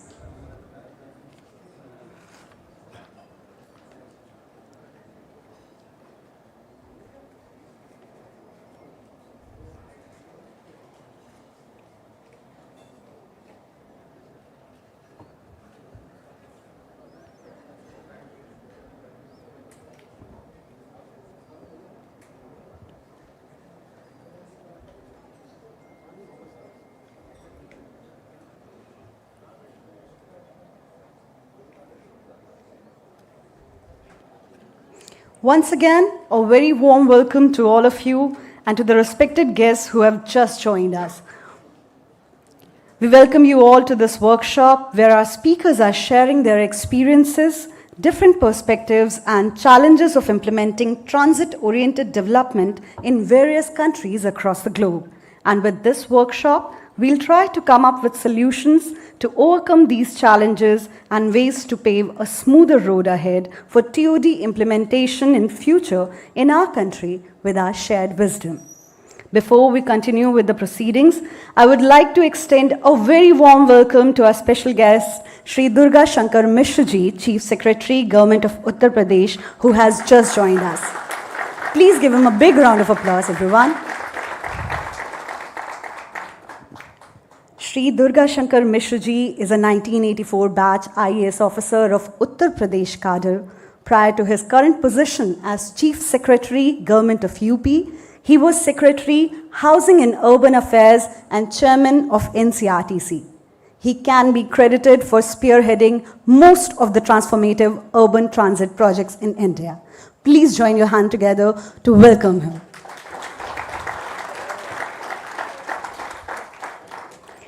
It is now time for the panel discussion, where we would deliberate on the implementation challenges and experiences of TOD in relation to Indian transit and land development agencies. I would like to invite and request all the panelists to please take their seats on the dais. Mr. Vikas Kumar, Managing Director, DMRC. Mr. Sushil Kumar, Managing Director, UPMRC. Mr. S.K. Gupta, Director Projects, HMRCL. Mr. Ved Prakash Dudeja, Vice Chairman, RLDA. Mr. Vinay Kumar Singh, Managing Director, NCRTC. I would also request our moderator for this panel discussion, Mr. Durga Shankar Mishra Ji, Chief Secretary, Government of UP, to please join our panelists on the dais.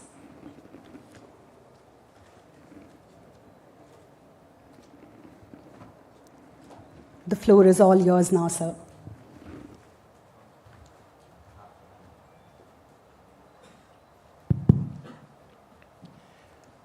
A very good afternoon to everybody. So, I will start. I'll normally work in Hindi, I think. There were people who do not understand Hindi. Koi aise hai? Oh, there are few. There are few. Okay, then I will have to do it perforce in English. Otherwise, I prefer speaking in Hindi. Okay, so we are having a 1-hour session on the experiences of transit-oriented development. People have different kinds of experience, varied experiences in implementation. This policy was developed and circulated to all the states in year 2017 when I was Secretary Mahua. In fact, we had taken a lot of steps while I was Additional Secretary in the Ministry of Urban Development towards developing this policy, and finally took shape in 2017. Now 6 years are over. Different states have different kind of experiences, and we need to create a way forward, a path, because nobody will say that this policy is not good or this policy doesn't have that positives for the urban space. That I think all of you must be very well convinced that a policy like transit-oriented development or many other policies which the Ministry of Housing and Urban Affairs keeps developing and circulating to all the states, because ultimately this work is in the state and not in the central government. The government of India can only provide knowledge, it can bring all the experts together, it can create such facilities or systems, but ultimate implementation is the responsibility of the states. So I am joined with me Mr. Ved Prakash Jadeja ji, who is with the RLDA. Yes, is a very, very important organization. The railways are transforming and he has a very, very important role in the Railway Land Development Authority. So Jadeja ji, with Vikas, who is the MD of the Delhi Metro Corporation, Vinay, who is the MD of the NCRTC, that is the first of its kind coming up. I mean, that's going to create history very soon. That will be first thing coming up in the country. I have got Sushil, who is the UP Metro MD, and Gupta ji, who is seconding Bide from the Mumbai Metro Corporation. So I don't want to give anything. Maybe I would like to conclude, because this was the initial remarks. Maybe when I'm concluding, I'll give my own point of view, what has been my experience as a secretary or as a chief secretary in the state. So let me start.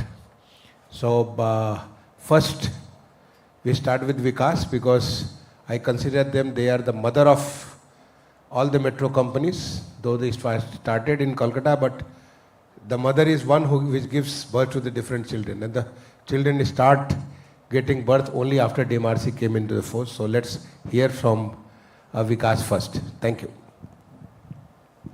Thank you, sir. In fact,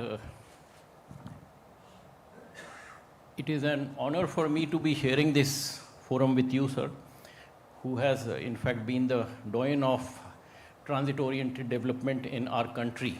I would say this policy should have come long time back, but better late than never. It came in 2017, and it gave impetus to all the states and rather guidance on how to go about. So this was the first document of its kind prepared by sir.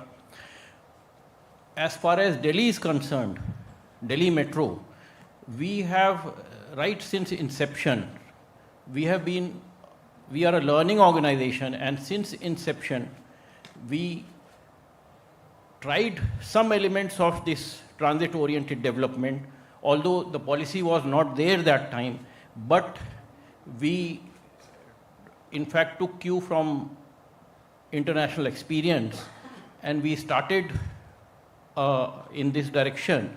I would say Okhla NSIC, we set up a property having 93 residential flats as a part of this concentration at a metro station to have so that less of road transport is used.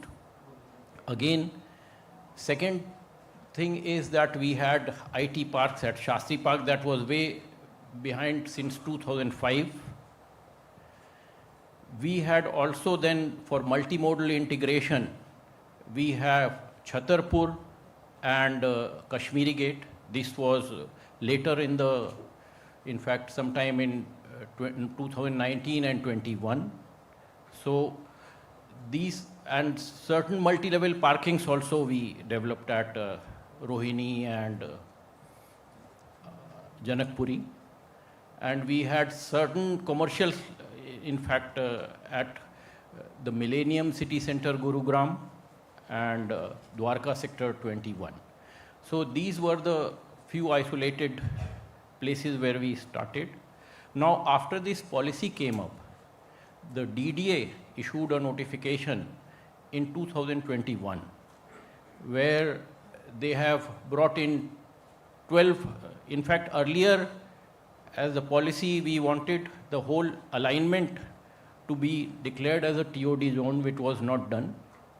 In fact, maybe certain other constraints. So DDA has come up now with a draft policy saying that 12 zones are there. So out of 284 stations, 12 nodes are quite less, but something at least is there. So we are now working on that with our consultants and DDA, how to make, in fact, influential zone plans.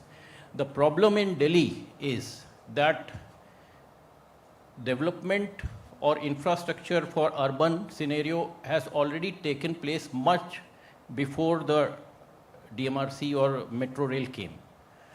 So again, there is an issue of further development of these land parcels. So one has to go in great detail, and probably the, in fact, organization which has the responsibility of preparing a master plan to Delhi, they have a very onerous job to do. And recently, a draft master plan for 2041, Delhi has been put up to the stakeholder after taking all, in fact, input from various stakeholders. I am hopeful that it will pave a way for how in Delhi we can retrofit further development around the transit, in fact, stations, that is metro stations or other interstate bus terminuses, because it will at least restrict any further urban sprawl. If you see the NCR scenario, Dwarka sub-city, I would say, has also been developed as a result of transit-oriented development. There is a metro line going over there. Similarly, connecting Noida and Gurugram by metro, again, has done some sort of transit-oriented development at these two places. But that is not enough, because the aim of transit-oriented development is to see that how people come to public transport. And that, although people have shifted, but still it is a long way to go, so that in fact we have a better livable space and better space for pedestrians and other non-motorized transport. So this is what is there in Delhi. I am hopeful that with the, in fact, notification now issued, we will, although there are certain challenges we will be discussing later on. So that is what I wanted to say about Delhi Metro, sir. Thank you, Vikas. So you all heard, we'll take questions on these. I would request you to keep noting it down, and we'll take questions at one go. So now from the oldest to the youngest. So I'll request UP Metro, Sushil, to give his perspective and experience. Thank you. Thanks a lot, sir. It's really an honor to share the dais with you. We have been getting blessing from you from different quarters. Thank you. So we all know that TOD policy as well as VCF framework, both were issued by MAUA in 2017 under SIR guidelines. But once he has taken a charge in UP became one of the first state in India after, I think Pune has just released. Immediately after that, we have issued a TOD policy in UP. But that was not all. When he talked to Chief Minister and ensured that instead of 30% contribution to metros out of earning, 50% should be given. So this is one clause which was added under his guidance. Now after that, TOD plans, which is the second step to go ahead, TOD plans have been developed for most of the cities, including Lucknow, Kanpur and Agra. And work is going on for other cities. And integration of this with the master plan is already under the process. So this much of progress has already been made.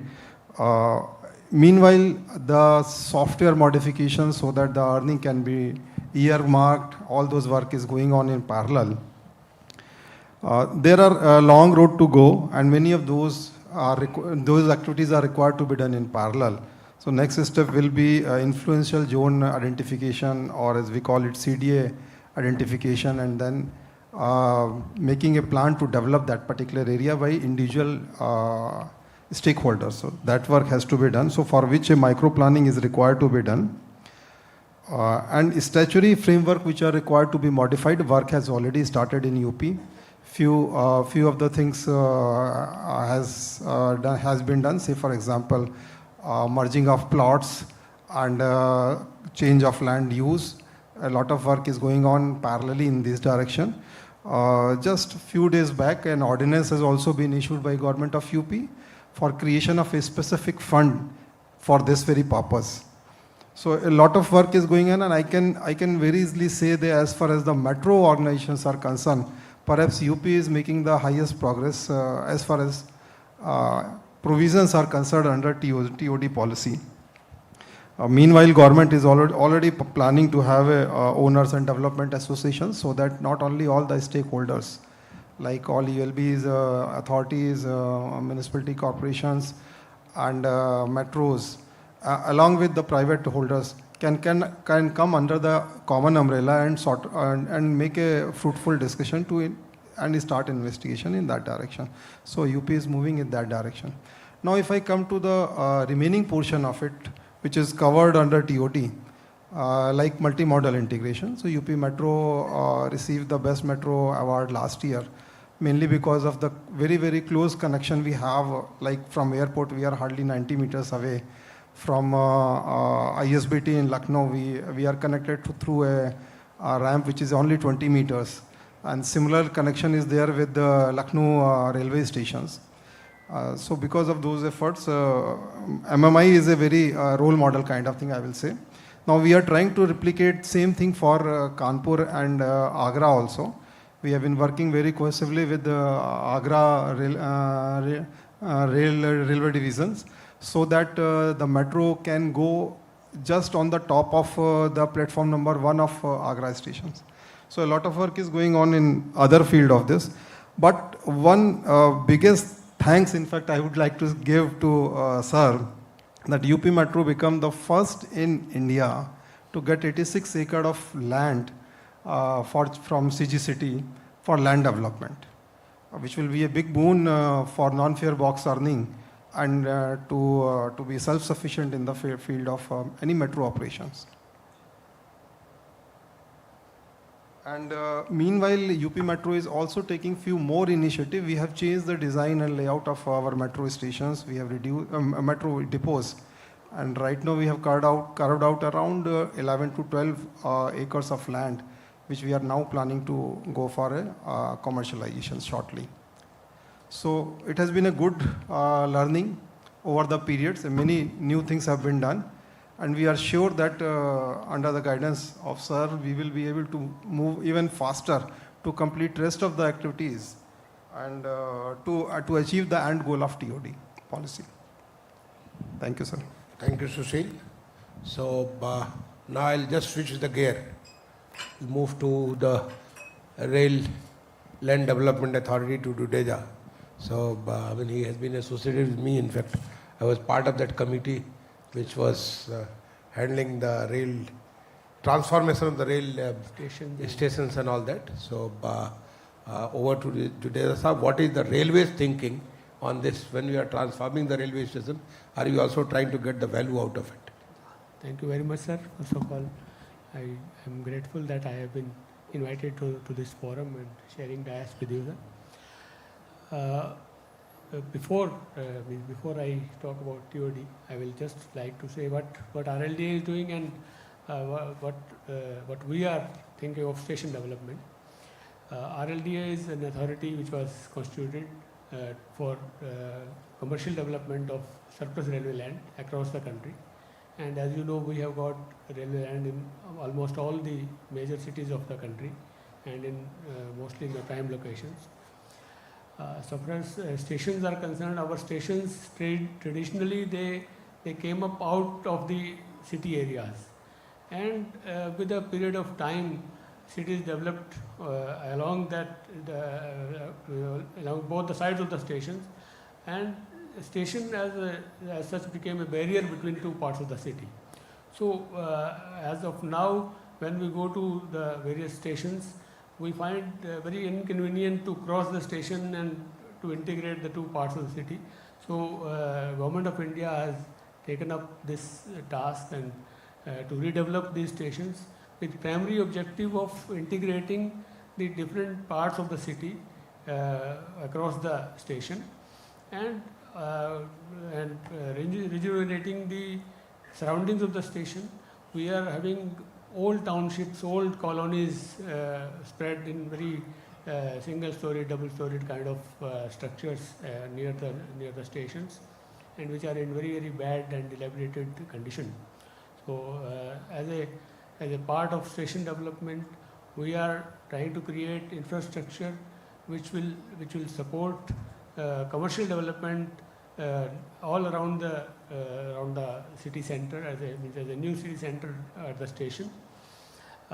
Like if I give an example of New Delhi, after the announcement of national TOD policy, perhaps New Delhi is the first declared TOD node, where we worked on its development, and we are creating infrastructure around the station. It is very near to the Connaught Place, very busy area of the city. In this, if we approach from Paharganj side, all of you may be knowing about the layout of the city, of the New Delhi station.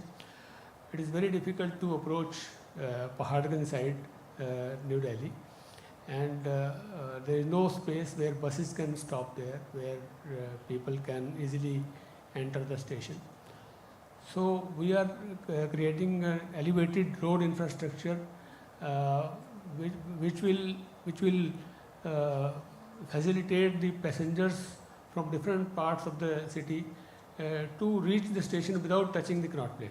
So basically Connaught Place will be decongested by creation of this infrastructure, and we are creating about 23 lane kilometers of elevated roads all around the station.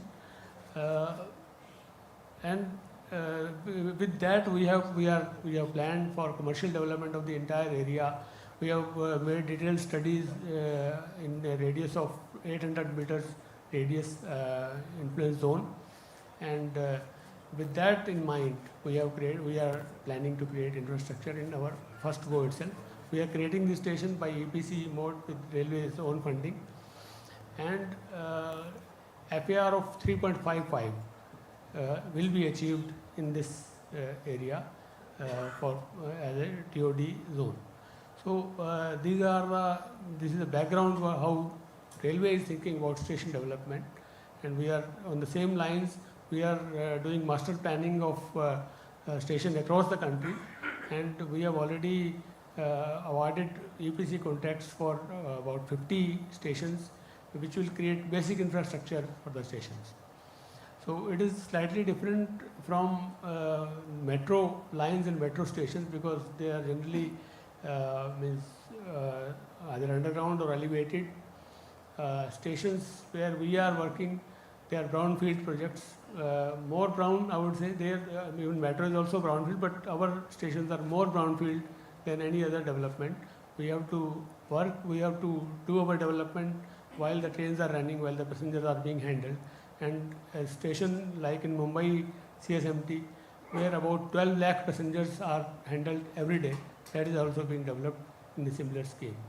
So the difficulties which we are facing, little this small snapshot of that I have given to you. Thank you. Thank you, Vedji. So now to, without any comment on what railway is doing, I'll come to all this at the end. So we'll go to S.K. Gupta ji. He said Mumbai Metro is much older than UP Metro, but still, I mean, UP Metro is already running and they are yet to run. So, and I think they must also be thinking in terms of the TOD. So how and what you are thinking and what are the challenges, Gupta ji? Thank you for giving this opportunity, sir. You have been a very strong supporter of us, and if the project is seeing these days, it's because of your support. Mumbai is very unique in terms of its population density, in terms of its topography, and it has a history of using of public transport. And luckily, a massive development in terms of metro is taking place at this moment in Mumbai.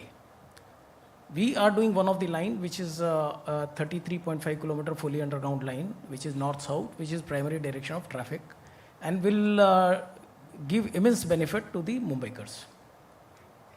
Having said that, sir, the TOD policy, the government of Maharashtra has announced for Pune and Nagpur, but for Mumbai, the development, similar development, is taking place in a little different way. There are massive redevelopment work akin to TOD, like Dharavi development work, the BDD Chaul development work. These development works are taking place, and these developments are taking place close to mass transit system, whether it is a metro line, whether it is a suburban line, and other redevelopment works are also taking place close to railway stations or metro stations. There are policies which are being put in place, sir, to improve the infrastructure, improve the transit infrastructure. But as a company, Mumbai Metro has very limited opportunity because we are not getting much of green field or space to develop ourselves. We have limited opportunities, but Mumbai real estate being very expensive, even that opportunity, those opportunities are very good opportunities for us. Thank you, Gupta ji. So now, last to Vinay, which is a new, I mean, this is the metro, then rail, and now comes to the RRTS. Absolutely new concept. So over to you, Vinay. Thank you very much, sir, for giving this opportunity. So the concept of RRTS and then evolution of NCRTC means you have seen it very closely. It has been done under your patronship. You have supported the project, you have supported the organization all along. So we have very different kind of challenges and opportunities. Means quite different than metros. We are a multi-state project. And as you rightly pointed out at the start itself, that states have to implement. So that means if we have to implement along our corridor the TOD policies, then we have to talk to many states, in our case 4 states. And the first corridor itself, when we started, it is in Delhi, some portion, and primarily it is in Uttar Pradesh. So good part is that in Delhi, out of 4 stations which we are constructing, on 3 have been selected as the transit-oriented development nodes by the Development Authority, which is DDA. And we are supporting efforts of DDA in developing the IZPs. So the first level of bigger planning we are doing, and which is within the ambit and guidelines of Delhi Development Plan 2041. The only issue which we face here is that because this is a new document, never been tested, Even the TOD policy which has been drafted and finalized, there are issues which will create a lot of problem in implementing the actual projects. And we are trying to work with DDA to sort out these issues. In one particular case, our IZP is almost now ready. In 2 other cases, where we don't have much stakes because we don't own the lands, but still we are supporting because we believe that we have to work with the local authorities and the state government in developing the TOD policy and TOD notes. So we are making our best efforts to remove those constraints and come out with 1 or 2 projects which can become kind of landmark and where other organizations can maybe follow and replicate them. Sir, on the other side with the government of UP, we are getting very good support and we are also supporting the efforts of government of UP. We supported in terms of drafting some of the policies, and we are working very closely for the bringing in the amendments in the Development Act of Government of UP. First part of which, sir, recently you approved as the ordinance, and which has come into force, which will help us in bringing the some specific projects for attracting the investment in this particular corridor. So we are working on 2 strategies primarily. Wherever we have less land and like in projects in Delhi, there we are requesting the DDA for giving us more FAR so that we can utilize whatever is the land available with us for getting some money in monetizing whether it is the air rights above our stations or developing whatever is the land available, especially in case of Jangpura TOD node. On UP, sir, means it was also your guidance some time back that we have taken some little extra land at our depot and some of these locations, and in some locations we have got the government land for development. We are working on those areas also. We have developed the master planning. Master planning of that has been done, which is master planning of our areas. But we are supporting the efforts of MDA and GDA, which are these 2 developmental authorities which work with us in the master planning of the total of the district. And so these efforts, when we work together, these are yielding very good results. I am happy to report that even today and tomorrow, large number of officers from DDA, GDA and MDA are attending this particular workshop. And that very clearly shows that all of us now have a common goal. We intend to achieve that. And I'm sure that while traveling on this particular path jointly, we will have some very good projects to showcase in next 2 to 3 years in Delhi as well as in UP, sir. Thank you. So, thank you, Vinay. I think the first 30 minutes has gone with our panelists. So next 15 minutes, let's take the questions and get the answer from the panelists. Last 15 minutes I will take. So we'll close it by say 3:30. So let's take some specific questions, because the discussion which was going on is the challenges in implementation of the transit-oriented development. So the challenges will come only if there is implementation. If there is no implementation, there is no challenges. Like, I mean, there is a life, then there will be challenges. If there is no life, there is no challenges. Matter is over. So, now let us take some questions addressed specifically to some panelists or maybe to all of them. I'll take five questions. Yeah, thank you. Yes, Mr. Suzuki, please. Because of you, I have to do it in English. Otherwise, normally I love doing everything in Hindi. In all forums, I speak only in Hindi. Yeah, next time. Yes, please thank do you. Thank you. Maybe while being here, you can learn a little bit of Hindi. That's our national language. Thank you. Surely next time in Japanese, let's do. Okay. I have very specific questions, gentleman from the Rail Development Authority. Yeah, maybe I was wrong, but when I was sitting with JICA's team yesterday, I've heard that somehow in Delhi or Delhi Metro or other station, but they cannot build above rail the air, the space above the rail.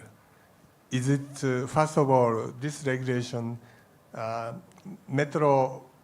Metro cannot build some facility above rail?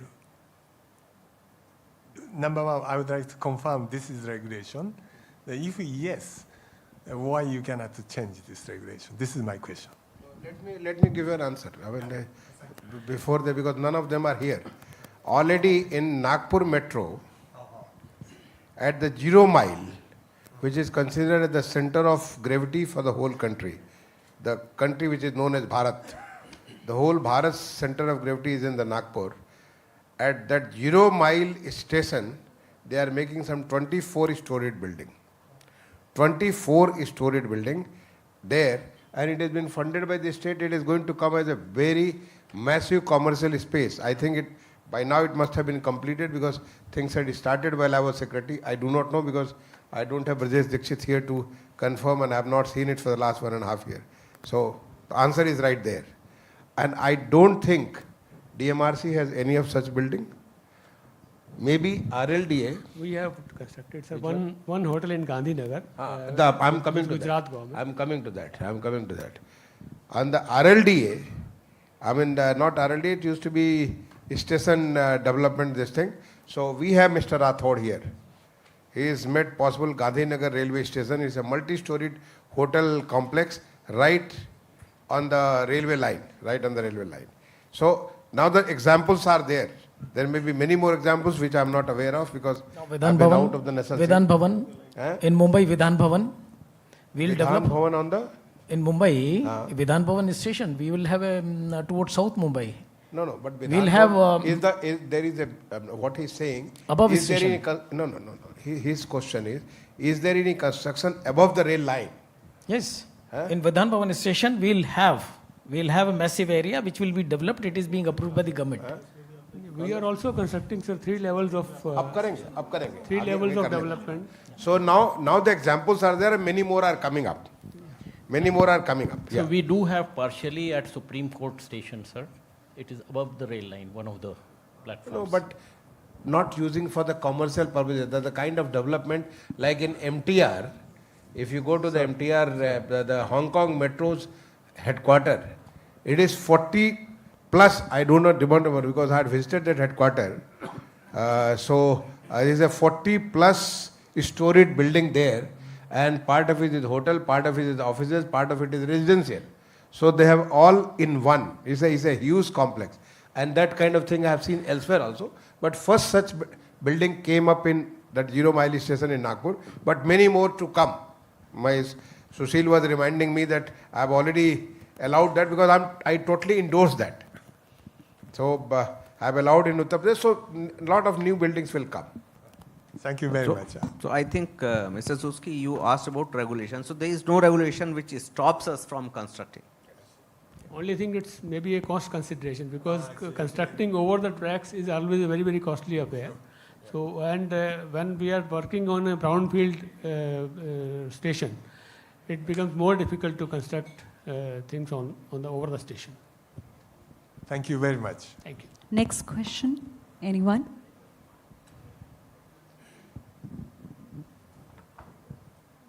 Somebody was raising hand on this side. Yes. May we please have the mic to the lady?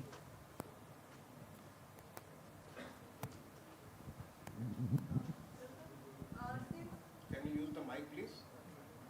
First introduce yourself and then speak.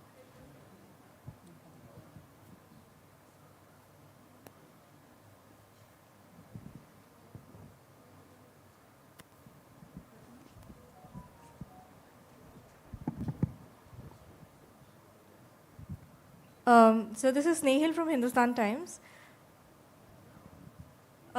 Since we have officials from Delhi as well as UP, we don't have anyone from Noida there.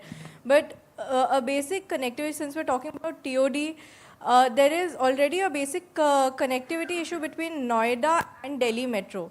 Whereas at most places, if you see even in Gurgaon towards Ghaziabad, the Delhi Metro is seamlessly going in towards further into the city. Within Noida and Delhi Metro, you have to change over. And that problem has existed for over 3 years now. So when is this being connected? Also, when you, RRTS, sir, you said there were issues when it comes to the Delhi TOD policy that you're working on with the DDA to resolve. If you could elaborate a little on what are the issues and what are the resolutions that you're working on? Thank you. Yes, next. Somebody from this side? Yes.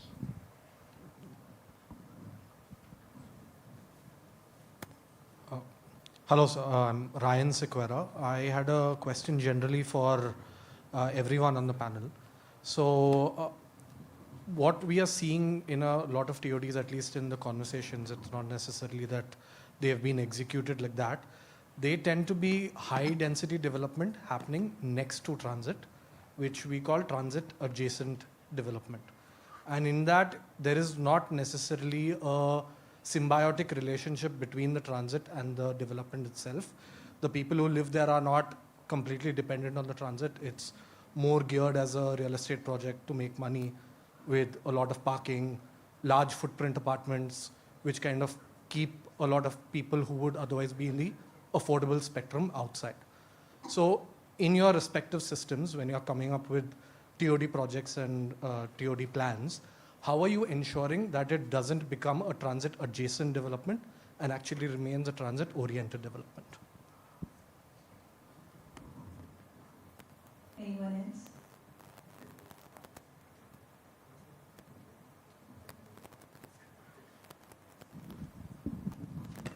Hello, sir. My name is Kamran Naseem. I'm from Arcadis IBI Group. Just a quick question. As we know, Delhi has a different approach to policy, where they will notify TOD nodes, and accordingly the ICPs will be prepared. But in terms of, I'm asking this particularly for the RRTS network of connecting different cities. For Haryana, the whole corridor is being notified. A lot of corridors has been notified. So can we not, we have a national TOD policy, definitely, but can we not have a model TOD policy, particularly for these lines that we have some, like Delhi is notifying only the nodes, Haryana is notified the whole corridor. Can we not have can we have a single model policy where everything within NCR particularly, let's say, is governed by a single institutional mechanism or enabling mechanism which can help implementation of TOD on ground? Thank you. Last question. So, yes, sir, please. Yes, go ahead. My name is Chotani from Institute of Urban Transport. Sir, my question is very simple. TOD policy ministry announced in 2017 were mainly urban centric. But now this RRTS, it is a regional centric and regional growth and all those things. Are you facing any difficulties to follow the same policy or some changes are required in that context? Okay. So now, quickly, the 5 questions are there. We start with you. Okay. So, sir, if you allow, I'll start with the reverse direction. I can start Mr. Chautani's question. So, you know that the TOD policy is state specific, because that, and then I'll come to the other question from that side. So, every state has developed their own TOD policy. Like Delhi, because the local developmental status and constraints are entirely different everywhere. In the availability of infrastructure, the availability of last mile connectivity, those kind of issues are there. So like in some areas in UP require different kind of development than in Delhi. So primarily what we are doing, we are following the developmental policy, the TOD policy of that particular state. I hope, does that clarifies what you asked? Okay. So the other question which came from this side was regarding whether there can be one policy. So number one, I am not the person who should reply to this. I think either sir can reply to that. But primarily, as it was clarified at the start itself, the actual implementation is to be done by the concerned state. So while there is a concept of NCR as the planning stage, but not at the implementation stage. As of today, implementation is being done by the concerned state, whether it is transit issue or the TOD issue, in both the cases, because this is primarily being done by the developmental authorities of that particular state or of that particular jurisdiction. So I hope that clarifies your question. And there was one more question about the issues with the DDA. So there are, see, this policy has come for the first time, and there are very issues which are to be detailed out. So those kind of issues are there which we are sorting out with DDA. Should not be a problem. Thank you. Anybody else would like to add anything?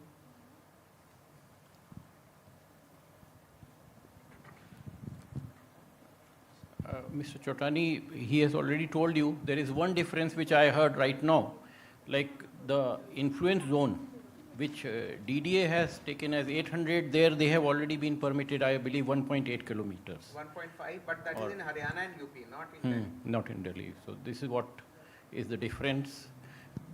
As far as connecting Noida to the NMRC line is concerned, right from the beginning when the stations had come up, in fact, it could not be integrated because already there was a, in fact, plot over there between both the stations, which had already been let out by Noida Authority to a concessionaire who is supposed to develop a commercial center over there. So, in the, in fact, final scenario, it would be a path through that center connecting these two stations. But when we started this, in fact, sir was also there, and he started a system of connecting both of them by electric vehicles. Free electric vehicles are available right now also for passengers to go from one station to another. And once this, now probably that work of that commercial center has started, so maybe within a year and a half, that connectivity will come. Sir, regarding TOD policy, government of UP has been even more liberal. This 500 meter or 800 meter distance center from the metro station is basically derived from a comfortable walking distance, and that is why 800 meters. And UP government has decided, no, we will go even for a higher distance, because if there is a mohalla, colony sector, let the whole sector, whole colony, whole mohalla be covered. Somebody should not say कि भाई मेरा घर तो आ गया, पड़ोसी का घर नहीं आया. So even this has been taken in a positive spirit, and even a bigger bigger area has also been included in TOD policy. Sir, I will respond to the gentleman there.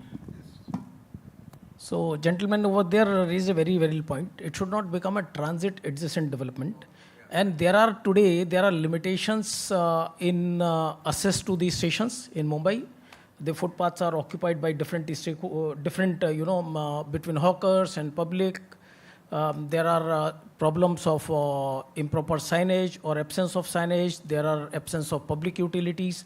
So it's the responsibility of planners to actually make transit development or transit as truly part of transit-oriented development and not adjacent development. I agree with you. I would like to add one thing more, sir. Here, if you see the TOD policy, it says mixed land use development. So it already takes into account that once the planners plan, it will not be a transit adjacent development use, as you said, only. Although TOD is a transit adjacent development, but it is with the mixed use planning, so that a concentrated and conglomerate is there, which has even offices, hospitals, residentials, even you can say parks, everything is there. It is a mix of a concentrated, in fact, such conglomeration near the station. So that policy itself has a guideline for the states to, now they have to prepare a plan according to that. At the same time, we should try to integrate different modes of transport. Means for short travel, if metro is available, then for long travel, it should be very adjacent to the railway station where we can travel for a longer distance. So like in New Delhi, we are giving intermodal connectivity with metro. We are having bus bays right under the station, both sides. About 100 bays are being created just within the station, which otherwise is not available anywhere. Thank you. So now it's time to conclude. And I said I'll take 15 minutes. Exactly, I will left with 15 minutes. So thank you.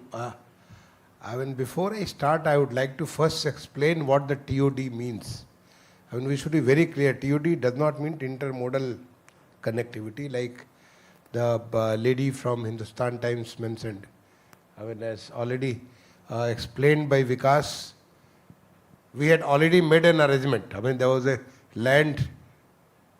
huge piece of land which was to be sold by the Noida authorities. So we made an arrangement that go around the land, and we developed a path where anybody can just walk down with his suitcase or whatever material he has, and he can also take a free cab.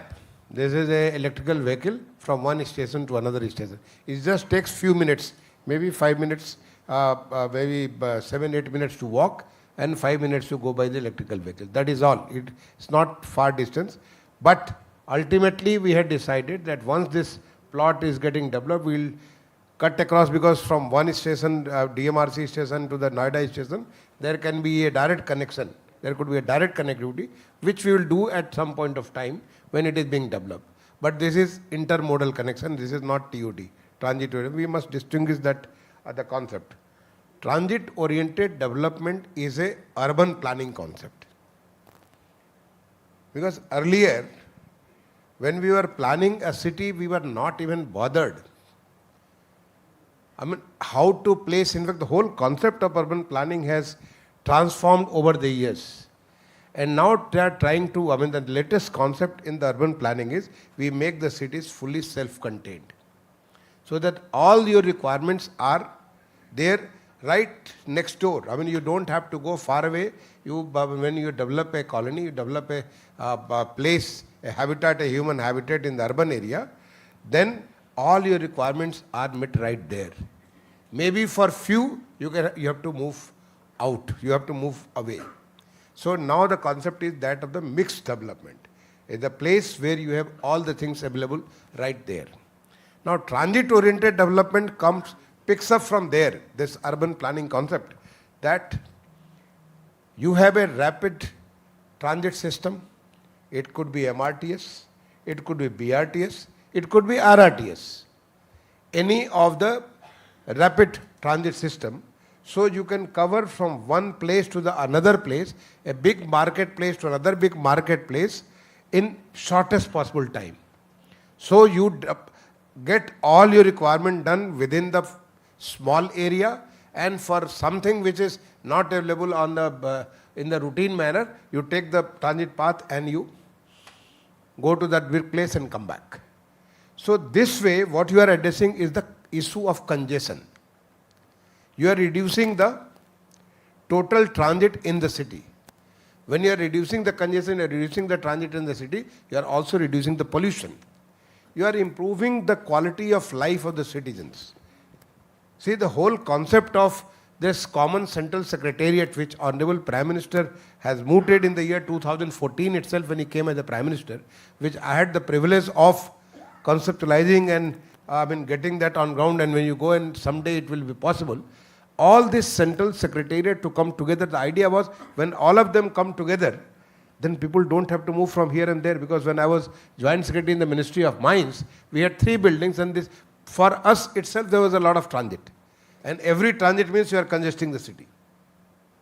So this transit-oriented development, one should be clear, this is an urban planning concept. This is marrying the transit to the planning, urban planning. Now, how this Mr.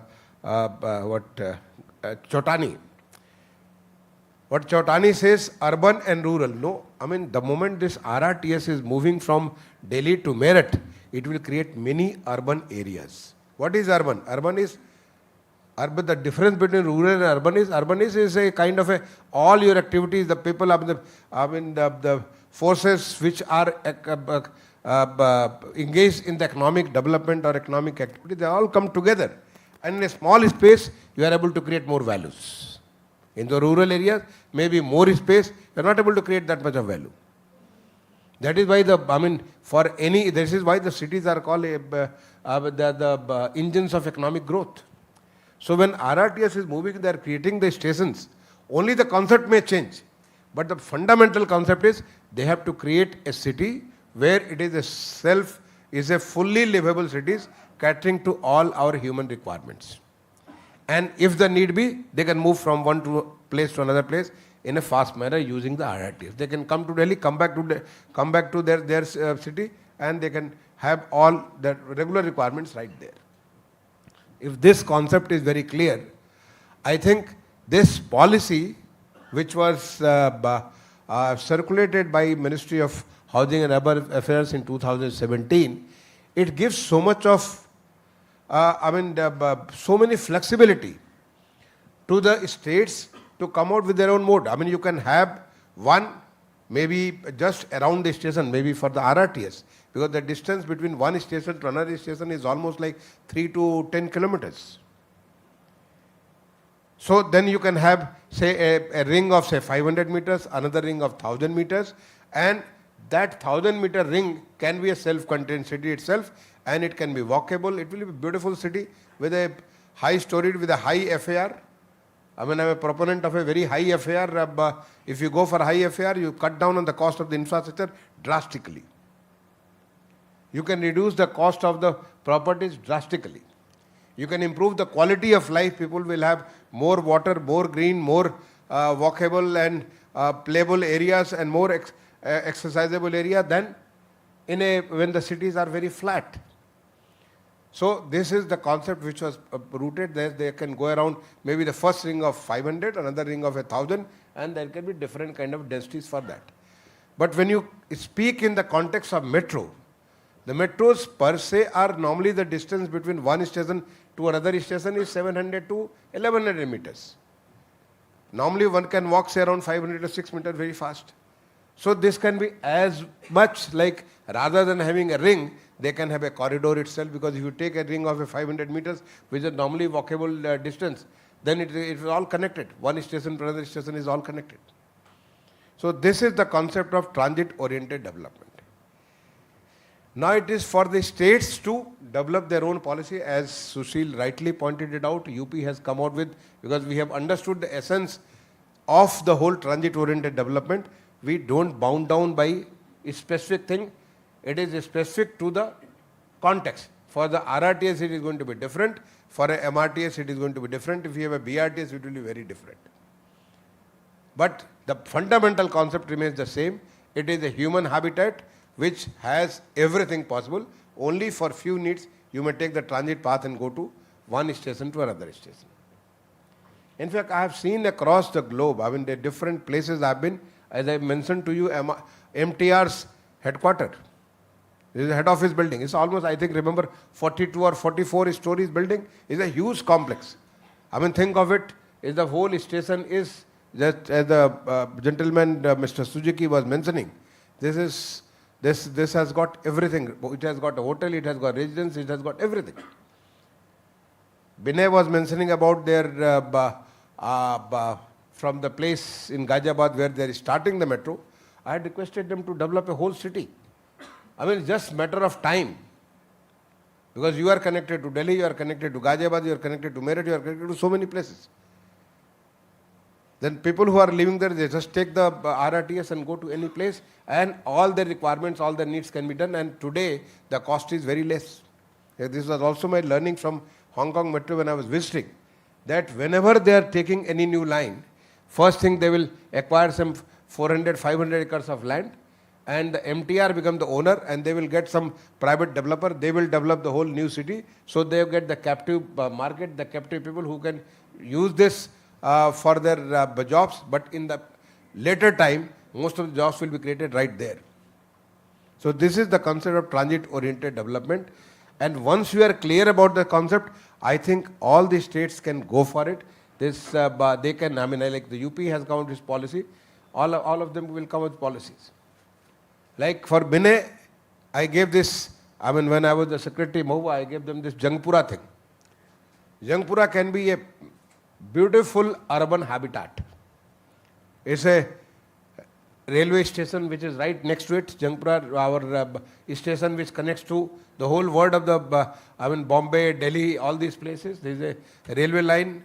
There are Their RRTS line connecting to the UP side and all these places, ultimately it is going to connect to, say, Haryana, it is going to connect to Rajasthan, RRTS, and the metro which connects to the whole of Delhi, because Delhi has got 400 kilometer plus of metro and they are further growing. So it connects to the whole of the western words, it connects to the, UP, Rajasthan, all these places connect. So this is going to be a beautiful habitat, and they can go for very high FAR depending on how much is available. The water, electricity and all these things, these are the limitations. But the urban habitat can be, a very good urban habitat can be planned, the transit-oriented development. And I think this has got for the railways. In fact, now the railways should start thinking of, in Gandhinagar they have come out with a hotel. But hotel is not enough. It is not adequate. If we have a concept of, like there is a metropolis, there is a railpolis. The railway station itself can become a complete city in itself. Earlier we had the railway station and the cities came in a flat manner. The quality of life next to the railway stations is not very good. But now, this country is changing. This is Amrit Kal, the country is completely changing. Like Gandhinagar, like Bhopal, like Lucknow, many stations are changing. They are also thinking of the Delhi station. So while all this change is taking place, they should go in terms of concept of the railpolis, where the whole urban city around this railway station can come up. And for that, you may think that what we'll do, because there's already cities have come. Like us, the cities also grow old. Like us, when we live our life and get into the new new body, and we become young and we start developing the new thing. Is a concept of rebirth. So is the concept of the city, there is a concept of redevelopment. You can get the old city completely transformed into the new city. And this new city will be much more livable city. It will be much more denser city. It will improve the quality of life like anything. More water, more green, more markets, more pleasure, more, whatever you think of which is needed for the human life, a better quality of a school, better hospital facilities, better, think of a thing and that can be right there. But then you have to plan like this and you have to bring people together. You see, that is the challenge. The challenge is because our cities around the stations, they have all grown old, but they don't want to get out of it. So we have to create an example. See, my approach has, in any place, or as a Secretary, Ministry of Housing and Urban Affairs, had been create successes. When you create successes, it will breed more successes. So while I was there as a Secretary, I told there will be a lot of difficulty in getting the private. Why not start with the government? Let the government create that. And today, let me give an example. Any of you who have visited Bhopal city, the smart city of Bhopal has come out with beautiful development in the city of Bhopal. If you had been to, earlier Bhopal and now the new city, smart city which has developed, and their Honorable Chief Minister was so much progressive and he had thought of what is going to come up in the future. He gave all these things to the smart city and the smart city has come up with a beautiful development. All old building has gone like our, you have seen East Kidwai Nagar, where, or maybe New Motiba Colony, all this new development, redevelopment is the new concept. So when you go for the redevelopment, so in these notes, in these, when you get that space earmarked, don't think that unless and until we have the 100%, we can't go for it. Create successes. That was the challenge. In which this is why I told Binay when I've given already approved as a secretary, urban secretary, that Jangpura, let this be developed by you. It was very easy. It used to be one of our corporations, the land was given to you, you can develop it and showcase to the people that this is the difference, how a good quality life can come around the MRTS or RRTS or BRTS, which has happened outside. So once we start seeing, seeing is believing. Like Mr. Suzuki mentioned about the development above the rail line. Yes, government of Maharashtra was very progressive in sanctioning this 24-story building on the what is called? Zero mile. And so now many other have started working on it. You can see the possibility. I don't agree to Ved Prakash ji that it is very costly. No, it is not costly. It is much cheaper. You will bring down the cost. These are these things, we already have a lot of notions. When you have to think big, and this is the right time. What Honorable Prime Minister says, abhi samay hai aur sahi samay hai. This is the right time now. This is the time when we need to do it now. You can't do it, if you don't do it now, you can't do it later. Yahi samay hai, sahi samay hai. This is the time and this is the right time. So when you think like this, create successes, because this is a new concept. You will develop a lot of resources out of it. In fact, this transit-oriented development can bring, as Sushil was mentioning, that we had developed in the Ministry of Housing and Urban Affairs the concept of land value capture.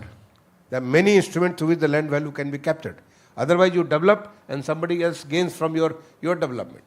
So can you do this land value capture to one of the 9 different instruments are there? Can you capture that and get that money to the urban transport, which will help them in sustaining, to give them a sustainable life?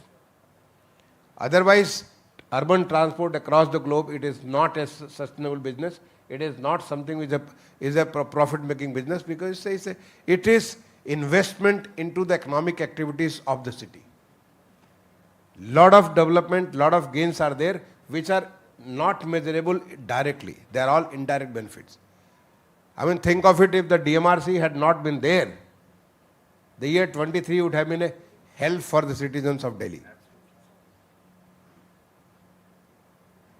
DMRC is a great relief to the city of Delhi, and that is why you are able to do a lot of things. Otherwise, I remember when I was, in 90s we used to go to Bangkok. It was such a difficult time to move even 1 kilometer. So DMRC has given us that relief, and DMRC need to grow. Like word over the metros or BRTS or RRTS, they need to grow. And develop cities around this, because the human population is growing. They need, and today they are not very happy with whatever they get. They are happy only with, they are now aspirational. And now this is Amrit Kal. Indians are more aspirational than any part of the world. We expect very big, better quality of life. But one warning, while you are developing this TOD, please be mindful of it, that it has to be developed in the TOD ways. You just can't have the bungalows in the transit-oriented development area. You can't have the luxury of 500 and 600 square meters area.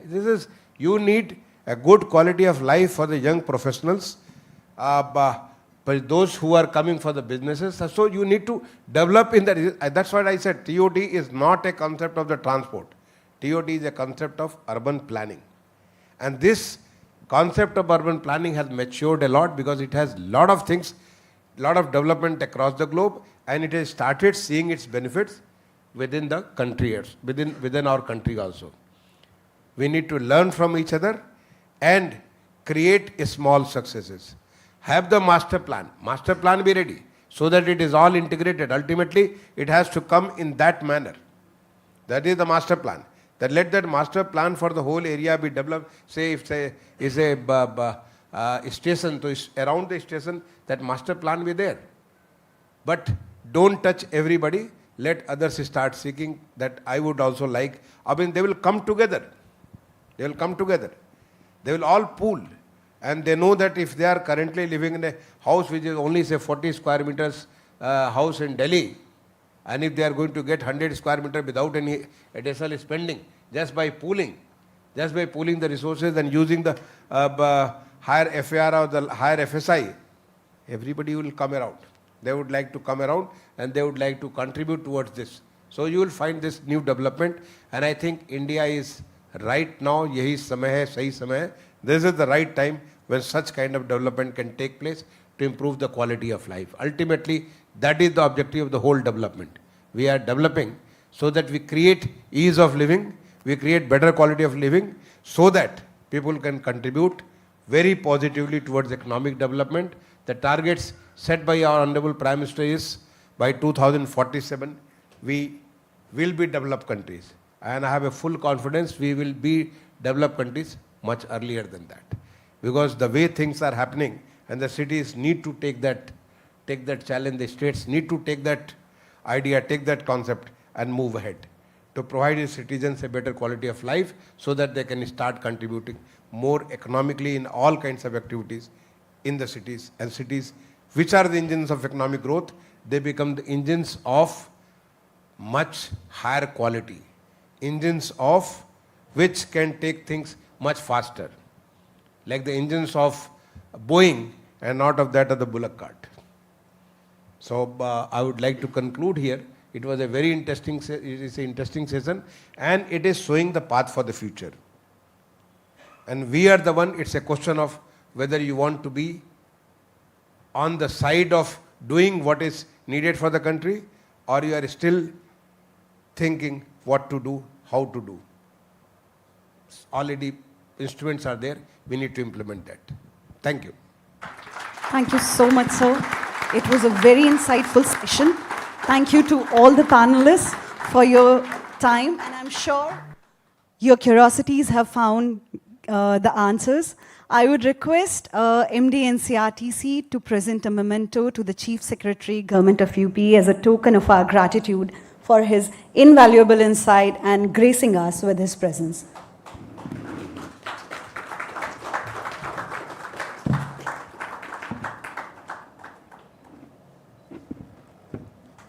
Thank you, sir, for taking out your time.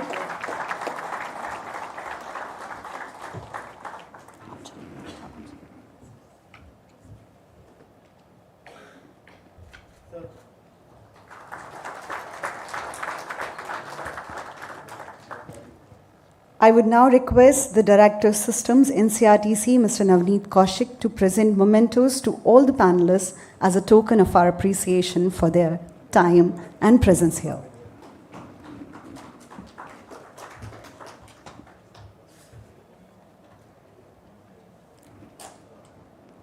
Mr. Ved Prakash Dudeja ji, Vice Chairman, RLDA.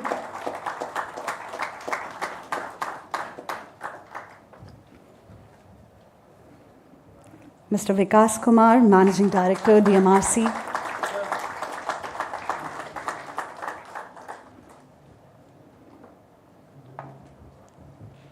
Mr. Vinay Kumar Singh, Managing Director, NCRTC.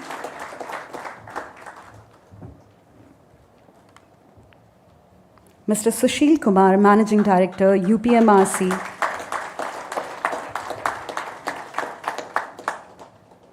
Mr. S.K. Gupta, Director Projects, MMRCL,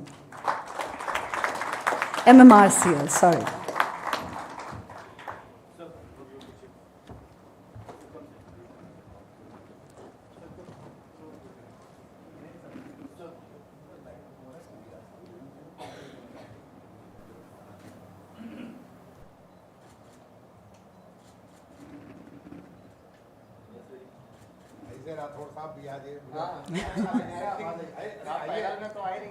आप मेरे साथ आ जाओ, आ जाओ, आ जाओ। आइए, मेरे साथ आइए, प्लीज कम। प्लीज इधर ड्राइव। नहीं वो इधर आइए। क्या बात?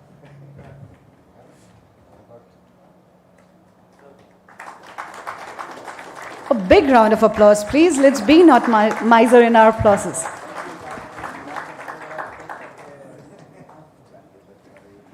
Thank you so much.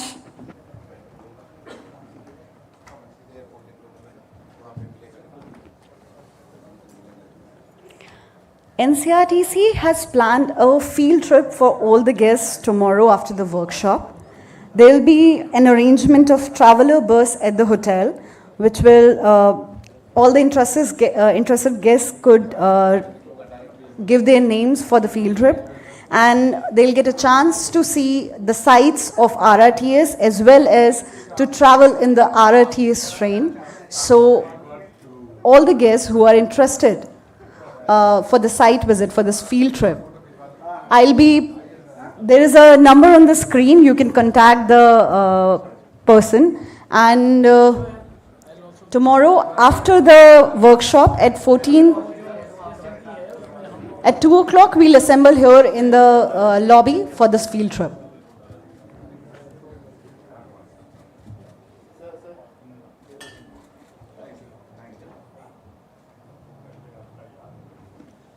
The schedule of the field trip is given on the screen.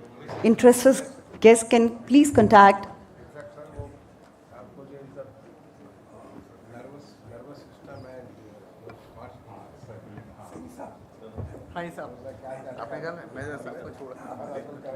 Thank you very much.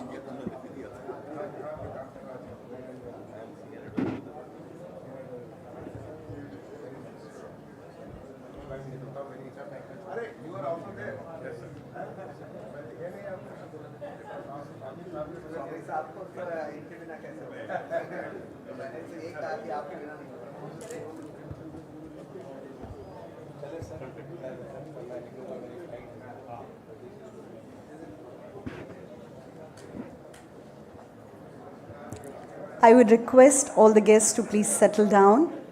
We are continuing with our proceedings.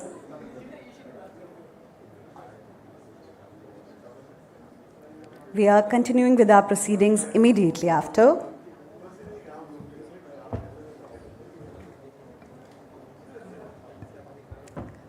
We are now heading towards the second panel discussion of the day, where we would deliberate on the technical perspective on challenges in TOD implementation in states. I would now invite and request all the panelists to please take a seat on the dais. Mr. Abhishek Pandey, Vice Chairman, Meerut Development Authority. So, please take a seat on the dais. Mr. P.P. Singh, Chief Town and Country Planner, Government of Haryana. Mr. Jagmohan Singh, Chief Regional Planner, NCRPB. Mr. Jignesh Mehta, Professor of Urban Planning, CEPT, Ahmedabad. Mr. Harpal Dave, Additional Chief Town Planner, Government of Gujarat. All the guests are requested to please take their seats on the dais. I would also request Mr. Mukut Sharma, our moderator for this panel discussion, to join our panelists on the dais. Mr. Mukut Sharma is a project development professional with over 30 years of experience in the planning and implementation of urban sector infrastructure projects. His recent experience relates to the implementation of transit-oriented development and value capture financing at NCRTC, where he currently works as a chief TOD expert. So, welcome to the dais, and the stage is all yours.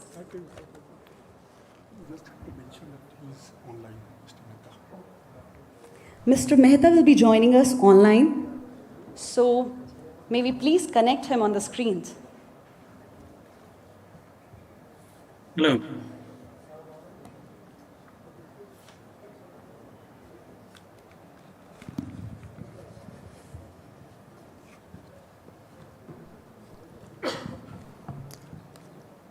Thank you, Aparna.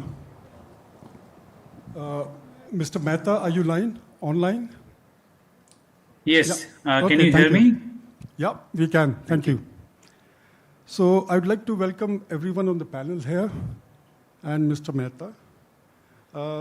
We have a very interesting group of people here, primarily the people who are involved in one way or the other with the planning aspects, planning on ground. And these people represent various states, various organizations which are involved in the planning. We have chosen some specific states here, the states that are making some headway in respect of TOD. There are others as well, but we said, let us at least start with this showcase some of the states that have made some headway. As someone said earlier in the day, our urban development framework in our country, it varies substantially from one state to the other. The nature, the modality in which we do the urban development varies. And therefore, the transit-oriented development guidelines which the Government of India has come up with, they have been adopted differently by the various states. And that is why our TOD policies look very different. So interestingly, we have got people here who have been involved in developing the TOD policy in the states, all based on the national guidelines. But the way we look at them today, they look very different. So I think what we'll try to do is to try and understand how this has happened. I thought we'd structure the presentation, the panel discussion in such a way that each of the participants can spend about 2 to 3 minutes kind of explaining what is happening in respect of TOD in their states broadly. We can then talk about the challenges, and then towards the end, we can, for each of the participants, if we can come up with 1 or 2 recommendations that we would think would help us move forward in the TOD area. So I think that is how we wanted to do it. I will kind of call out each of the participants to the panel. We have, besides the general discussion on how TOD is happening in the state, we have just kind of also identified a couple of specific issues that we would like them to talk about. So that would also be, I would like to specify right in the beginning. I would like to start with you, Mr. Singh, Mr. P.P. Singh. And because Haryana is the state which came up with the TOD policy in 2016, you have had, we see that you have had to do a lot of amendments to the policy over this time. Obviously, all of these amendments adding some value to what the policy looks like today. So I would like you to, when talking about Haryana and the TOD work you are doing there, I would like you to talk about that as well. Over to you, Mr. Singh. Thank you, sir. Basically, as we all know, we have been told that the Government of India came up with its TOD policy in 2017. But before that, during 2015, they came up with a draft of TOD policy, which they wanted all the states to adopt. And it was based on that draft of TOD policy circulated by the Government of Haryana, which was considered which was circulated by the Government of India, which was considered by the state for adoption. And again, a draft policy by the state came up in 15, and the final policy was in 16. So even till now, even though 7 years have passed, it's still early days. We are still learning. There is still not many TOD projects because there are very few metro lines, as we all know, one extending to Gurgaon from Delhi, one from Delhi to Faridabad, and the third one from Delhi to Bahadurgarh. In Bahadurgarh, we haven't had any TOD project till now. Faridabad, just one. Most of them are in Gurgaon, 16, 17 of them. And even there, the way the policy is structured and the way the policy from Government of India envisaged, it's not just the existing metro corridors, it is also about the proposed metro corridors. So in the master plan itself, the plan identifies proposed metro corridors, and even along those, I mean, the TOD influence zones are defined, and people can come up with TOD projects even there. So while 50% of these projects would have come up in the existing metro corridors, 50% is in the proposed metro corridor, where even till date, we don't have any visibility of when an actual MRT project would be coming up. But how it helps is, since just to give you a ballpark figure, in case a commercial, all projects are mixed land use, but predominantly commercial, where only up to 30% group housing can come up. There, in case a project comes up in Gurgaon, then they have to pay close to 24 crores per acre as fees and charges to the government. So eventually that helps build up revenues for the government to finance the existing projects which are coming up, because eventually the entire thing has to be borne by the government. Though we would like that eventually at some stage, HMRTC, which is Haryana Metro Rail Transport Corporation, like DMRC, which has taken up debt and then executed the projects, HMRTC is still not gone on that mode, and someday I believe they would come up with that.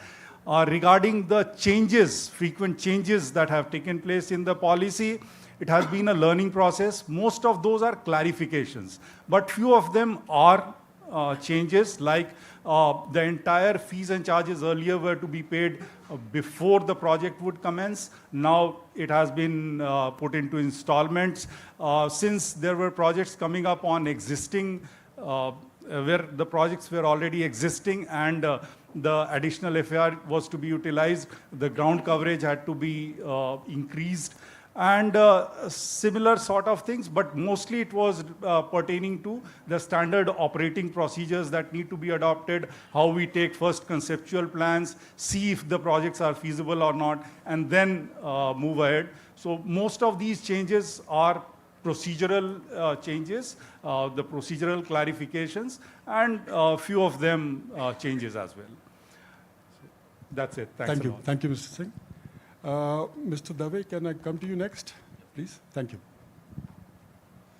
So in Gujarat particularly, we don't have a policy for TOD per se, but we have the provision for high density development along the mass transit corridor, that is primarily BRT, and the upcoming metro corridor in the Ahmedabad, BRT in Surat as well. So as a part of the common development cultural regulation of the state, what we call CGDCR, we have FSI of 4, which is permissible along the this mass transit corridor, and that is how we are implementing TOD. In the state, we have a provision for a legal provision for preparation of local area plans. That is essentially a micro planning scheme, just TP scheme, as in the first session also it was mentioned. It's like a land readjustment scheme, which is for the greenfield areas. LAP or local area plan is for the brownfield areas. So along the TOD corridor, where you require infrastructure upgradation, creation of more pedestrian areas, and other redevelopment, so we use LAP as a tool. And along the BRT corridor, we have a series of LAP which have been prepared contiguous one after the other. That is the mode of implementation for us. This is as far as the urban areas are concerned. Interestingly, in the state of Gujarat and Maharashtra, we have a new project coming up. There is a Mumbai-Ahmedabad high-speed railway, which is in a way a cousin of the NCRTC, one can say. This is, I think, 180 km/h speed, and the high-speed railway is 320 km/h speed, which connects the city of Mumbai to Ahmedabad. And along this, we have 12 stations, 4 in the state of Maharashtra, 8 in the state of Gujarat. 3 of them in Gujarat are brownfield, and 5 are greenfield. So along these stations also, we are now preparing station area development plans, which are quite, and we are taking technical assistance from JICA, Japan, and we're trying to replicate or trying to adapt the learning from that country, how to create pedestrian movements around the station area, maybe for a radius of 1 kilometer to 1.5 kilometer. What sort of land uses are conducive? What part of that should be commercial? How much should be hotels and other research areas, or maybe residential areas as well? So that is an opportunity that we are now looking forward to. Here we have an opportunity of developing 5 new greenfield station areas. And this is essentially a transit-oriented development, but in a greenfield zone, which is not a very common opportunity to get in many of the cities. So that exercise we are just initiating now, and the project would last for about 4 to 5 years for the planning phase only, and then the implementation would begin. So that is as far as, but yeah, as a state, we do not have a TOD policy. We do have as a part of the development control regulations, and as a part of the master plan, we do implement them. We plan them at the macro level. The corridors are delineated at a macro level, and the implementation is done at the micro level by using local area plan as a mechanism. Thank you. Thank you. Thank you, Mr. Dave. I think I'll come back to you later, Mr. Mehta, to conclude. Otherwise, it might be a repetition, bit of a repetition. So I'll go to Mr. Pandey next. He will help us understand what is happening in UP. Thank you. So I'm basically representing the Meerut Development Authority. I am an urban administrator, and I would use this opportunity to act as a sort of pitch to attract the attention of your sponsors, Asian Development Bank and the World Development Bank. I'll use this opportunity to sort of pitch them as how Meerut is very sweetly poised, has a tremendous opportunity to decongest Delhi. A snapshot of the draft master plan for Meerut 2031, which is in preparation. I think it would take maximum 2 months before the master plan is finalized. Kind of gives you a very decent idea about how the TOD policy in state has evolved. Our master plan identifies around 8 influence zones, 2 special development areas, which together span around 3,300 hectares of urbanizable area in the city. The master plan introduces you to almost all elements of the TOD policy. We have corridor influence zones, basically influence zones which run parallel to a transit point, in our case, the metro. We have radial influence zones, basically influence zones which emanate radially from the transit point, in this case the transit point being the station for rapid rail.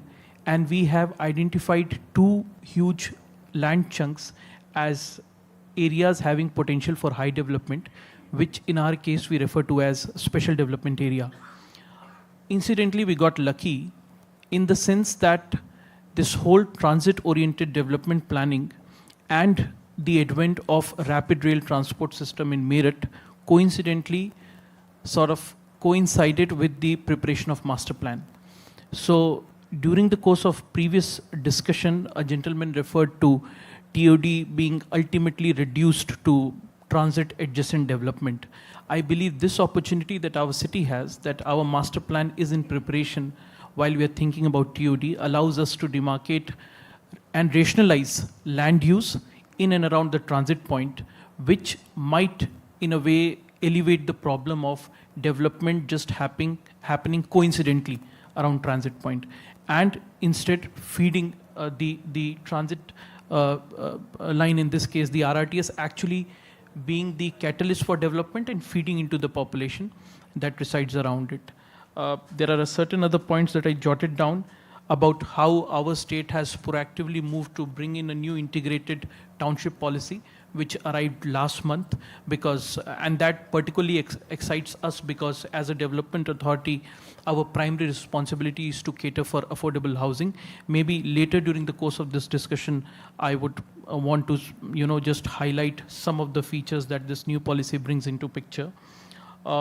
We also have, the high impact zone, the high potential zone that we talked about, the special development area that we have marked. I guess in the entire stretch of this rapid rail transport system, we do not have that sort of a land bank available either in Delhi or in Ghaziabad. Mukherjee, you might want to support me on that. So I guess that is one greenfield area where we believe we can create the sort of model that my boss just talked about, the kind of model that India can display as a success of TOD story. The main challenge for us, the primary challenge for us is how how do we as an authority, wherein we do not have really deep pockets, get our hands onto that parcel of land? That is around 288 hectares of land. Gujarat has experimented with land procurement in the sense that it has procured land on the basis of forward development agreements.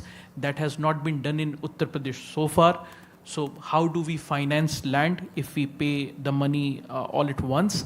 Or how do we convince the other stakeholders to enter into an agreement with us? That is the sort of engagement that we are currently, going through at the field. Maybe I'll talk about it in detail during the later course. Thank you. Thank you, Mr. Pandey. I'll come to you next. To you, Mr. Jagmohan, next. You represent NCRPB, and that basically includes all the our areas, the areas that we are talking about, especially in the context of the RRTS project. As NCRPB, you are responsible for preparing the regional plan for the NCR, as well as the functional plans. So I would like to understand from you as to how the aspect of, transit-oriented development is being thought of when looking at the regional plan. I mean, is there something which is being considered at the regional plan and then being kind of followed into or dictated into the master plans for the development authorities? How does it work? Thank you. Thank you. I would like to tell you that I had a chance to prepare the TOD policy of Uttarakhand. While I was preparing that policy document, I have to refer the various documents which are there in Delhi. I referred the TOD policy of Haryana. Then I studied how the Gujarat is doing, because the TOD policy of Uttarakhand is totally different than the other policies. And many people have raised question that can we have a unified TOD policy for the UP or for the RRTS? It cannot be. The reasons are different. But the one thing which I have not heard from the morning, that the TOD policy is not about higher FAR. It's not that. Its TOD policy is about achieving the 12 major principles of the TOD policy, which are there in the National TOD Policy 2017. Then there are six or nine supporting tools which are there in the TOD policy, which have to be utilized while we frame the overall policy of the state. Haryana is right in their part when they are preparing their policy. Delhi is preparing their policy according to their conditions, because it's under the state. But as far as the National Capital Region Planning Board is concerned, I would like to inform you all that it was NCRPB which formulated or proposed the NCRTC in the initial stage in 2009 and I think 11 or 13. So yes, we do talk about TOD policy in our regional plan and in our functional plans. We do that, yeah. And we raise those issues when we have the course meeting on the monthly basis. Thank you. Please. If you could just allow me, because I come from the field, and how less understood is the TOD policy. I would just like to illustrate an example. So the process of master plan preparation in any typical Indian town is basically you publish a draft master plan and obtain objections from the public in large. Then you resolve those objections and then publish the final master plan for approval, and then it goes to the bureaucratic hurdle. In our case, what happened was that we prepared the master plan for city, put it up for objections. We received around 582 objections. So these are a decent number of objections, and these were objections related to land use change, and people were arguing about why did my land go into green and how come theirs is in residential, that sort of objection. So we had a healthy discussion because people were actually aware that land use sort of decides the market rate for their land. Then the government came up with the TOD policy. And we were asked to demarcate the influence zones and the SDAs in our master plan and put up this draft master plan for wider public objections. We invited objections for the same length of time as we had invited the first time around, and this time we received only 29 objections. So that goes on to show the kind of, this is a failure on our part as well, because we have not been able to actually talk about the value capture, the potential of value capture that comes along with TOD, and that is how less people in a tier 2 Indian city actually understand or realize the importance of TOD. I think that was well said, Mr. Pandey. I will go to you, Mr. Mehta, next. Thank you, Mr. Mukut. And can I share some slides? Will it be visible on the screen? We can try. Okay. Yeah.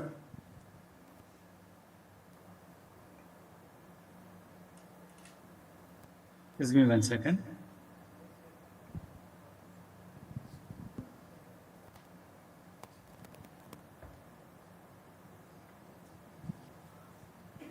Is it visible on the screen? Yes, it is. Okay. And am I audible? Is that his slide? I think, Okay. that's the background slide. I'm just flipping the slide if it is visible. Yeah, now we can see Okay. it. Yeah. Okay. Okay. All right. So I'm just going to quickly talk about the system that Mr. Harpal also talked about in Gujarat. And probably also it will help answer some of the questions that we have been also discussing and debating. So, in Gujarat, I think as Mr. Harpal said, we don't have the TOD policy per se, but our first TOD planning that happened, that was integrated with the master plan, with the development plan of Ahmedabad in 2011. So when we prepared the development plan 2021, that is a horizon year, and now it is in the process of being reviewed and revised. That was the first plan where we actually incorporated the TOD. And the TOD is now happening at basically 2 levels. One is at the development plan level, and the other one is at the master plan level. So if you look at the development plan level, I believe the map is visible. The development plan has this map, and if you can see, there are those blue overlay zones. And those blue overlay zones are the ones which are the TOD zones. I will zoom into them as well. This is a 3D view of that master plan. And as you can see, all the BRTS corridors and all the metro corridors are identified as TOZ. Now, of course, the TOZ is both a BRTS and metro, and there is certain length. Essentially, we are talking about approximately 15 square kilometers of TOD area along metro corridors in phase 1, and along BRTS corridors is about 38 square kilometers. And if you see the way it is implemented, it's kind of 2-layered system. So one is through local area plans, and majority of our TOD corridors currently are within the developed zones, developed areas. So that's how it looks on ground. This is one part of the development plan. And what our authority, the Ahmedabad Urban Development Authority, has done is identified multiple local area plans along the BRTS and metro corridors, for which the local area plans are prepared. And essentially the concept is to improve the street network along with the development, along with the built form, along these corridors. So if you zoom into, for example, one small block, essentially what we are talking about is through incentivized redevelopment, adding new streets which will connect with the metro, and also incentivizing the redevelopment. And when the redevelopment happens, you take the land on ground for the streets. And that's how the street network gradually is improved. Also in terms of value capture, the additional FAR that is given is chargeable FAR, and that essentially is to be supposed to be paying for the infrastructure improvements. Also, the urban design guidelines and urban design regulations about build to line and arcades are put in place. So arcades are generally supposed to come up along the CBD TOD. Also, the public area improvement in short term is supposed to come. So that's the kind of concept of LAP. Very briefly, I just explained. Also, subsequently, the GDPOD Act was revised and new section 76A was inserted for enabling the TOD. And subsequently, the development that has happened along this TOD are now looking like this. So there are a lot of redevelopments happening along the TOD network. And in terms of town planning schemes, now this is where currently our metro is not expanding into the greenfield areas, except now in phase 2 of metro, which is extending to Gandhinagar. And as you can see on the map, the lower part, where my box is where I'm going to zoom in, where originally there was all greenfield area. Now slowly the development is happening, but it is in a planned manner, so as Mr. Harpal said, through town planning schemes. So this is the area for which the town planning schemes were prepared. And you can see the land reconstitution. Also in the morning we heard from the speaker from Japan. And that's the similar land reconstitution mechanism. And now this is where you can see various, the overall street grid network as well as public areas, public plots are identified. And subsequently the development happens on ground. So now this is where through the TP scheme approach, you are able to take the right of ways for metro and connecting street grid network. Now, in this case, actually, it was slightly different. The sequence was slightly different. The TP scheme was done earlier, but that allowed that right of way to be there and on which then the metro was placed. But as Mr. Harpal also mentioned, in case of high-speed rail in Surat, Bharuch, other greenfield areas, the TP schemes are specifically prepared for the high-speed rail. So they are supposed to be the TOD TP schemes. So these are the kind of examples that I have, and this is how ultimately the whole area is developed, both in some terms of institutional and in terms of residential. So this is where I stop my presentation and we can move forward. Thank you, Mr. Mehta.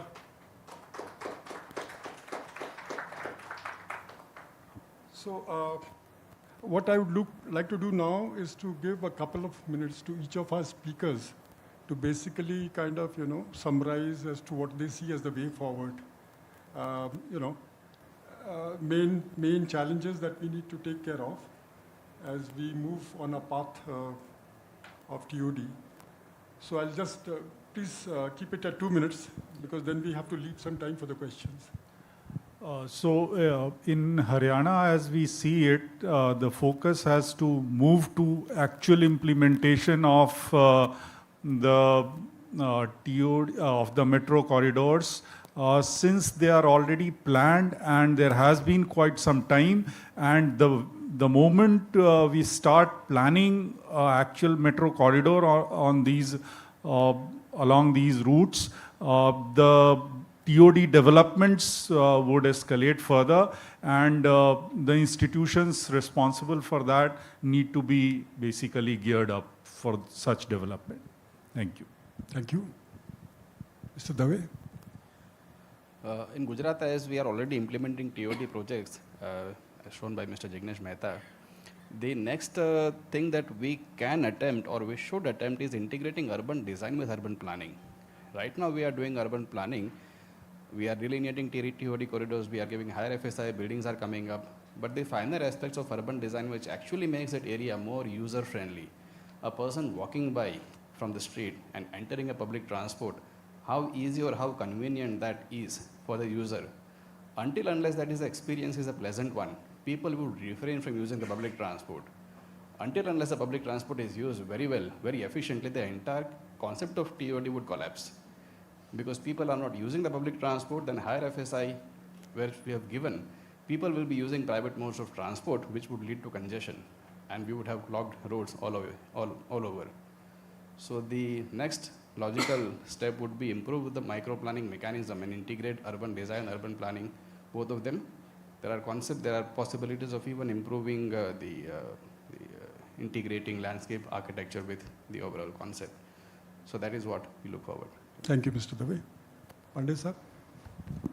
Well, I see just one challenge. We need to acquire 288 hectares of land. We need the money for it.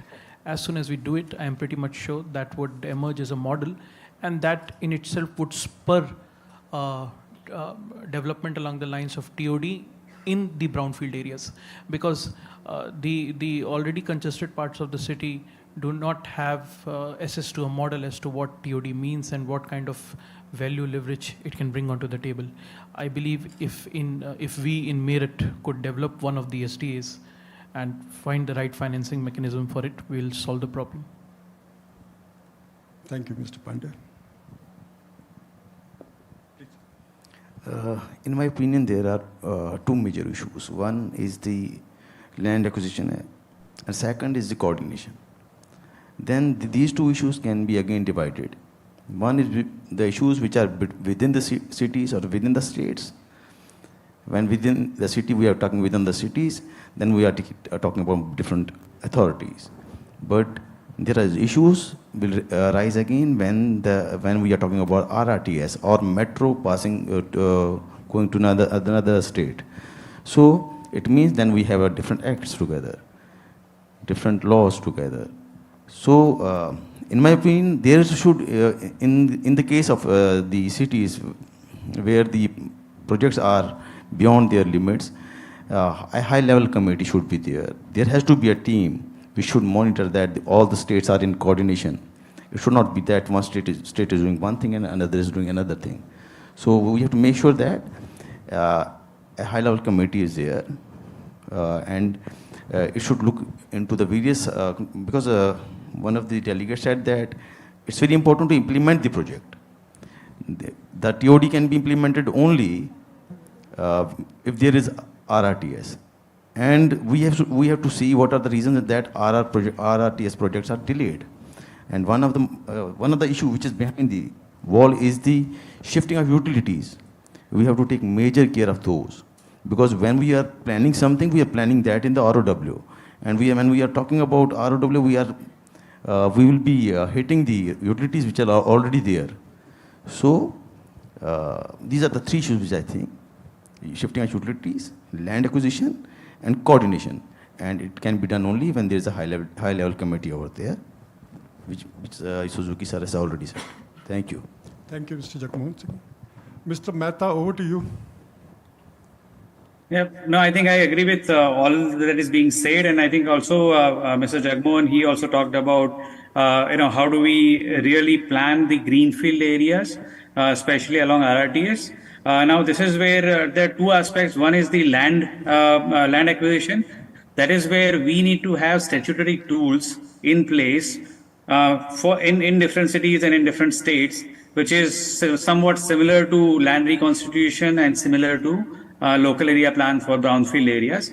And when we talk about local area plan for brownfield areas is specifically a bigger challenge, because most of our metros that are coming are in the existing developed areas. So now we have to always think that it's always going to be a long-term process, and therefore for local area plans, we need to think about short-term as well as long-term. Just two things. When we talk about short-term planning, that means improving the existing public domain. And then when we talk about long-term, that is when we are talking about incentive-based redevelopment and adding new streets or widening some existing streets and adding the pedestrian network. So these are some thoughts that I have in my mind. Thank you, Mr. Mehta. I think we have some time for a few questions. A few questions. Okay. Anyone? Maybe please have mic for.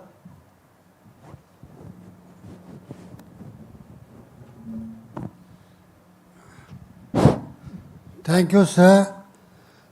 I will just continue what officer from Meerut has said, because I personally feel this TOD concept so far is being taken up by either Metro Authority or BRTS and all those things. That is okay. But sir, if you identify the influence area of 150 meter or 1.5 kilometer in case of RRTS, then you will have a Khasra map, then you will have an area. He is right in his point, that when they advertised the process, they got only 29 objections. When you ask for the master plan objection, you get in thousands and thousands, because there I am concerned what is the fate of my land. In case of this thing, I should also be clear what is the scope for me to develop. So I think so far we have been discussing this TOD as a concept, as a policy. Its implementation part has to be discussed in detail. As far as town planning scheme and local area scheme, they are well established as far as in Gujarat is concerned. There is no problem. It is a part of the Town Planning Act. But this has to be made a part of certain act. As in Haryana, they have ordinance, they have 30% mixed land use or something like this. So the common man whose land is falling in the influence zone should be clearly aware what is the fate of his land. Because so far in case of Delhi, I know very well, whenever they increase the FAR, a common man comes to know he can go up to 17 meter, he can go up to 20 meter. So that type of awareness has to be created if you want to implement this particular concept successfully along the transit corridor. That is my submission. I'll just add to what the gentleman said, sir. Sir, I believe that one legislation from the last decade, which is very well understood by masses, whether it be urban or rural, in small towns as well, is that if government acquires your land, you get 4 times the value. All our planning agencies, the intellectuals who are associated with TOD, in spite of whatever difficulty it be, because it is dynamic planning, you cannot really get into the business of price speculation. But somewhere or the other, we would have to promise that sort of, a reward to the person who is giving up his land for the development of TOD policy. That your land is valued Y today, 10 years from now, if you let this happen, it would be X times Y. I think that needs to be crystallized, which has not happened yet. It's too complicated. The person on the ground finds it really difficult to even understand FAR. Yeah, I'm Anshika. I serve Niti Aayog as Urban Development Specialist. So my question is, higher FAR may not translate directly into higher densities. And at the same time, it might not also reduce the car densities. So the states which are trying to implement the TOD policy as of now, is there any strategy to preempt this happening? So whenever we are implementing the TOD policy, as a normal group housing project, if the FAR is 175 and in the TOD zone, if in the intense zone, he gets 3.5. Similarly, the density also increases from 300 persons per acre to 600 persons per acre, and there is a stipulation of variation of just plus minus 10%. So it can't go below 540 persons per acre, and it can go up to 660.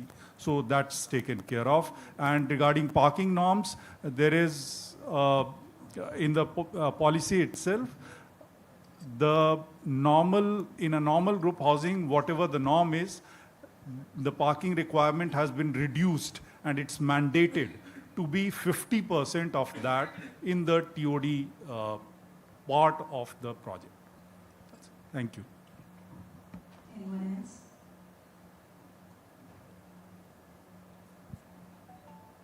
I think we are good to wrap up the session, sir. Thank you. Thank you, everyone. Thank you. Thank you so much to all the panelists and our moderator. It was a very insightful session. I would request Director Systems, NCRTC, Mr. Navneet Kaushikji, to please present a memento to our esteemed guests for their invaluable time as a token of our appreciation.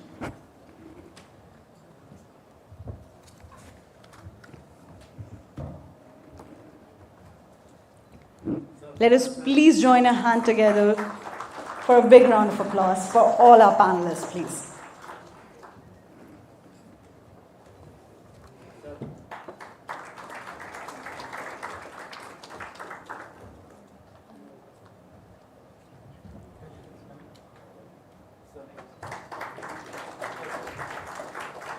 तालियों की आवाज़ काफ़ी धीरे हो गई है.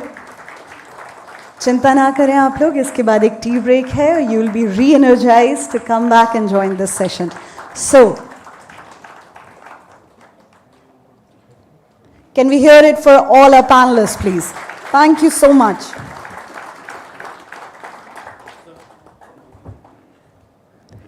We would now break for tea and assemble back at 4:45. Thank you so much, everyone.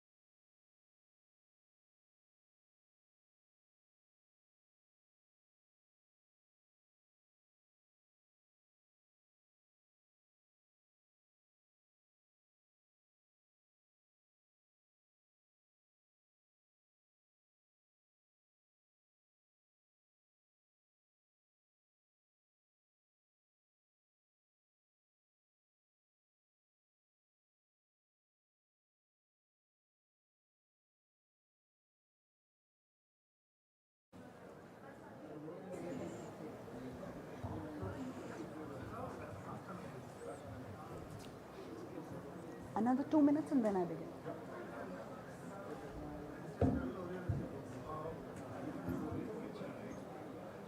हाँ, okay. मैं यहीं से बोल देती हूँ. Siren is there, ना?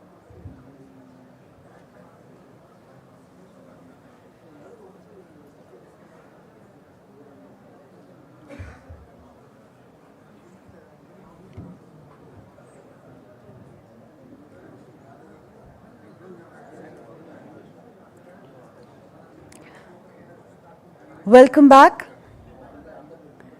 We hope you had a good tea break and you are re-energized and rejuvenated for the next session. Now we continue with our next session, which features very interesting presentations by some of the leading industry experts. I would now like to request Mr. Richard Dicani, Global Cities Planning and Design Leader, Arab, to share his presentation on experiences in TOD implementation in London, United Kingdom. Mr. Kani will join us through video conferencing. Richard is the Arab Global Planning Leader and a recognized senior leader of city planning and transportation with a strong track record of strategic thinking and delivery with in-depth knowledge of the transport planning issues facing cities and city regions.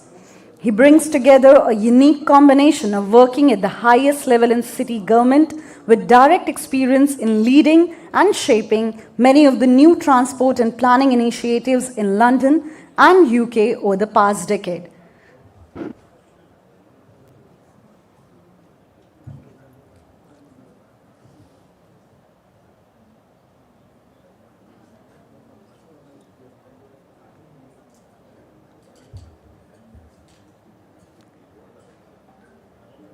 Mr. Kani is joining us through video conferencing. Mr. Kani, the stage is all yours.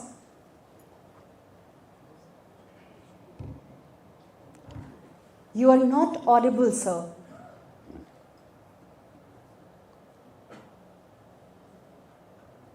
Okay, good afternoon. Is that better? Yeah, it is perfectly fine. Perfect. Thank you very much. Good afternoon, everyone. Thank you very much for having me today. And I'm sorry I can't be with you there in person, but thank you for the opportunity.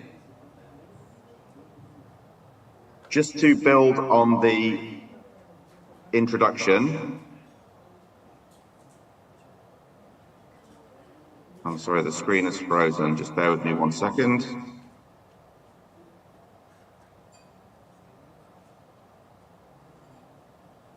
So just in terms of my background, I'm an urban planner and transportation planner by background and have spent 18 years working in the Transport Authority in London, where I was responsible for developing the long-term transport plan and delivery of strategy.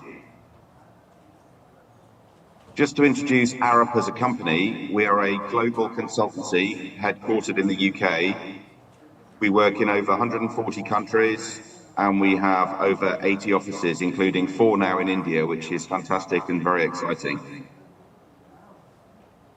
We work extensively on rail projects and development projects in the built environment across the whole length of the project life cycle, from the early planning, feasibility, master planning work, through to design, delivery, implementation, and asset management. But we work extensively on projects that bring together transport and development. And we are informed by the research that we do as an organization, looking at issues affecting the future of transport, research into future of stations, societal changes around aging, health, well-being, and we use that research to inform our approach to design in all of our projects. And we work extensively across the world on TOD-related projects. And just a small number of examples on the screen, ranging from Copenhagen in Denmark, work we're doing in the UK on the High Speed 2 project, work across Asia, in particular Singapore and Hong Kong, and work we've been doing in the US. But the focus of my presentation is really 3 projects that I've been personally involved in London, where we bring together the opportunity for TOD or transport adjacent development with investment in new transport infrastructure. And just a little bit about UK context in policy, first of all, integrating land use and transport is central to our national and urban planning policy.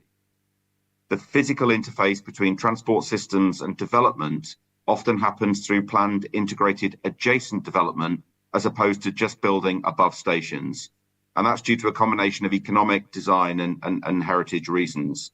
But this kind of focus on using transport to drive development and to deliver more integrated, sustainable development is a key element of our land use and transport policy.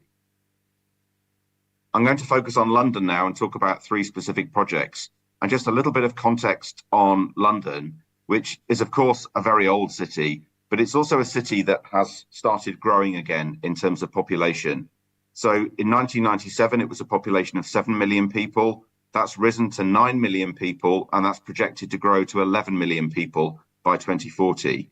So for a mature historic city like London, that's quite significant growth. What the diagram on the right shows is the restrictions on London's outward growth. We have a land use policy in the UK called the Green Belt, which means the urban area of London is fixed. It's been fixed at the same point since 1947. So all of the kind of land use change and growth that needs to take place to support that larger population has to happen within the existing urban boundary. And when then you look at London as a city, and the diagram on the left, about 50% of the land in London is protected green or blue space. So green spaces or waterways such as the River Thames. So the amount of land that we have to develop and to intensify when you take into account those constraints is really quite limited. So the main focus in London is identifying areas of opportunity for growth. And what the diagram on the right shows is those opportunity areas as they're designated in the spatial plan, which are all connected with transport investment, existing transport corridors and new transport corridors. So a significant amount of the growth that London needs to deliver to support a larger population and keep on growing economically is focused around transport hubs. So I'm going to talk about 3 of those projects that I've been personally involved in over the last 20 years, the Northern Line extension, the Elizabeth Line and King's Cross. The first of those is the Northern Line extension, which is a relatively short extension of the tube network for about 2.5 kilometres with 2 new railway stations. You can see on the photograph, this is a part of London that's relatively central. It contains a number of historic assets like the old power station building itself, surrounded by rail lines, an old industrial area that was identified for transformation and growth. So surrounded by rail lines, but with no rail stations.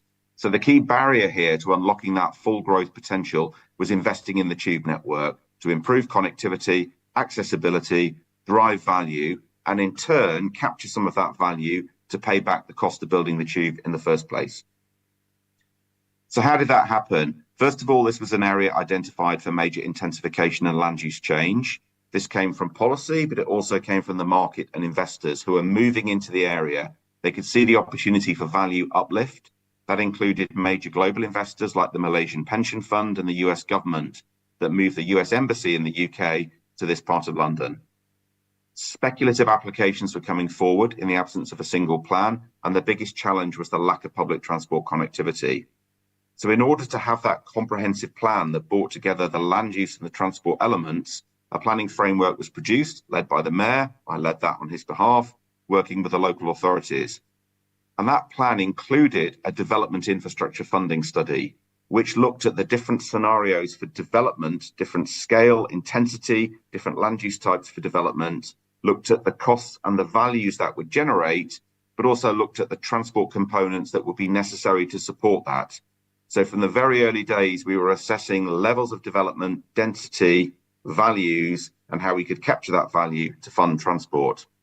That came together into an integrated plan that was put in place, adopted as policy, supported by new governance. At the heart of that was an extension of the tube. And this was a relatively small extension, but costing over £1 billion.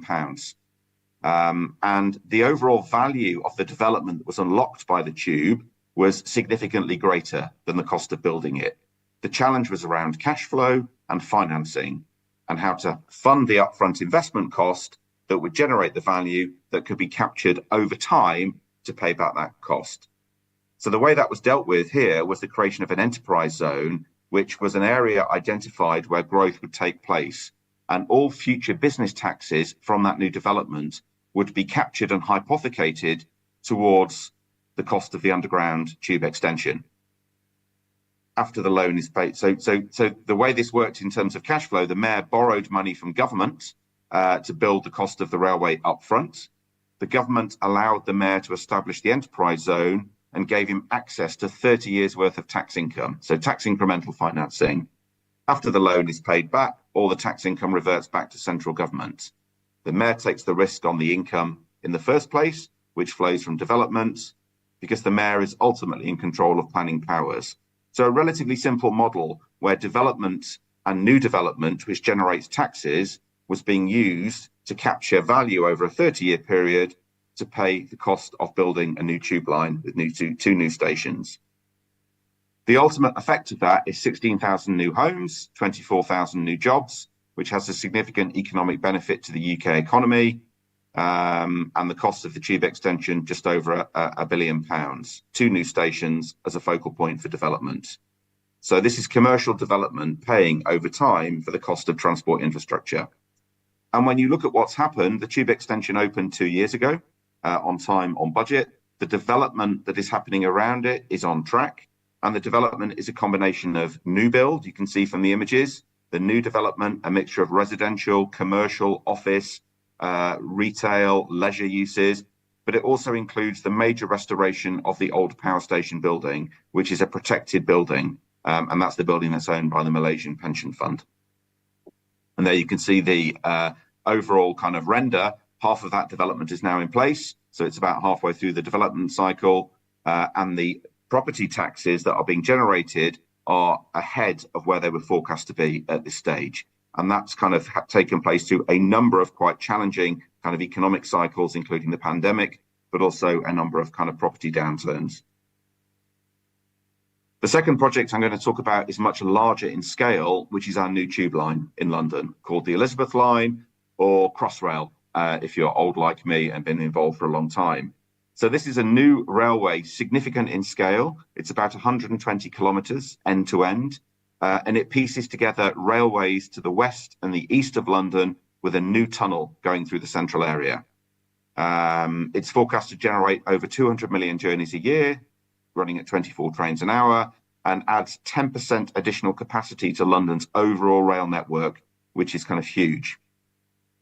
But a key focal point of Crossrail has not just been the transport connectivity, it's been around supporting economic growth, about regeneration, about unlocking development opportunities, and providing better access for people in poorer parts of London to access jobs in the central area. So there are a series of very strong transport components to Crossrail, but also some really strong economic and socio-economic aspects to it as well. This is just a simple section of the central London tunnel. So this is the new infrastructure that's been built in the central area with stations at Paddington, Bond Street, Tottenham Court Road, Farringdon, Liverpool Street, Whitechapel, out to Canary Wharf. And each of these stations has a different purpose in terms of growth and redevelopment.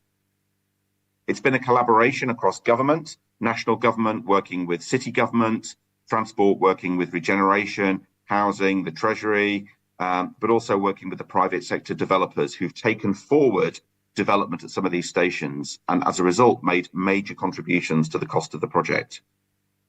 So I'm going to talk about 3 particular stations now where the development impact has been quite different. The first of those is Tottenham Court Road. So this is one of the major underground stations in central London. So this shows the station underground, significant infrastructure, 2 entrances, very long platforms. The scale of this compared to the tube network, if you've ever experienced that, is very, very different, much larger in terms of capacity, space for people. But one of the primary objectives of the station at Tottenham Court Road is to support development across a wider area. So this isn't about just building above the station entrances, although there is some TOD above one of the station entrances. It's about having an impact across a catchment around 400 metres around the station to drive a change in economic activity, to generate more kind of productive growth, and as a result, more tax income for the UK. And the way that's been delivered is through a combination of station entrances where they've been sited, but also kind of extending the positive impact of Crossrail through major changes to the public realm, closing streets, pedestrianising streets, creating new public spaces. So this part of London feels much better connected, but also the linkages between the area in that 400-metre catchment and the station entrances is much stronger. So the economic benefit is more likely to flow, values more likely to rise. Another example on the Elizabeth line is Canary Wharf. This is a very different example.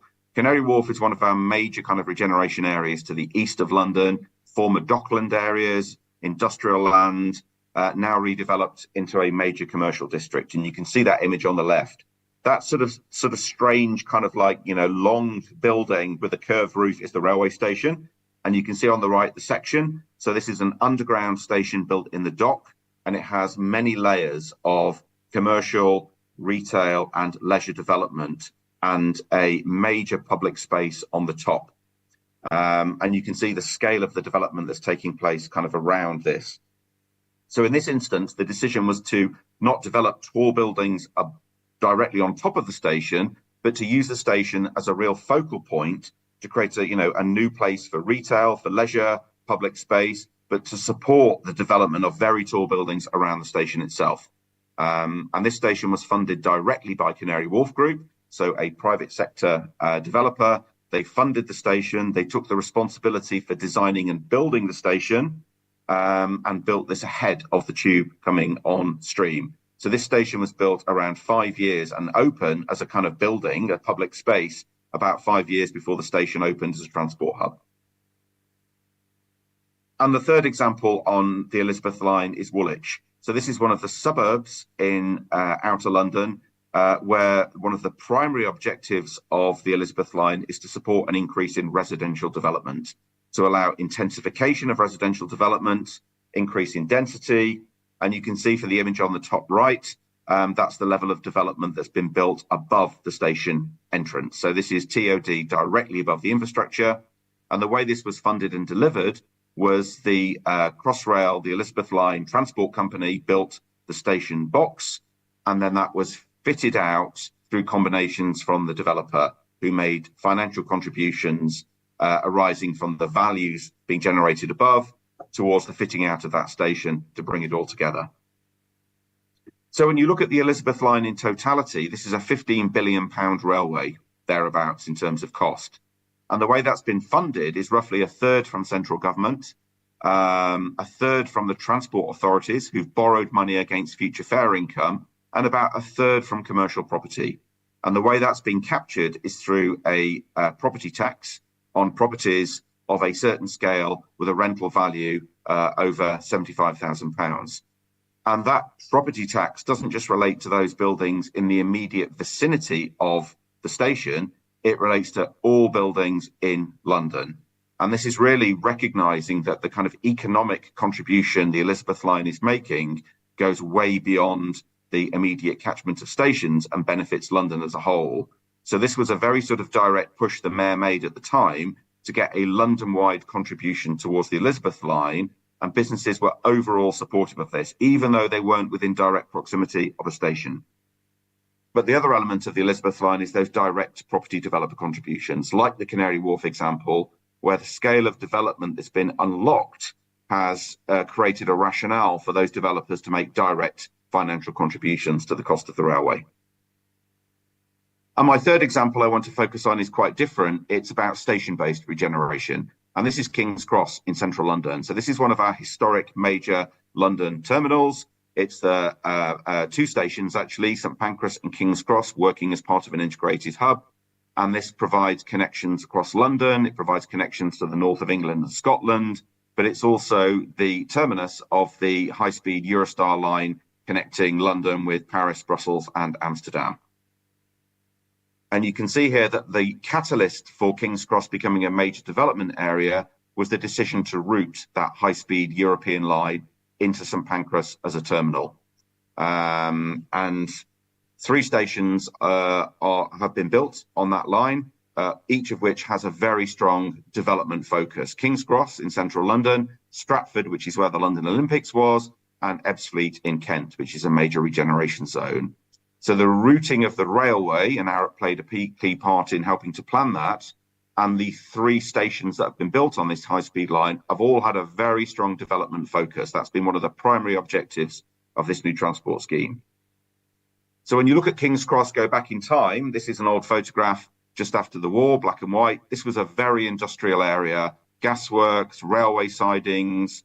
It had nothing to do with central London. It was the backlands behind the station, operational, closed off to the world, an industrial area on the edge of central London. In the 1990s, the area was pretty derelict.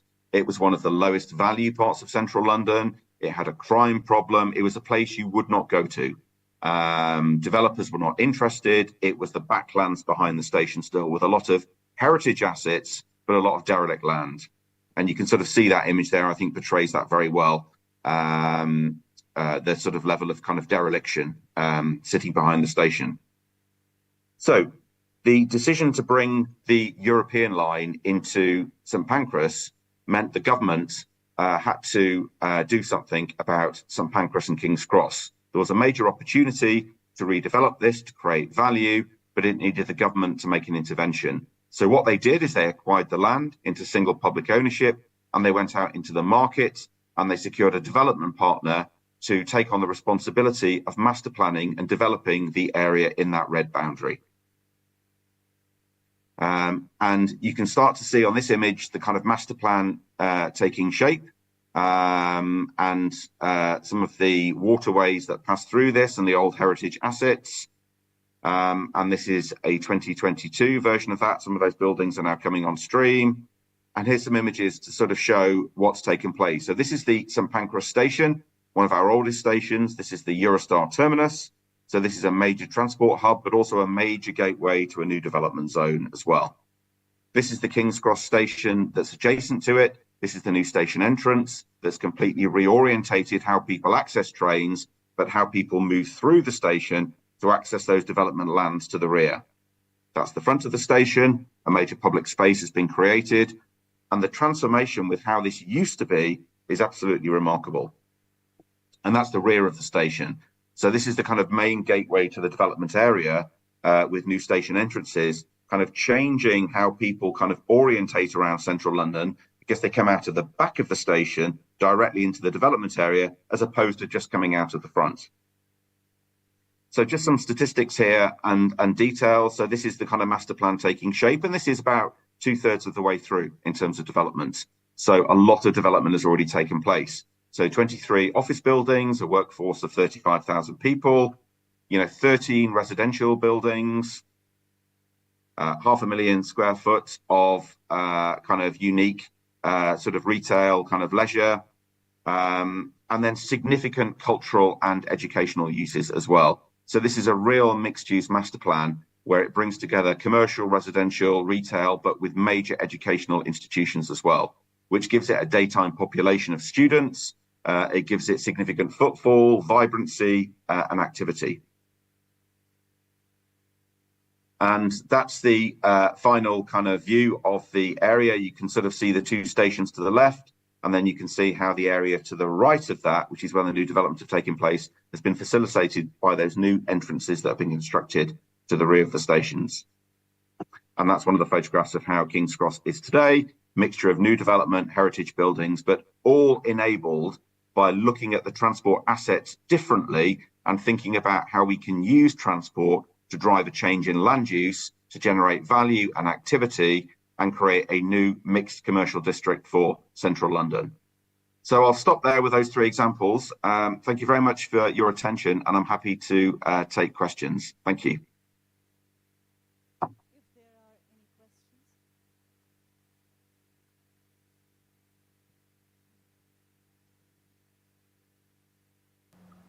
Any questions in the room? Mr. Gari, we have a question for you. Just one minute. Hi. Thank you for this presentation. I just wanted to ask you, you mentioned several times that the mayor played a big role in enabling these TOD changes and enabling these developments. So how did the various actors and various institutions work together? And what was the major role, a political role, that the mayor played in this? So I'm Rinal Mathur. I work with ARUP in India. So great to see you here. Thank you. It's a really good question. And I think the UK traditionally is a very centralised governance system where a lot of the power and control is retained by central government. So it's only in the last 20 years that we've created city mayors to devolve more power and responsibility to elected mayors to make decisions in their city. So this is a relatively recent concept. And the Mayor of London has certain powers and controls around planning. They're responsible for the Transport Authority, Transport for London, but they're also responsible for delivering against their long-term kind of economic and spatial plan for the city. So in all cases, each of the three projects I've talked about, there's been a bespoke governance arrangement that's had to be put in place, recognising that each of the different players has a unique role to play. So I think that's a really kind of interesting point about creating the right governance to deliver the right outcomes, recognising that each project is different. So in the example of the Northern Line extension, that was bringing together the Mayor of London, who was responsible for delivering the long-term, spatial plan, responsible for taking the risk on funding and delivering the transport project, the tube line. Central government were part of that because they enabled the mayor to borrow money and gave him the ability to kind of capture taxes, and the private sector had a real role to play because they controlled the land. And unless that was kind of integrated and coordinated into a single governance, none of it would have worked. That was a very different set of governance for the Northern Line to what was necessary for the Elizabeth Line. So the story in London has been to kind of think about what's the right governance you need to deliver the outcome you want from any project, because it might be different in each case. Anyone else? Good evening, Manisha Singh from Delhi Metro. My question to you is that during your presentation for the Elizabeth Line, you have mentioned that you had to collaborate with various partners, government and private sectors. I'm interested in knowing how was your experience and what were the problems that you faced? Yeah, I think it's, increasingly, transport projects that have a strong kind of regeneration and development focus rely on a significant amount of collaboration and partnership working. And the Elizabeth Line was probably the first transport project in the UK that relied significantly on that kind of arrangement, where there was a kind of central kind of national government kind of role and responsibility around funding and expectation. There was a kind of like mayoral role around delivery and capturing some of the local funding, but this kind of like local kind of level responsibility around planning, zoning, and making sure the opportunities that the Elizabeth Line creates are being fully kind of optimized, required, again, a different role for a different layer of governance. So I think it worked in the end. It takes a lot of effort and trust and consensus building. It requires an understanding of what each party is required to do and what they want to get out of a transport project. So it requires all parties to sort of lean in and spend time understanding what their counterparts need to achieve. So in the case of the Elizabeth Line, we had developers who had to generate value, and unless they generated value, they wouldn't develop. We had the Transport Authority that was working to a budget and a programme. We had a political kind of dimension that was working to an electoral cycle. And we had a national government treasury that was working to a budget that could not expand any further. So all of those things on one level are slightly conflicting with each other, but it's trying to kind of find that kind of sweet spot in the Venn diagram where all those things overlap to build that consensus. And I think the lesson from the Elizabeth Line is it just takes time to do that, to understand what everybody wants to achieve and how you can work together to achieve a win-win for everyone.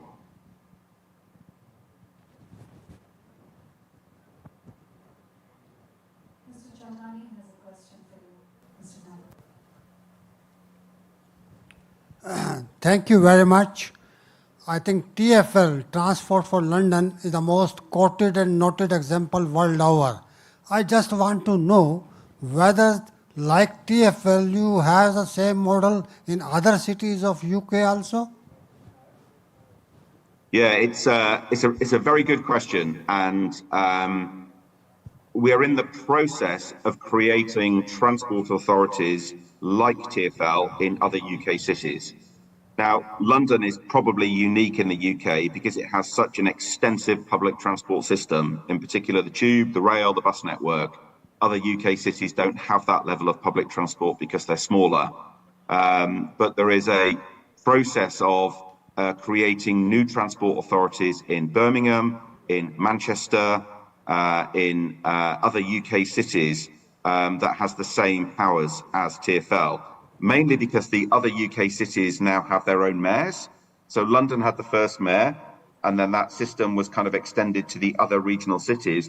They have a mayor now that's been elected with a mandate to deliver.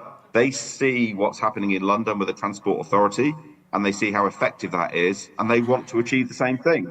So they are pushing the government heavily to have devolved powers to create equivalent transport agencies and authorities in the other UK regional cities.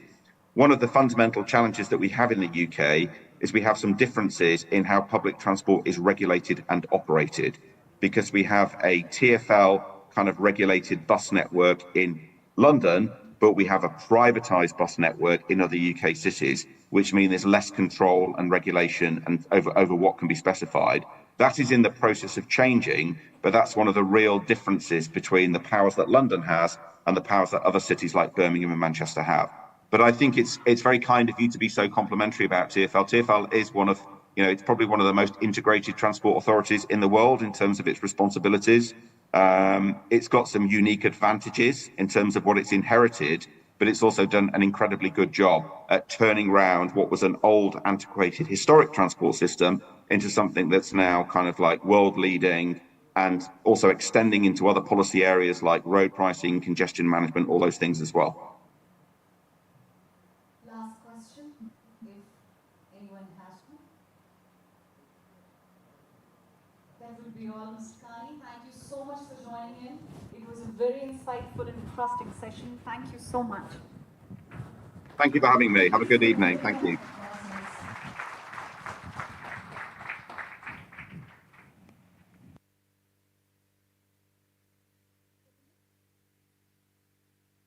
For the next presentation, I would like to invite Mr. Stephen Sigerlin, Director, Real Estate and Station Area Planning, WMATA, Washington, D.C.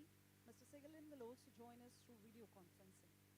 Stephen Sigerlin is a city planner specializing in zoning, economic development, infrastructure, and real estate financing strategies. Throughout his career, he has supported municipalities and transit authorities in the design, delivery, and management of programs for urban revitalization and activation of public spaces, urban infill. Hello, good morning. Circulation and mobility, I guess he has joined us. Affordable and mixed income housing, startup and business incubation, transit-oriented development, and land value capture. A very good morning to you, Mr. Sigerlin. Thank you so much for joining in so early in the morning. It's 8 o'clock in Washington, D.C., if I'm not wrong. The audio for me is very quiet. Can we please put some volume into it? Are we audible now?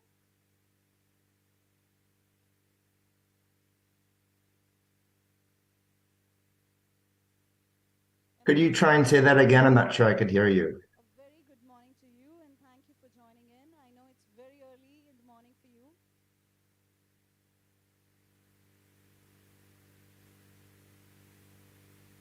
Am I audible? Here,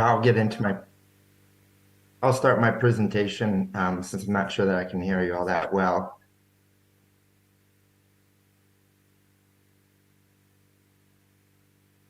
Are we still connected?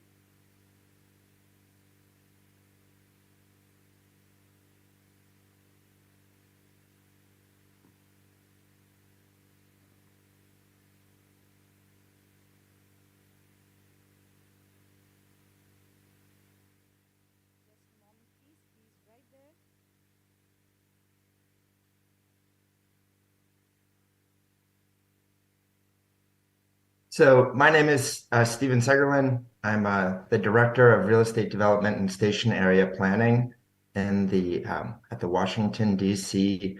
Metropolitan Transit Agency. And today I'm going to be talking to you about how we've been trying to accelerate transit-oriented development in the greater Washington, D.C. area in the United States.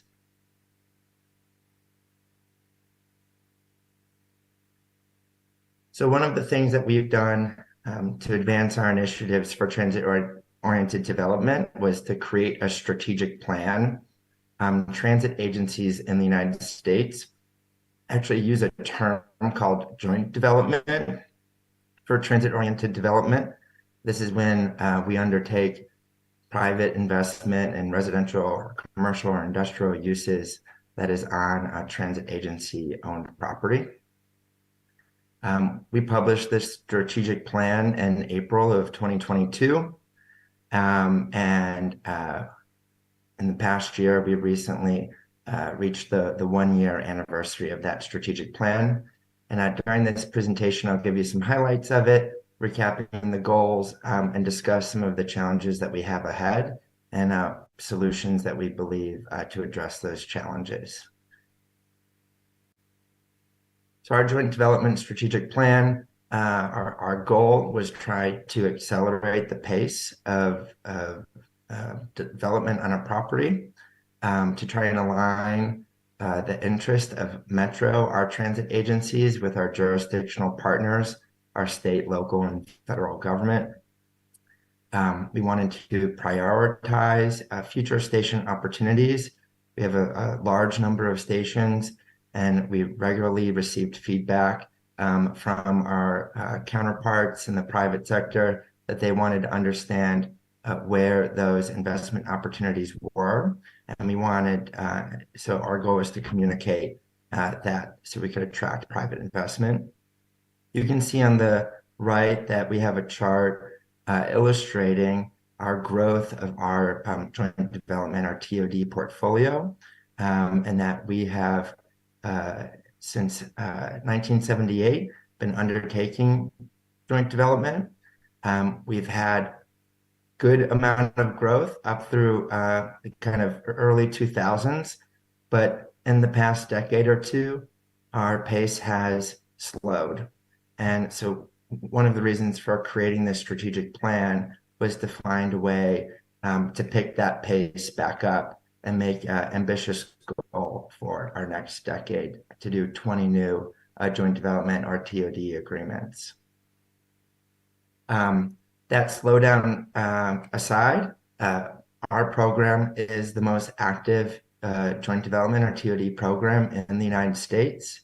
To date, we've delivered 55 buildings at 30 metro stations, totaling more than 17 million square feet of development and 8,000 housing units, which generate annually for our local and state governments almost $200 million in tax value.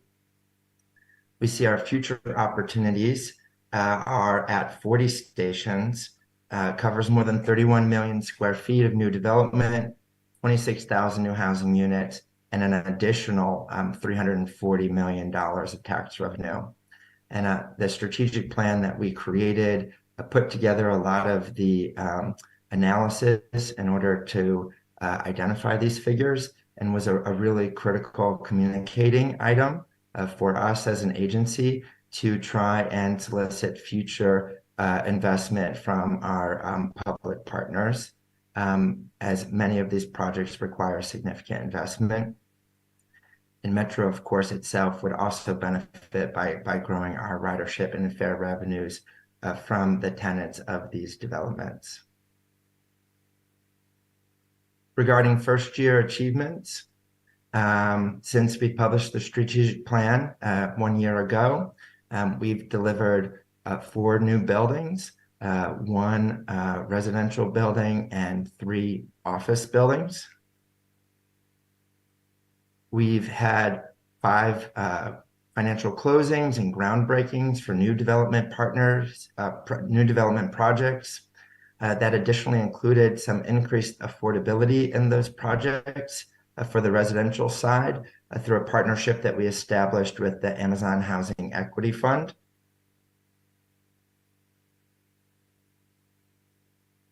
We also got 3 new transit-oriented development projects entitled or permitted for development. And we also received 3 unsolicited proposals from the private sector. So our communications campaign, we can see, is already starting to pay off by generating more interest in our properties. I mentioned previously that transit-oriented development has a lot of needs for public investment in addition to private investment. We've been, I think, one of our biggest successes in the first year since publishing the strategic plan has been able to attract more than $600 million in federal, state, and local funding commitments for station improvements or economic development projects, such as amphitheaters and market halls or cultural centers on our property that will further attract private investment around them. Regarding implementation, I know for an audience like this, this is also usually one of the key things to success is to have a good plan.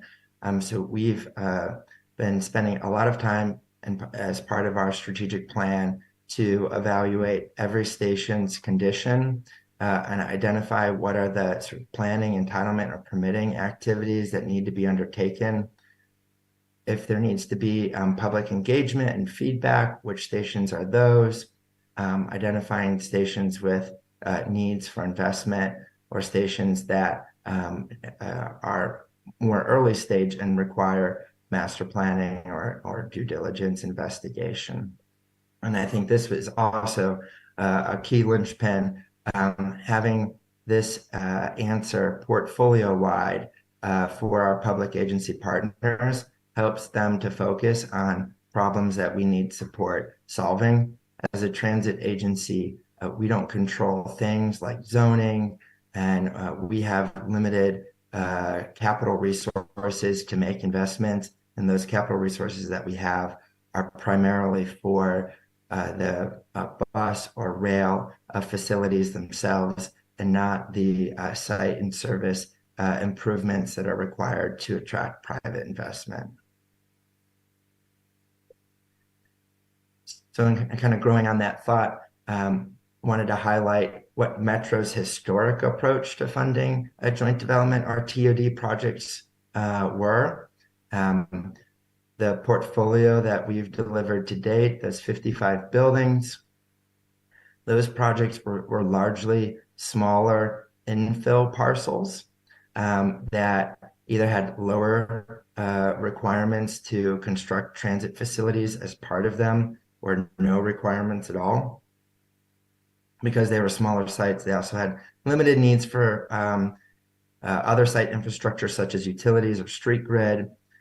They benefited from having stronger real estate markets and rent, which, because many of these stations were closer to our central business districts.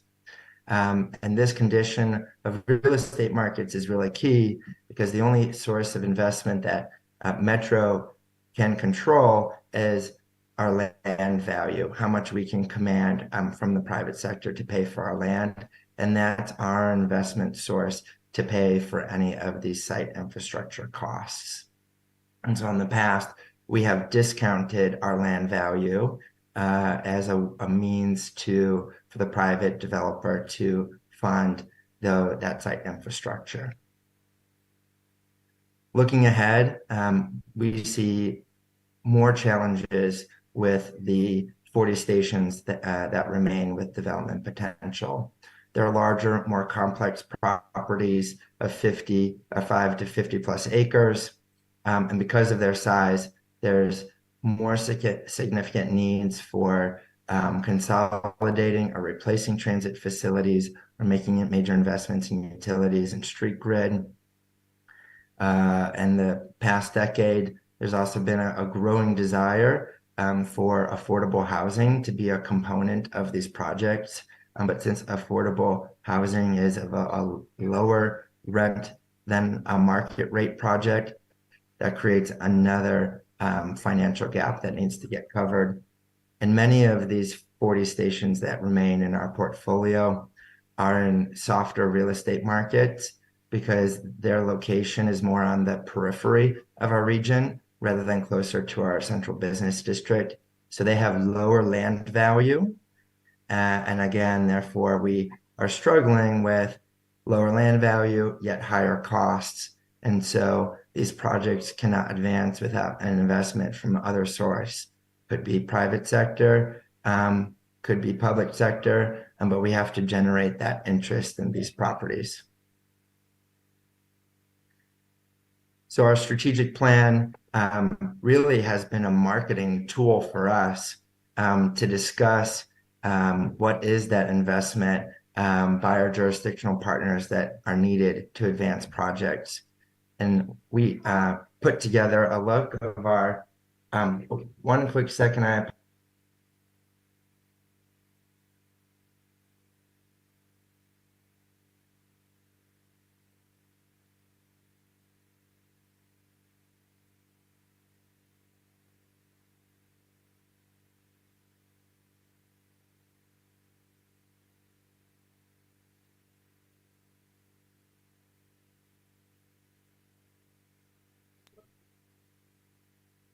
Great, apologies about that. It's early morning here in the United States and our kids just rolled out of bed. Of our 8 nearest term projects, we did an assessment that identified that they could create more than $800 million in direct value through taxes for our local government partners and also to the transit agency in the form of land value capture or future ridership and fares. And that this $800 million far outweighs the investment needs to make these projects to advance, which we estimated to be $385 million. And this financial equation, while it seems really simple and straightforward, we had found was not being put together for projects in the past decades, at least prior to my arrival at Metro, and was a question mark or myth that often arose that no investment was needed and that the private sector could do these investments all themselves. One of the other arguments that our region in particular has been focused on is some of the other indirect benefits as well. There's a housing crisis in the Washington, D.C. area and much of the United States in terms of affordability for even market rate projects. And the metro properties are some of the most key locations where we desire to have housing. Because of COVID, we've had a large downturn in ridership. We're looking to recover that ridership, and we see this as one of our key pathways to doing so and reducing our needs for further subsidy. Congestion mitigation is becoming an increasingly important argument in the post-COVID era, as we've seen a big shift of old transit users that are now commuting to work via car, and we're seeing greater levels of congestion on our highways, which may need to lead to more costly highway expansions. And these TOD investments are a more efficient way for the region to grow without having to continue to expand highways and of course, addressing climate change. So these indirect benefits are becoming a big part of our messaging. We've also been having a challenge in the United States. This is kind of a story that's very unique, hard for many outside the United States to believe, having New York City, which is sort of the high-rise capital of our country. But outside New York City, it is very difficult to construct high-rise because of some of those rent thresholds. So we've seen in our initial projects at 30 metro stations that they were largely constructed as mid-rise projects, which in the United States under our construction code is a building under 7 stories. We're desiring to get more high-rise development of 15 to 20 stories around our metro stations. But the private developers tell us that they won't build high-rise because the construction costs for a concrete building are so much higher than building a building from wood, and that they would need further subsidy in order to achieve those higher developments. We had worked with some of our jurisdictional partners, local state governments, on building this case for providing that subsidy or real estate incentive to developers by showing how much more tax revenues a high-rise building creates compared to a mid-rise building. And we've been able to secure a tax abatement in 2 of our local government jurisdictions, 15 and a 30-year tax abatement for buildings that are of high-rise development, which is one of the first of such type in the nation that's focused on high-rise development and specifically on transit agency property. These help to reduce some of those barriers to development and accelerate our potential. I've spoken a lot in this presentation about that partnership between Metro and its jurisdictional partners because of our funding limitations. So again, as part of our strategic plan, we've been trying to communicate what are the things that Metro controls that we can do to support or resolve some of these feasibility gaps on projects. And we see our role primarily being reducing cost by trying to right-size or consolidate our transit facilities as much as possible so they're not too large, too expensive, or requiring too much land. And we have identified that we could further defer or discount our land value probably to 0 on all these future projects so that we can stimulate that development. And that is a first time for our transit agency to acknowledge that we may take no direct land value capture on our future portfolio, but that we see the benefits of us as a transit agency doing that is that we're growing that tax base for our jurisdictional partners, which provide Metro's overall subsidy, which is multiple times larger. We have a $5 billion annual capital and operating budget, and the land value of our remaining 40 stations is in the spectrum of $1 billion. So if we discount our land value to 0, we would only be impacting a small fraction of our total budget. It's really those taxes that create billions of dollars over a 30-year period that are going to really help Metro subsidy. So we've been highlighting those jurisdictional roles to try and get them to be a more engaged and active partner in coordinating those investments. So I'll close my presentation on a case study, one of our stations where we've been doing that over a long period of time. This station that I've highlighted is our New Carrollton Metro Station, which is in Maryland, about 13 kilometers outside of Washington, D.C., and specifically the U.S. Capitol building. You can see this land is, in 1936, is wholly undeveloped, essentially a greenfield forest. The only infrastructure that existed was the Northeast Corridor National Rail Line that connected Washington, D.C. to New York City, 320 kilometers away.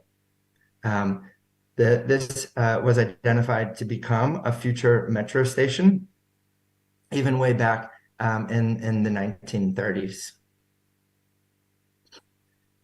Looking at 1977, this is right before the construction of the metro station and the transit facilities surrounding it began. And you can see by this time in 1977 that a highway network in the Washington region started getting built out with an east-west highway and a northwest highway in this area getting created. So this is really showing how much public investment is really required up front before you can stimulate that private sector investment. So you have a national rail line and now a highway system.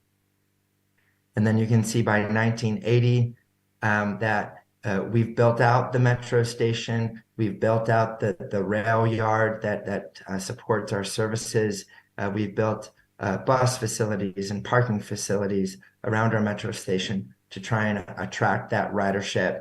We began building a street grid around the metro station and started seeing some of the initial first private investments. Jumping 20 years later to the year 2000, you can see that private investment on properties around the metro stations, around our parking and bus facilities, are starting to take off. You can also see on our property, we began operations around this time to consolidate the surface parking that we initially built because it was cheap, consolidating it into a parking garage to get ourselves ready to start seeing development at our right on the heels of our metro station. You can see now in 2022 that we actually had somewhat of a slow growth period in those 20 years between 2000 and 2022, when we only got 2 or 3 buildings right up by our metro station properties in those parking lots. And that slowdown in that past 20 years was a reason for making this strategic plan for this station, or what we've been calling this case for continued investment to transform New Carrollton. As part of this pitch for this specific station, we focused on illustrating some of its strengths and weaknesses to the public and private sector.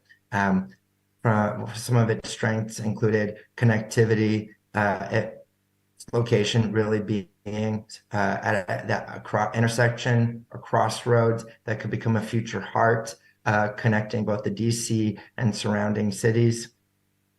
And that there's an abundance of land that is still available for development, which in the Washington, D.C. region is becoming quite scarce. On the weaknesses side, the key thing that we highlighted that the New Carrollton station was lacking was any sense of brand or place making in its built environment. And the areas in the Washington region that have seen significant amounts of investment in the past decade had really made brand and placemaking the core of their projects. And when they made those investments first, they found the private sector came running right after. This image here shows some screenshots of the metro station facilities as they are today. And you can see from a brand perspective, it's not that exciting or attractive. It's quite bland and boring, very concrete, all gray. But thinking constraints aside, we also wanted the public and private sector to change their opinion of the New Carrollton Metro Station. We didn't want to think of it any longer as the middle of nowhere, on the edge of our region. So we tried to focus on what could it be. And we used the city of Dallas as an example because the city of Dallas is wrapped by highways like our property here, and also has a national rail line going through it, as our property does benefit from as well. And we were shocked to see that the footprint of the central business district of Dallas is roughly the same footprint of the area around our New Carrollton Metro Station. And that was a huge, that parallel was a huge game changer in shifting the minds of our public and private partners about the investment potential of this site. So like any good strategic plan, for a station. We created a vision about what we wanted it to become.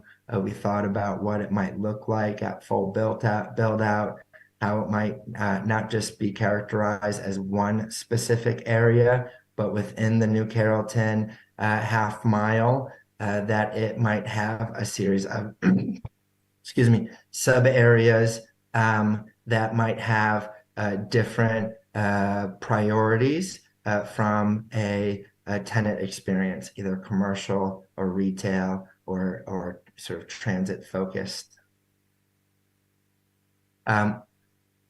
We created as a part of this plan a list of strategic investment projects because when we were discussing with our public and private partners, they had a hard time understanding what is it that I need to give to you in the form of grants or loans, and are each of these individual projects, how are they feasible themselves? So we spent a lot of time on packaging a list of almost 20 projects covering a variety of themes, from buildings to sites and services and cultural amenities, so that we could start identifying who would be the investment partner for each individual project. Again, everything that we've been doing, we've been trying to tie back to a financial case. So we identified these investments would be totaling more than $218 million, and that the total tax benefits and ridership benefits after those investments are made would exceed more than $1 billion over the next 30 years. So significantly outweighing that investment. It would create thousands of new riders for Metro, millions of new square feet of office space, and thousands of new housing units. So this image here is a rendering of what the full build out of the New Carrollton Metro Station might look like. We found these high quality renderings to also be one of the ingredients to success for us to secure that $200 million of investment. Once the mayors or governors started seeing these images, or private equity funds started seeing these images, what was really a barren landscape today suddenly felt like it became alive. And we, again, focused on that transit interconnectivity, really concentrated on creating a sense of place right at the metro station entrance, and how it would connect both from a vehicular and bus and bicycle and car standpoint, and for pedestrians. That was an interesting exercise that I want to quickly take you through as we were imagining how to transform this, 40-year-old metro station. We went through an exercise, a visioning exercise of a series of alternatives of how we could change its appearance. So we looked at what would be a cheaper option, a retrofit versus an expansion of the metro station, to entirely rebuilding the metro station in a different way. And in this exercise, we identified a number of goals for this project: growing ridership in the tax base, creating brand and identity, resilience and future-proofing, and enhancing the customer experience. We evaluated each of these projects, which ranged in cost from 80 to a couple $100 million in size, to try and identify what was the right scale of investment. And then we tried to do a crude calculation to estimate its return on investment, and ended up going with that expansion project in the middle because it had the highest return. This is another view from another angle of the New Carrollton Station area. One of the other transformative projects that we saw This station is soon to be connected to Purple Line, which is a new transit line that is going to be coming from the west side of the region to New Carrollton, but it was going to be stopping north of our metro tracks. And so we, in this project, realized to see development occur in those areas south, we needed to bring an east-west rail line to come across the north-south national rail line to connect this neighborhood and then to continue to regions further to the south. And this area is also a high flood zone area. So as part of our strategy, we had been talking about how to create the floodplain as an amenity and not as a barrier. This gives you another view looking from the opposite side of the metro station. We had found that one of the challenges to the site is that the north-south national rail line was really becoming a barrier to connecting the growth that are on opposite sides of the track.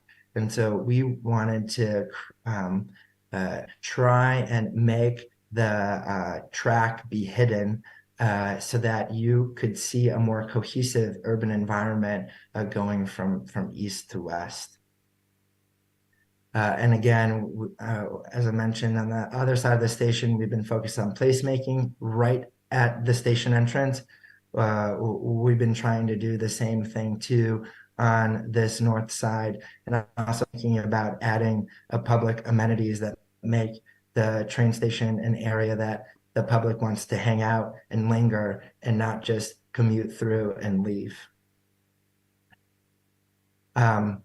This is that purple line that I had highlighted to you, a new transit connection that's going to be coming to this metro station, which will be sort of adding that transportation benefit to the development that comes here.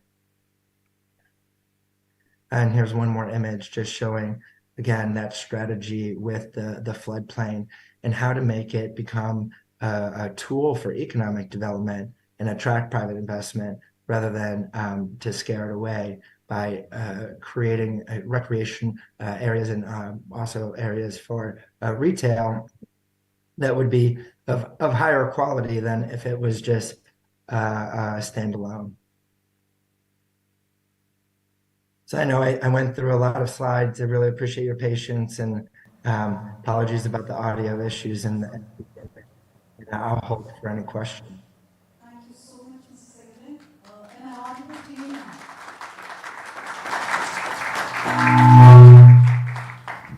Am I audible to you, Mr. Secretary?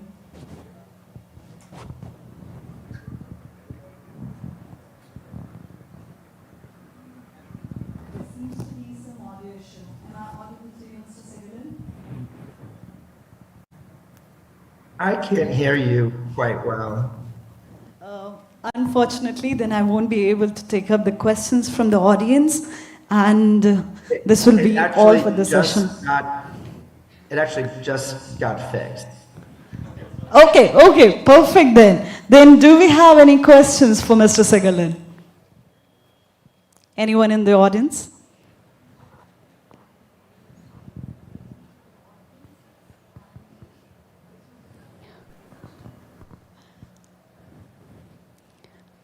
Do we have any question for Mr. Segalan?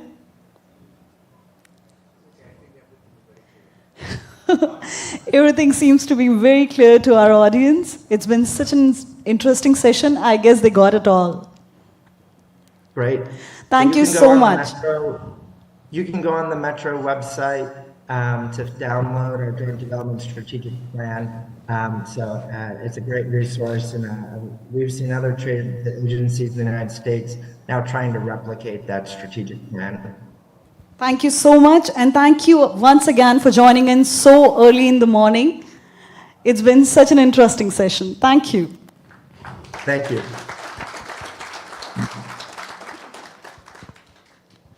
With this, we have reached the end of day one of this two-day workshop on transit-oriented development. A huge thank you to all the speakers, panelists, experts, and guests present here for your valuable insight, time, and presence. Your participation made this knowledge sharing session a success. A huge round of applause for all of you for your active participation. We would reassemble tomorrow to continue this knowledge sharing session. And we have planned some interesting session for you, like NCRTC's experience in TOD and VCF implementation. We have a presentation by Mr. Mukut Sharma. We have another presentation on experiences in TOD implementation in Netherlands and takeaways from Europe by Mr. Guido Brugman. We have one more presentation on experiences in TOD implementation in Ahmedabad by Mr. Shivanand Swami. We have a panel discussion on regulatory and institutional perspectives of challenges in TOD implementation in states and way forward, which will be moderated by Shri O.P. Agrawalji. So we are looking forward to your presence here with us tomorrow as well. NCRTC has also planned a field trip for its guests and a traveler bus for commute between the hotel and the various RRTS sites shall be at the hotel and arranged by NCRTC. We have given all the details on the screen. Interested guests can contact the two gentlemen whose number is given on the screen. And we are looking for your participation in that. You'll also get an opportunity to travel in our RapidX train.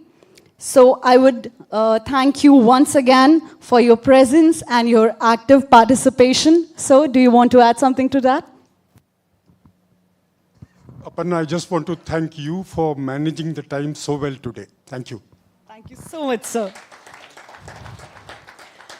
So thank you once again and a very good night. And I hope we'll see you all tomorrow as well. Thank you.